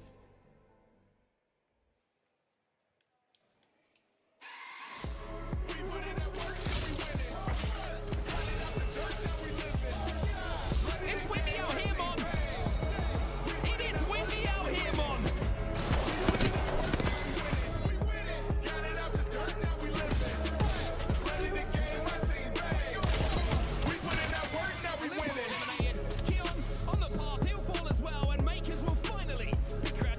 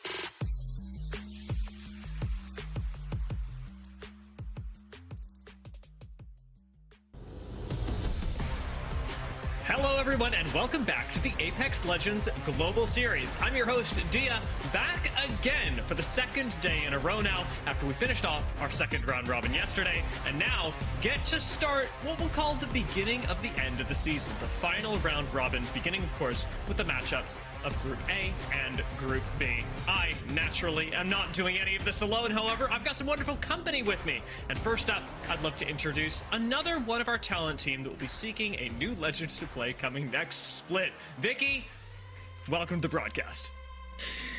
I love you, Dia. You know what? Shout out to Dia for putting me on blast because Bloodhound hasta la vista. Maybe we're entering that tier meta for real now, but it is the last day of Pro League before we see these changes take place. And on top of that, I think there's only like 3 days left of Pro League before that regional final, so much on the line. There really is, and as the stakes get even higher, of course, teams are going to need every last bit of analysis, every last edge that they can get over other squads. And to bring all of that to the broadcast, we've got Jamerson, our, what I'm calling statistical mastermind, as we move into this split. Yep, it's definitely the season of stats because there's so much to break down with the new POI draft system. That's 2 rounds already that we've played through it. I think all the players are happy with it. We're happy with it, and I'm excited for this final round of play in EMEA. Now, this does come right off the back of some of yesterday's games that were very exciting in their own right. Even as it was just the conclusion of the second round robin, the standings did get kind of turned around by the results of yesterday's games. Let's take a look back at how some of those games concluded, because it was a wild ride to get to where we are today. Starting things off, of course, when we were over on Storm Point, which is now the map that we're starting on, it was Free Agent Kids that took a massive lead early on with very aggressive plays, opening things up. In the rest of Storm Point, the Game and Gladiators to have a really nice showcase. And I'm going to give an honorable mention here to 3D Max, who were able to perform very consistently on that map as well. When we moved into Game 3, Cenote Cave maybe didn't go exactly Ninja in Pajamas way, but at the end of it all, we had 9 lives coming out on top with a masterful third party, continuing the theme of the previous 2 games. World's Edge, a very different story, however, as finally, Vicky, EXO managed to take the lead in game number 1 from Skyhook, no less. It was huge here too. I mean, and something else we have to talk about is Danish, who had a pop-off game 5 that really allowed them to elevate themselves in the overall standings before FA Kids being the only team yesterday to take 2 dubs. They opened up strongly on Storm Point and then ended it even stronger on World's Edge. So that consistency allowed them to take that first place spot, elevating themselves with 75 points, where Alliance, they got second with 53 points, a pretty big gap. And after all of that, once we tabulated how this impacted the overall league results, we've got Alliance back on top. EMEA is once again topped by Alliance, who continue to, I would say, lead the way in terms of their macro, and yet I can't help but wonder whether we'll have a couple other teams catching up to them during the course of these next 3 days of matches. In the 11th through 20th category, we do have teams like Vex and notably Passion. The reason that I'm noting Passion here is because this team isn't playing anymore. As of yesterday, they're no longer together. They have gone their separate ways, and it is really impressive to me, Jamerson, that a team that no longer actually has anyone playing for it still is managing to hold on to the 12th place spot. Yeah, I mean, if you think about the potential, right? That's 45 points, 12th place after 3 series played. Imagine where they could have been if they didn't have to dissolve. But yesterday was a good look at, you know, what the overall plan was for that team. They all wanted to get signed. They all wanted to move on to bigger and better things. And we saw almost every single player from that team with the new teams that they were on. They had their moments, but they were absolutely popping off. So the potential, it goes to be shown basically on the leaderboard right here, what that team was able to do and what now they can contribute to their new teams. And they've looked fantastic so far, as you said. However, the teams that maybe aren't looking nearly as fantastic are going to be towards the bottom third of this leaderboard. Blacklist International, the most notable among these names, especially because of their performance yesterday. The fact that they managed to get third in the match day, rocket up the standings, and yet still be bottom 10 in the league is going to be a very difficult thing for them, especially considering that they have another match day to play through today, and even more pressure is going to be on every single day that they play from here on out, because this is one of 2 that they'll have until the end of the season. But that does bring us to today's games, because we aren't going to be replaying yesterday's matchups of A and C. Instead, we're moving into, or rather B and C, we're moving into A and B playing against each other today, which will give a very different look at the game of Apex Legends and some of the rivalries that we've got, especially in Group A, could certainly impact the rest of the lobby. Of course, we've got fan favorites like Apex Warlords, Atlas, who have come up from the Challenger circuit, Aurora, who everyone's been keeping their eye on, and Vicky. Aurora, a very surprising and not in a good way performance this split. Yeah, because you talk about the teams that now have to perform, time is of the essence, and Aurora just haven't performed to the degree that we were expecting. I mean, even making some changes that we could touch up on later going into today's competitive game with 38 total points and sitting in 17th in the overall standings. You have to be consistently in that top 20 to compete in the regional finals, but we were expecting more from a team that has no issue experimenting with those comps when we did see them bring out that lifeline and kind of sticking to their guns there, Dia. In a funny way, we've got several teams today that are willing to experiment with their compositions. Saw Cybercats and Lonzi joining us on the broadcast yesterday and breaking down what we might expect from them in the final round robin. But Jamerson, I called you out on this for a reason. The statistics are really important in analyzing exactly how you're playing and where you can shore up your weaknesses. I hear you've got some interesting ones about conversions into wins. Yeah, I mean, we're going to be taking a look basically at the top 5% rate, right? So for a lot of our top squads in our groups right now, for between FaZe, Alliance, Go Next, Na'Vi, and GG, you can see that consistency matters. It's only Na'Vi there who haven't been able to get into top 5 as much as the rest of the lobby, but their conversion rate on it is at least 50%. But taking a look at another anomaly, it's FaZe right now, who is the top of Group A, currently in 4th place in the overall leaderboard with 60 points. They have 8 top 5s, but have only been able to convert that once into a win. You would think that's kind of detrimental, but the thing is that getting into top 5 alone is already an impressive feat in our lobbies, but you know that once you get into the top 5, it's not just about placement points. That's where you end up really being able to get a lot more kill points, and that's what FaZe have basically been the masters of. While they don't get, that many wins, it's when they're in the top 5, they'll easily get themselves into top 3, top 2, and then from there have games where they're getting 9 kills or 10 kills, and I think that's what's most important. Now, it isn't the worst thing in the world for them currently, but it does, of course, bring up that question. When we do get into the match point format, when that does become a thing, and that will be important in a couple more months, that's where the questions will arise for FaZe. Will they be able to turn things around? Will they be able to finally convert these top 5s into actual wins, like teams like Alliance or Go Next, who have a very good rate on that? I mean, that is the most important question, like you say, alluding to things like LAN and even regional finals here in EMEA. Being able to close on a match point is the pinnacle of Apex Legends. And when we think about teams that have very little experience on match point, I want to talk about some of those squads that maybe are coming up from the Challenger circuit and really impressing. Atlas have been at the forefront of that, Jamerson. Yeah, I mean, Atlas, I would definitely put them right now with their performance. It's been amazingly consistent across the board. They do have wins on the board at the very least, and I would definitely place them closer to the upper of the middle of the pack right now, which for a team that just made their way into the Pro League is super important. They played through challengers, and now here they are, and they're showing that they can hang with the big boys, and I think that is a very notable thing, because we've seen teams falter once they've made it into the Pro Leagues, not being able to really find their identity or play within the meta, right? And especially you brought the point, it's yourself, Dia, that they weren't playing meta throughout Challenger Series, but here they are being able to bring out the Bang Cat and really be able to show their stuff with it. It's been very impressive so far, and like you said, upper middle, still a little ways to go should they want to make international competition, but absolutely a team to have your eyes on today. Now, Jamerson was talking about top fives, and I want to take this in a bit of a different direction, Vicky, because one of our teams is in top five so far, top five in the league, but still, I think is lacking some familiarity with the audience. Talk to me a little bit about Danish.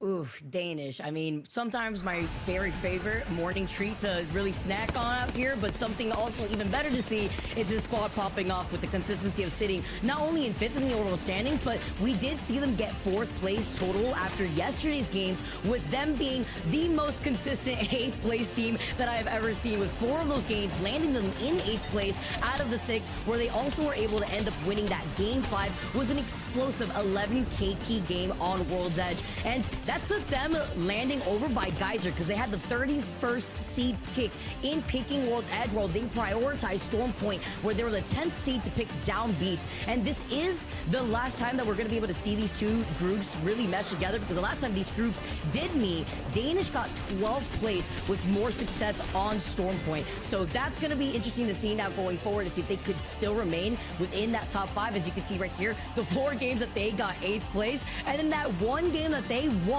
with the 11 KP skyrocketing them, giving them 23 points before ending in another top 5 here for the last game for Game 6 yesterday. I've got to give credit where it's due. Quadruple 8th place, really impressive. And you're getting some nice placement points as well. But while Danish like to give a challenge to other teams actually in the games on ALGS match days, some of our teams go a little bit further and take the challenge onto social media. None more so than Aurora, who recently have been throwing hands online with Na'Vi. Given the fact that these two teams are in the same group, this is even crazier. But certainly calling out some of the, say, career records of Na'Vi and Aurora. This was the initial tweet that started it all, and then we had a bit of a fire back from Matape, who of course was not going to let this slide after clinching a spot significantly above Aurora just last match day that these two played together. Na'Vi ended with a respectable 6th place and took the opportunity to again fire back, letting Aurora know where things stood. Kinda even joined in on the fun, which I thought was really enjoyable, because Kinda not only brought some of the youthful energy that of course he brings to any squad, but also brought us an interesting video to showcase exactly how Na'Vi planned on dismantling Aurora in future. At the time, this was, say, an aggressive push from Aurora that was really well punished, and it was Na'Vi off the back of handling multiple squads that were able to ultimately win this fight and convert it into a great matchday result. Moving out of this millage area can be really challenging, but it certainly goes to show that Na'Vi are operating at full strength. We cannot necessarily say the same, however, about Aurora, because coming into today, there is a big roster change. And much like yesterday, where we brought up a big tweet, I'm not going to read all of this to you. However, what I will say is that Hardeki will not be joining us today. Aurora is no longer going to be playing alongside Hardeki, which should come as a big surprise to their fan base and to players, fans of Apex around the world. Hardeki has become almost synonymous with Aurora and their results over the past split. This time around, I will say there is just 1 member left on their roster that they can play with, so I'm expecting to see Rugby joining them for today's games. To find out more about Aurora, maybe catch a glimpse into their comms, find out what their game plan is and how they're feeling after this quick roster shift, of course, you can join in on Face It Watch, the official multi-view partner of the Apex Legends Global Series. This way, you can catch the main broadcast, you can catch Aurora POV, and maybe you were listening to Vicky and Jamerson and you want to pull up a little bit of Danish, a little bit of Atlas, see what's got them going in the new split. I, for one, am always going to have the map open, and I'd recommend that you do too, since it gives some fantastic context. Even if you're not joining Face It Watch for the actual broadcast as it happens, one of the really nice things, the Face It Watch has just introduced a VODs feature, where should you miss a day, miss a game, you can always tune back in and watch the videos there. You can watch live at fce.gg/watchalgs. And with that, I'm going to let things go. I think we've set things up pretty well. You've got a couple of options for how you'll watch the ALGS. My personal favorite is right here on the main broadcast with Vicky and Jamerson. Take it away, folks, for game number 1. Thank you so much, Dia. Dia in the driver's seat, Jamerson. I very much enjoy that. But you know what's also crazy? Something to touch up on the last thing that Dia talked about before the face it here. And it's the fact that Hardeki, fan favorite Hardeki, who is easily a top 5 EMEA player, not playing with Aurora. And that is, when I saw that change, I found it pretty interesting. Of course, I know that Aurora, they have their cards in their favor here, but we have to see how these changes really work out together, because as somebody who was playing the Lifeline, he was still able to get more kills and more damage, I believe, per game than Oiring and Night Impulse. So that is going to be crazy to really fill those shoes for whatever Aurora's really got cooking. And of course, we are going to be starting off on Storm Point after we saw the action yesterday. Yes, we will have our first 3 games on Storm Point before we transition onto World's Edge. Yeah, going back to that Hardeki point, I mean, he was the essential battle medic, right? On the front lines, dashing through everything. So it's a very unfortunate, but hopefully he does land somewhere, and we'll see how they end up filling out the rest of the draft. But taking a look at it, like you said, we're going to be starting it off on Storm Point, and I mean, I don't think we're surprised whatsoever by most of these draft picks. Cedo Station, Mill, Lightning Rod, Zoo Station have been very high priority, and I think here in particular for EMEA, when it comes to drafting, getting these priority zones, especially on the edge of it, is super important with how the zone has been behaving lately. So I do like the drafts that are coming out from a lot of our squads. I think right now in particular, I want to point out Gaiman's pick there of Echo HQ, being able to pick that one up early on. In this group alone, we've seen teams like Na'Vi really be able to utilize that southern zone to get really high kill points along with placement points. And with Gaiman already dominating this A versus B matchup, I feel like they could really run away with the first half of this match.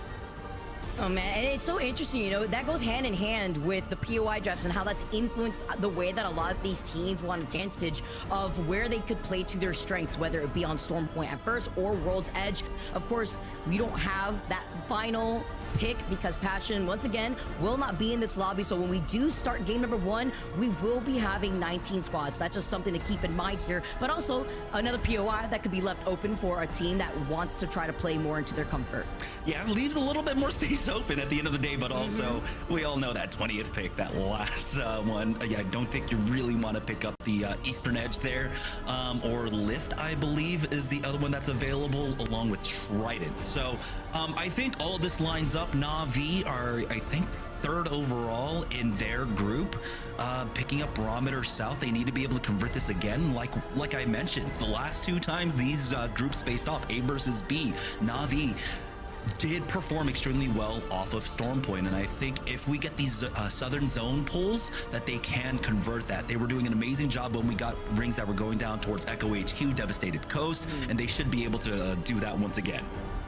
And that would work perfectly into the rotate too. We keep seeing those southern circles. That day that you mentioned actually had ended with Na'Vi finishing off so strong after having a rather lackluster day in first place with 14 KP, putting them in the top 10 for groups A and B. Will they struggle at the very beginning now that we will be starting off on Storm Point? I'm not expecting them to have that issue actually. So that's why I love the fact that we get to swap between these 2 maps midway through the Pro League season to see how a lot of these teams have been able to adjust beyond the POI drafts, Jamerson. Yeah, again, we're still waiting for a lot more of the data to come in. I know that I believe APAC North is done. APAC South might need to conclude as well, but we are starting to get in all of this data, and shout outs to everyone. I think Burke the Nerd is one of the people on Reddit right now that have been meticulously by hand collecting all the data and calculating themselves. I don't know what their methodology is. I'm just going to go ahead and trust them at this point because, of course, you leave the numbers to smarter people, much smarter people than you. Oh no, Jamerson, you're putting a lot on here for Reddit, all right? But you know what though? With those numbers, I definitely don't blame you because we had a bunch of projected points needed that was compiled together on the competitive Apex subreddit, and it was very interesting to see some of the data calculated on there, but also puts into perspective what these teams need to go for now that you have like 3 days left for you to be able to put the points on board to at least be within the top 20 to compete for the regional finals. So that's why when we talk about the teams that may find their comfort zone on Stormpoint, since we are starting on Stormpoint, I do believe mental is everything, especially in a game like Apex Legends, where if you could start off with high level momentum, you could just keep snowballing that into the next map, even if you don't have that same success, which is actually something similar that we saw from Danish just yesterday. I mentioned it earlier on before, but they are a very, as you saw, consistent Stormpoint team. Before they were able to turn things around, were able to rotate from their Geyser POI and get that huge dub on game number 5. Yeah, and I think going back to that point about time running out, essentially, right? We are in round number 3 right now. We have 2 more match days left for every single group, for every single team, and for those teams that find themselves in the bottom third of the leaderboard, they're not completely out of it, but it means that they need to show up and perform. You were talking about points averages. Well, the teams that are down there in the 30th, 29th, and 28th, I mean, they're looking at needing to have 2 top 3 finishes, something along those lines. I don't know. They've done the math on Reddit. You can go ahead and check that out, but it is going to be an uphill battle to say the least, and it's at that point it's added pressure, right? If you're already struggling as a team, what happens when you're really put under pressure, when diamonds at the point where diamonds need to form? How do you actually pull out that victory? So this is going to be a very, very difficult final third of the split for some of our teams.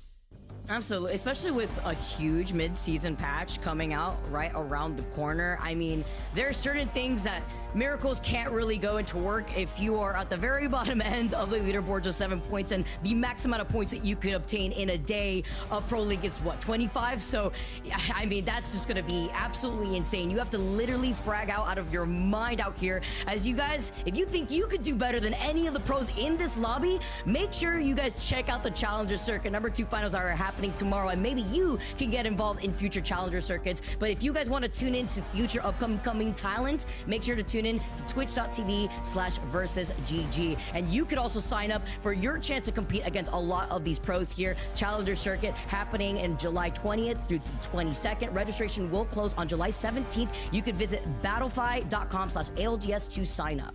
Yeah, and it's crazy. I think for Challenger Circuit 1, EMEA had something like 300 teams signed up. For NA, there was, I think, 500. So yeah, a lot of you really did take up the challenge, and hopefully more of you guys will join.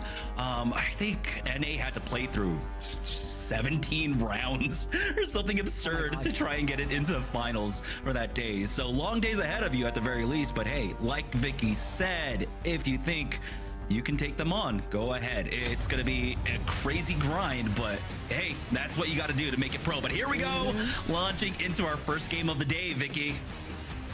Let's get started here. Stormpoint ready to go. And once again, guys, thank you so much for your patience. There was a small delay, so we were able to resolve some issues. And now we get to dive right into the action, starting off with Aurora and Rugby taking Hardecki's place on this team. Yeah, I mean, Rugby, of course. I feel like he should be able to pick up this lifeline much better for them. Hardecki did play it incredibly aggressive, and we all know the memes. So we don't need to harp onto that one. So we'll see. But Rugby right now, at the very least, he comes into this squad without as much pressure as I think new teams were, right? Right now, Aurora's sitting in 17th place, 38 points overall. They are well within reach to try and make it basically into the top 8. So the pressure isn't as mounting and just as dreadful for him. Yeah, at least we're able to get the Trident coming out of there. You saw Passion UA were trying to sneak their way to maybe get the Trident themselves.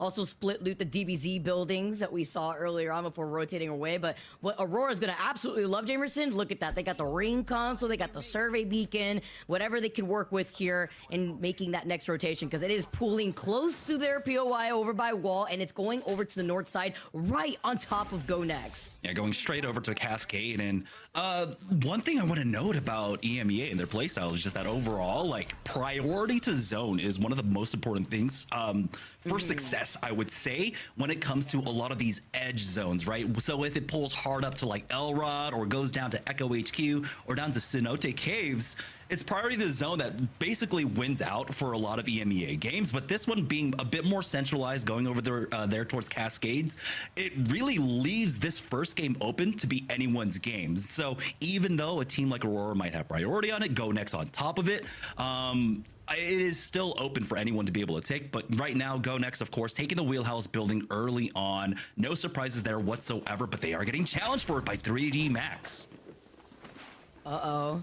3D Max quickly with their rotate, already gonna find a free building here, and we're gonna expect a lot more other teams to start quickly rotating, but this works perfectly into their team comp. As you can see, You're gonna already start setting up with the Watson fences. You see the scan across from them on the other side. As Go Next, we mentioned it already, they do land here. A team that's actually very consistent in getting into that top 5 that you were highlighting earlier, Jamerson. We know that Kashir is always so good when it comes to calling out rotates and quick rotates at that, while players with the Fusey that we've been seeing make his way into the Pro League and different comps that we've also seen other teams opt for. We're already going to be able to take high over Aurora on this high ground to try to fight for that survey beacon. Yeah, it looks like a lot of teams having very similar ideas, trying to go to the north side of the map right now and then work their way on down, because that is going to be the slow side of the ring overall. So you have a little bit more time to work off of that. It does seem like we've got other fights taking place across the map right now. Graceful going down as well. So things not looking too great so far in game number 1 for Team Nessie. Happening already very early here when we see other teams currently with the Nessie being eliminated once again. We don't have Passion in this lobby. That's why we started off with 19 squads. It's nice to highlight here. Looks like the fighting has not stopped here too. By that choke closer to Pylon, Forbidden now going to be able to wrap around another team. It's full English with Serdao coming in clutch. Forbidden get eliminated with Serdao making a statement. Going to be able to get the gold knockdown shield on top of this. And now full English are going to be able to get a full reset on top of it. Wow, that was an incredibly close fight, but you can see why so many players actually put a lot of focus onto maybe getting the L-Star in their hands if they can, especially if they basically have naked guns overall. The L-Star just sings and destroys players right there. You can see that they did complete out the fight in time. You've got teams like Gaiman coming in from that rotate on the south side. You have to also worry about possibly Na'Vi rolling up through all of that, but they did it just in time there to avoid a lot of the fighting, as it looks like we do have another movement in, and the Beast of the Hunt is going to get popped by Passion UA as they push forward. Passion UA, Max Strafey popping that shield cell. They do get scanned. Had popped the Beast of the Hunt earlier here too, but just trying to see if he could get even closer before getting a scan himself to see where the split positioning is coming from the opposite teammate here. For trying to take care of the Catalyst. It's just been doing such a good job here, just bunkering down. Max Strafey though in the middle, getting caught with the Mastiff, reloading it. The Arcs are right behind him. No way! All of this, he is in so much pressure. Passion UA get deleted. FaZe with great nade usage there too. We're able to wrap around them and essentially sandwich them with the Arc Star and the regular grenade. Yeah, the strength of the Catalyst there really, I think, is one thing that you want to point out, that they had control over the doors, right? So FaZe are able to play off of that, while on the other side, Passion UA cannot. They know they have to basically int through one side, while while FaZe had all of the options available to them. So that Catalyst really controlling basically the entire fight with the traps down on the stairs, with the doors controlled, and allowing them to get that natural flank. You do also have to note that that was a beautiful Arc Star stick. You can see he was trying to decide, hey, I'm stuck, where do I go? He tries to get away from his team. You can see the entire time he's just waiting for himself to get knocked by that. And that's a very unfortunate position to find yourself in, with no shield and the Arc Star about to pop your life. But it does look like Na'Vi now continuing their slow rotate here on the southwest side of the zone, coming up from Barometer, making their way over to the mill. Throwing hands here too, already 3 KP to their name. Purple Evo Shields works right into that next rotate that they're looking for. Matafi speeding up, just so that way he can close in the gap with the rest of his team. Of playing on the edge with the circle closing in, they have no other team to worry about on the west side of the circle. Basically, the entire lobby minus Aurora have found themselves into where that next circle is going to be pulling. So many teams are currently coexisting in Cascade. It's the Ring 3 information that a lot of players are trying to go for right now. Rain actually picking up the survey beacon for his squad to see what's a little bit more available. Oh my goodness. Hard pull away from that Cascade Falls area going down over towards the lift. So teams like Trojan, Eternal, Apex Warlords currently in beautiful spots. Even better though for Go Next to still be safe in Cascade in the building of their choice. Although there is a lot of openings in that building that a lot of teams could try to fight for, but they know that they would easily just get thirded at that point here too. But it's still with Go Next being in that next circle could capitalize with the squads that are gonna have to funnel into their line of sight when it comes to rotating into where it's gonna be pulling here. But Gaming Gladiators with the right call and rotating off of the northwest side of Pylon, where Full English will be trailing down right behind them. Yeah, the difficult thing for Go Next here, even though they are still in, you can see that the churn basically has shifted its way to the north side of the map. A lot of teams were very much considering this one to go over towards Cascade, and so we're working their way to the north, and then having that very southern pull coming out is going to leave Go Next as the ultimate gatekeepers, basically, of this northern side. Luckily for them, they are split holding that compound, right, with another squad, and it's a Watson squad at that. So those two might be able to work in conjunction with each other. You know, we're not talking about colluding. We're just working, you know, talking about, hey, just kind of having a natural understanding. Let's not grief each other. Let's make sure that we just play for KP here. And I think for both 3D Max and Go Next, they should be able to realize that. And then ultimately, it will come down to these two squads, Go Next versus I've already forgotten the team. Well, right next to them here.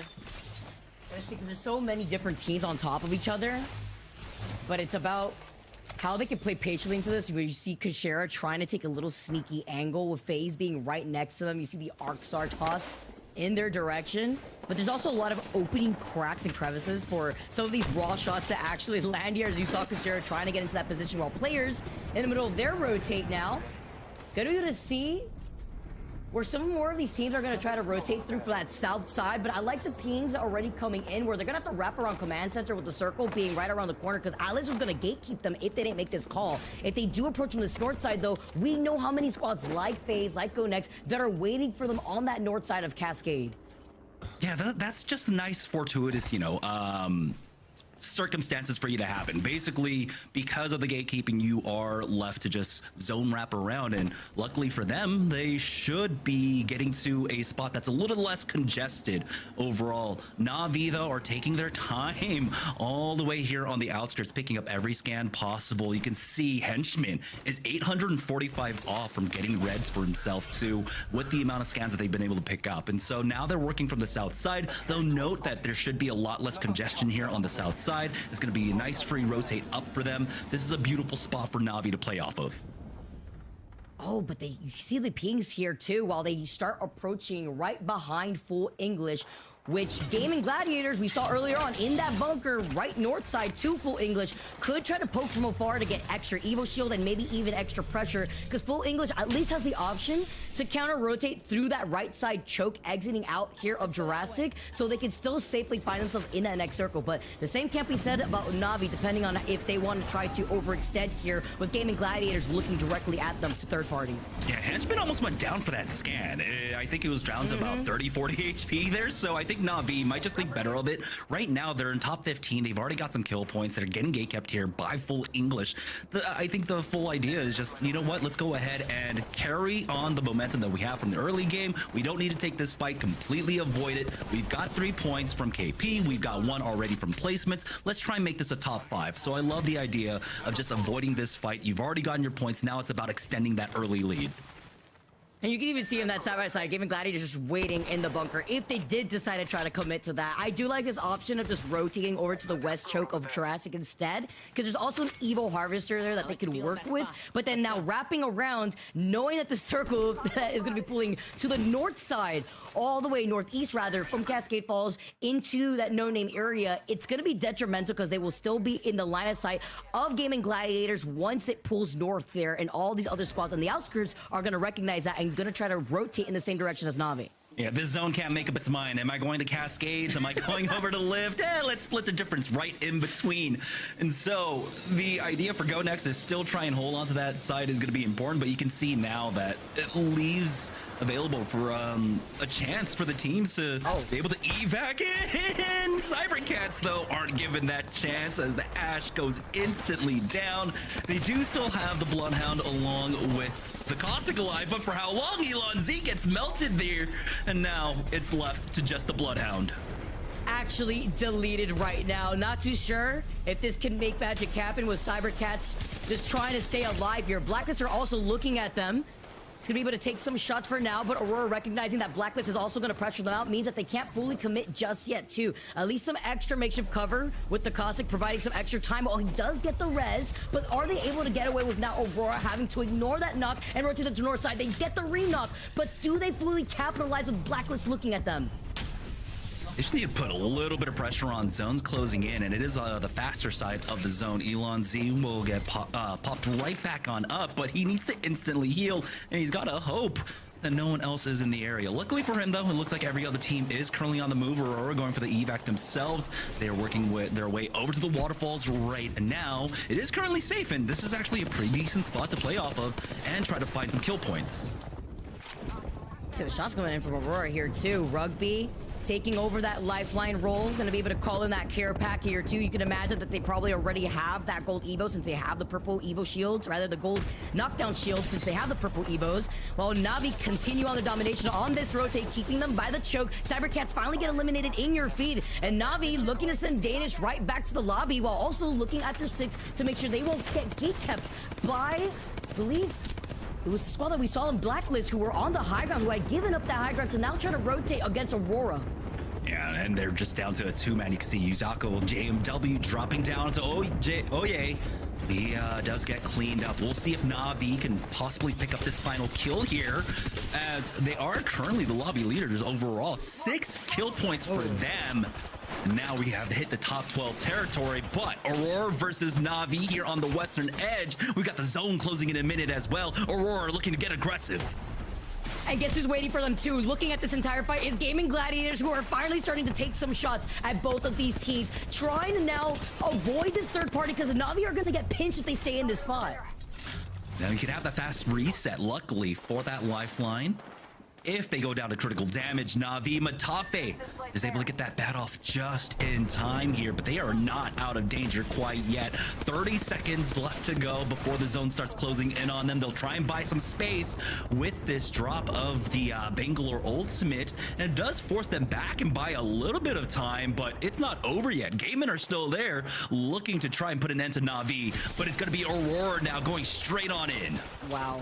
They are so hungry. They know that it's a duo now at this point after Gaiman was able to get the henchman, but with the smoke, they feel confident enough to get the next knock onto kinda. All the KP matters here for Aurora to capitalize while avoiding feeling that pressure from Gaiman, but Na'Vi are still alive. It may be a solo for right now, but this circle is closing in the next 5 seconds. Yeah, it's all going to come down to GG there to see if they can actually put a stop to Aurora. Na'Vi still alive. Matafe just on the edges there. If he could just survive one more fight, try and get the top 10. Get a pretty decent game on the board for them. I think that would put them at about 8, maybe 9 points overall. But it's FaZe Clan here, playing inside the building, looking for an opening out. They will take a little bit of zone damage as they move on. Never mind, that's a lot of zone damage. Almost half their HP gone, leaving them basically within killing distance of that Sentinel. Kashera picks that one up.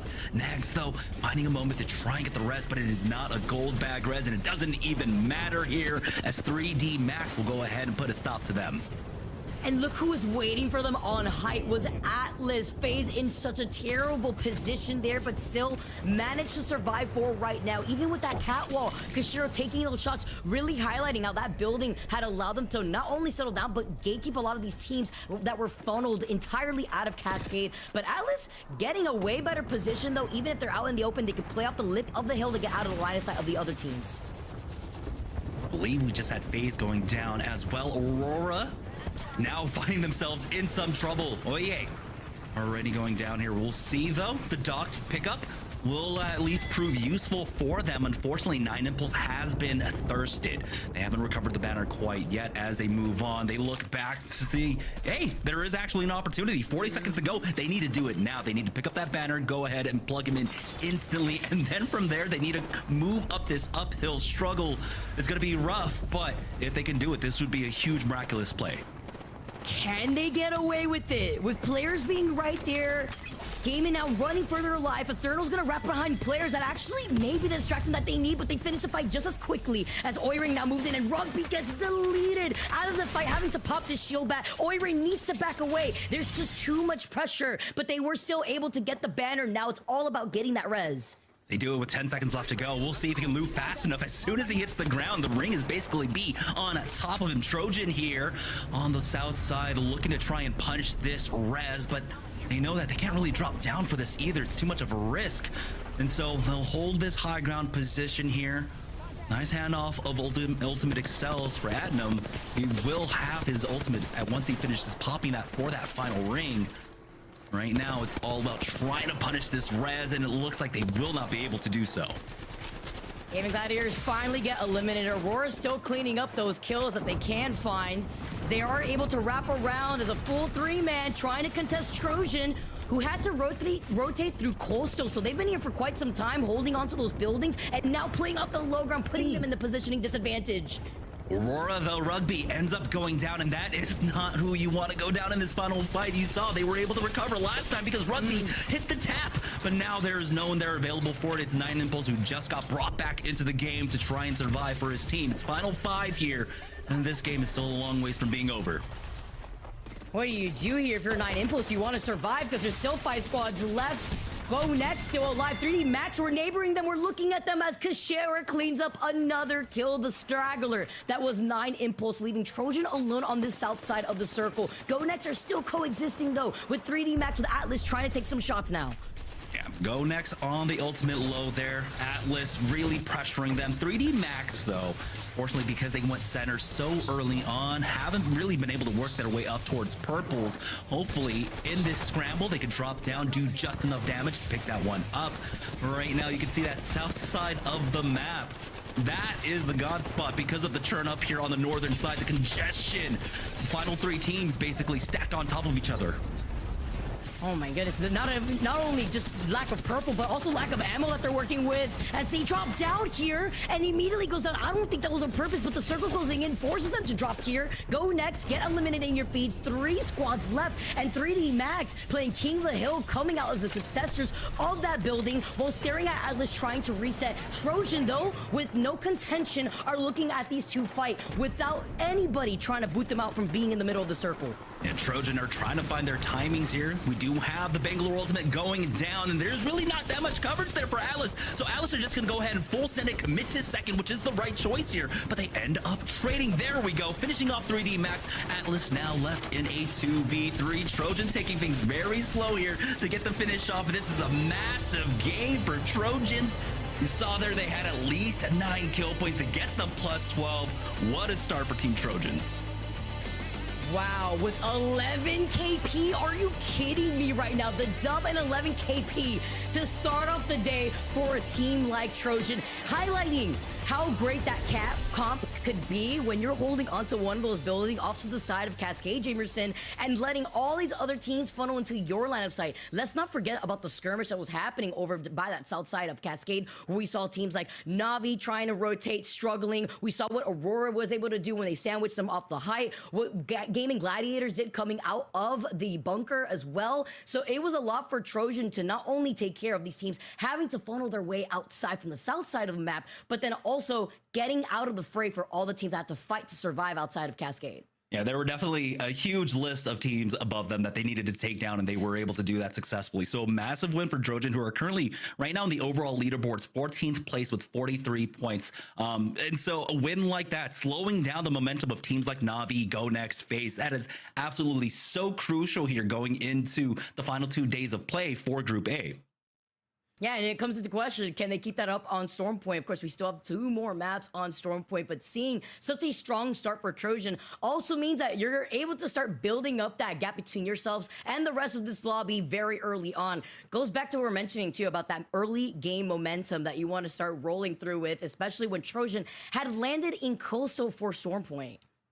Yeah, and we talk about basically here when it goes to the center zones, right, where it goes a bit more into the center of the map, that it's not always about priority getting into the center zone spot, but you can see how that still pays off for teams like 3D Max, for teams like Go Next. They were able to leverage that into a top 5 finish, but it's not the end all be all when you do have more of a central zone. You can definitely play off the south side or the north side here. It's about really being able to clear out your back, and because you have a more central zone, that kind of pressure is a little bit more spread out across that final circle.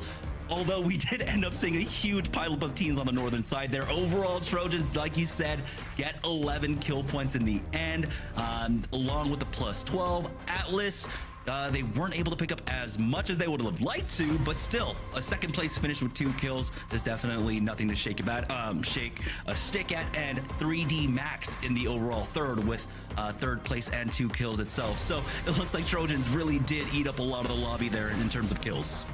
Yeah, Alice also landing, I believe, Lightning Rod there too. So getting that northern rotate to be able to put themselves in that high ground position to overlook a lot of teams, like what we saw happen to FaZe when that circle did completely shift away, really results in what we see here with, Aurora getting 5 KP and Na'Vi getting 7 KP, but not the placement points that they were aiming for. Yeah, still though, this is a good conversion for them, right? I mean, you're coming from the south side. They took their time. They got the early KP, and they wanted to stretch that. They didn't want to take a 50-50 very risky fight over there at Jurassic, right? And so they completely avoided that fight with full English, and that decision alone moved them up. I believe they got 10th place overall or 11th place overall. Very close to securing at least an extra points, but that move alone netted them an extra 4 kill points throughout that. So you can see how these small micro decisions actually do compound over time, and something like that is going to be important for Na'Vi, especially because they are right now basically on the cusp of the group stages here. They're currently in 8th place with 52 points overall. So continuing to have very consistent performances like this is going to be important for them moving on, especially for a team that we know them to be a little bit better on Stormpoint than on World's Edge. Especially when the stakes are high out here. And that was only game number 1. We are just getting started, everybody, because when we come back, we got game number 2 with more action on Stormpoint waiting for you.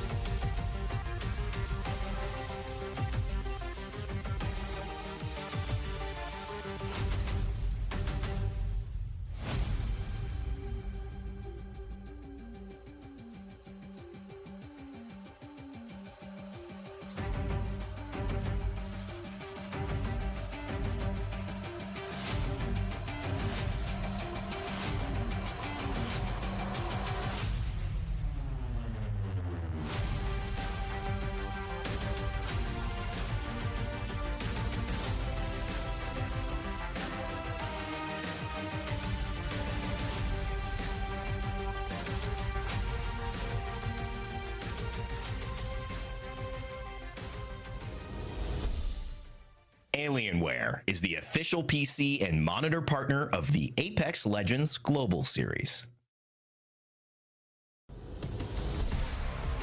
Welcome back. It was a short break, and one that honestly, Chamberson, could not be over fast enough because of how exciting game 1 was. With, as you talked about, a really pivotal zone shift, pulling everyone out of Cascade. It was fascinating to see how different teams were able to, or sometimes not, adapt and survive. Yeah, and we get to see really the importance of having those early ring consoles, right? If you're not able to get that ring 3, you're kind of baited into that zone thinking that it is going to go over to Cascade, which is why we had such a huge congestion and pileup on that side.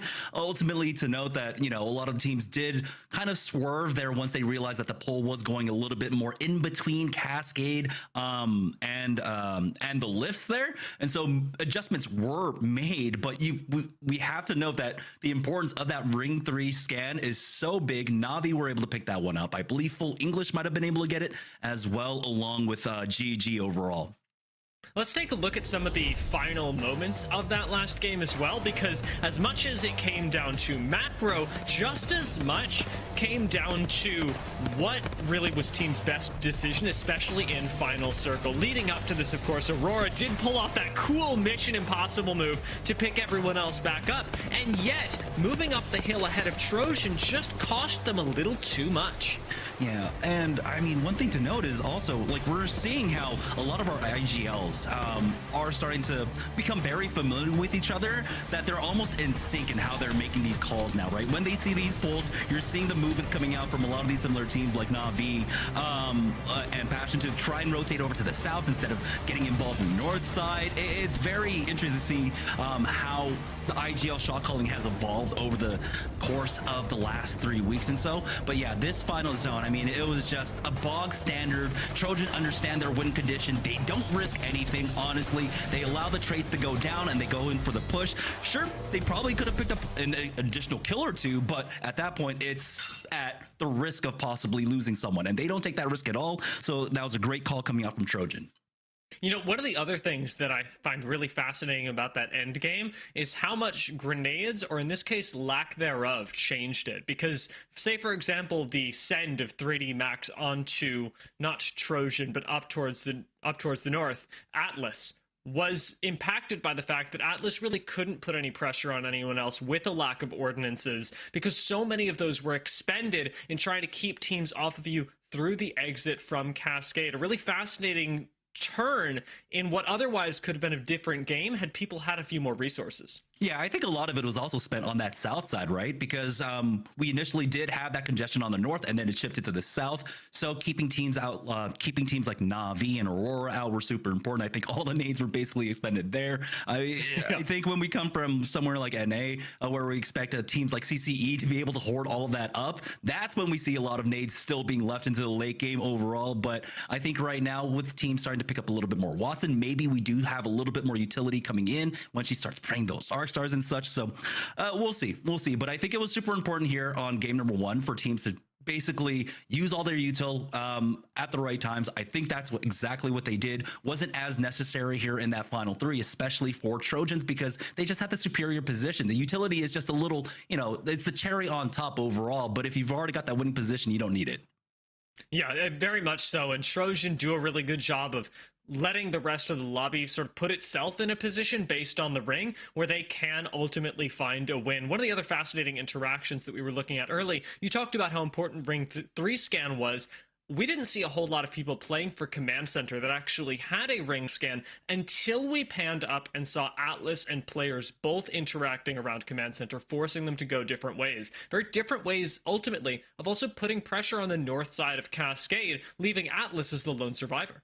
Yeah, one of the nice things, especially here on Stormpoint, is that you do have access to the tridents, and so you're not taking as much damage when you're going for those ring console scans outside of the zone. I mean, we got to see Na'Vi utilize that extremely well as on the southwest side of the map where they were moving their way on up. And so I think Stormpoint here does leave a lot more space for teams to be able to play like that. We just didn't quite see that for this zone in particular because it was such an even spread with how central that map was, how central the second and third rings were. So teams felt a little bit more pressure to try and get in earlier on, especially on that Cascade side.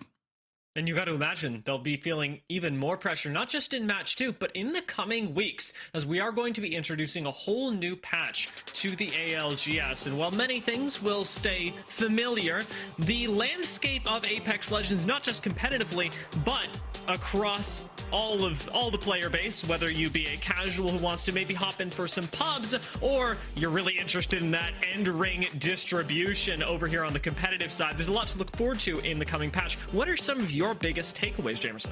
Quads. That's what I'm excited for, because there was a natural evolution in BRs over time, right? You know, if you've been playing BRs for a while, it started off with bigger squad sizes. You had 5-mans down to 4-mans, and then Apex Legends was like 3-mans, right, on the launch.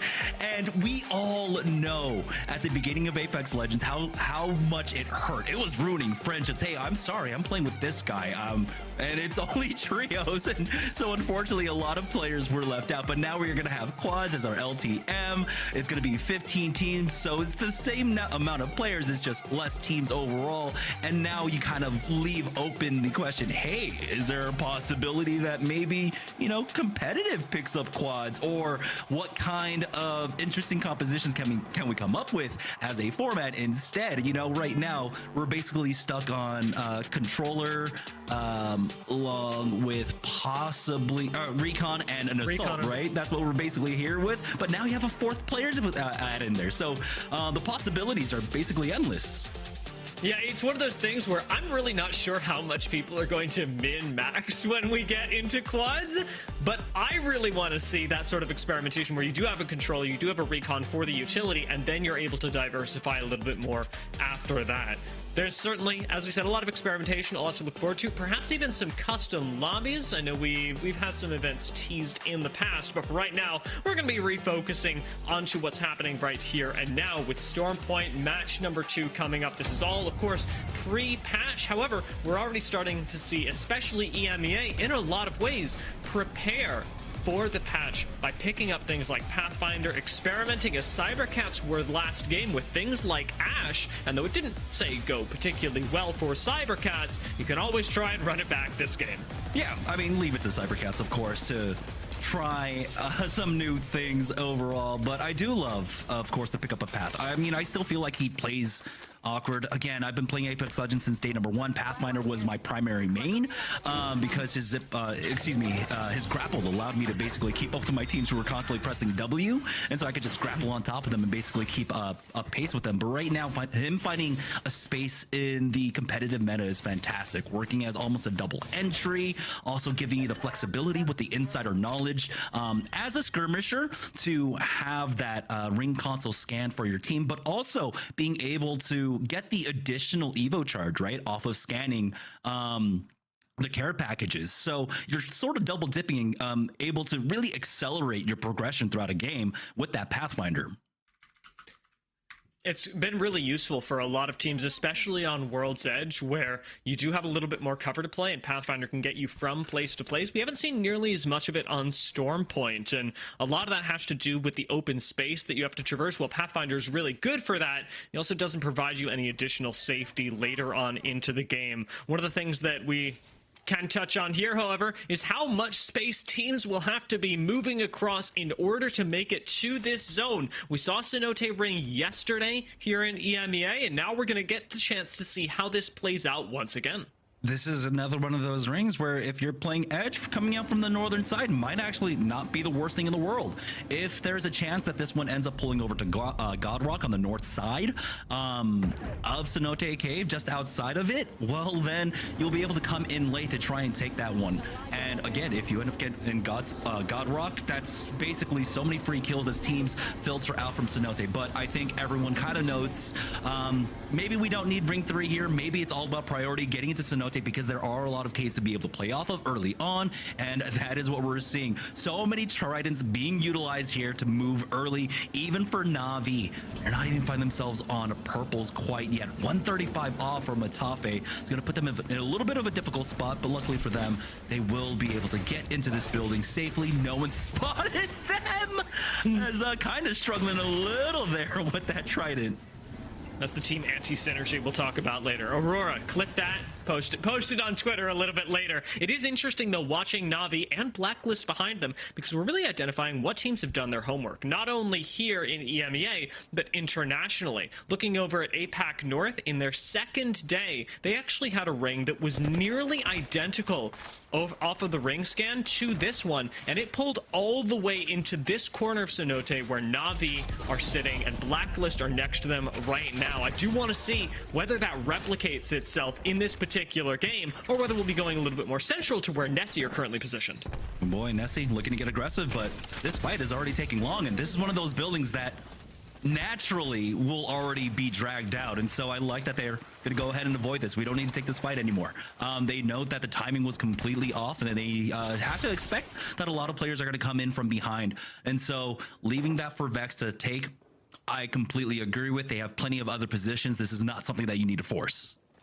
It's still an awkward building too, because you can coexist. Like, I've seen it happen. Teams will play on top, teams will play underneath, and teams will play in the middle. But it is so easy to pick a fight, especially between the teams that play the middle floor and teams that play the bottom floor, that unnecessary risks in the early game, of course, are going to be passed by. Vex do get to stay alone, but they get to stay alone for now. Other squads will absolutely have more opportunity to sit next to them at a point where Vex can no longer pick fights with nearly as much freedom. Passion UA rotating through the northwestern side of the ring will be able to pick up a little bit more Evo on their way as well, and any rotation path that takes you through Mill and the survey beacon that it holds this game is going to be incredibly beneficial.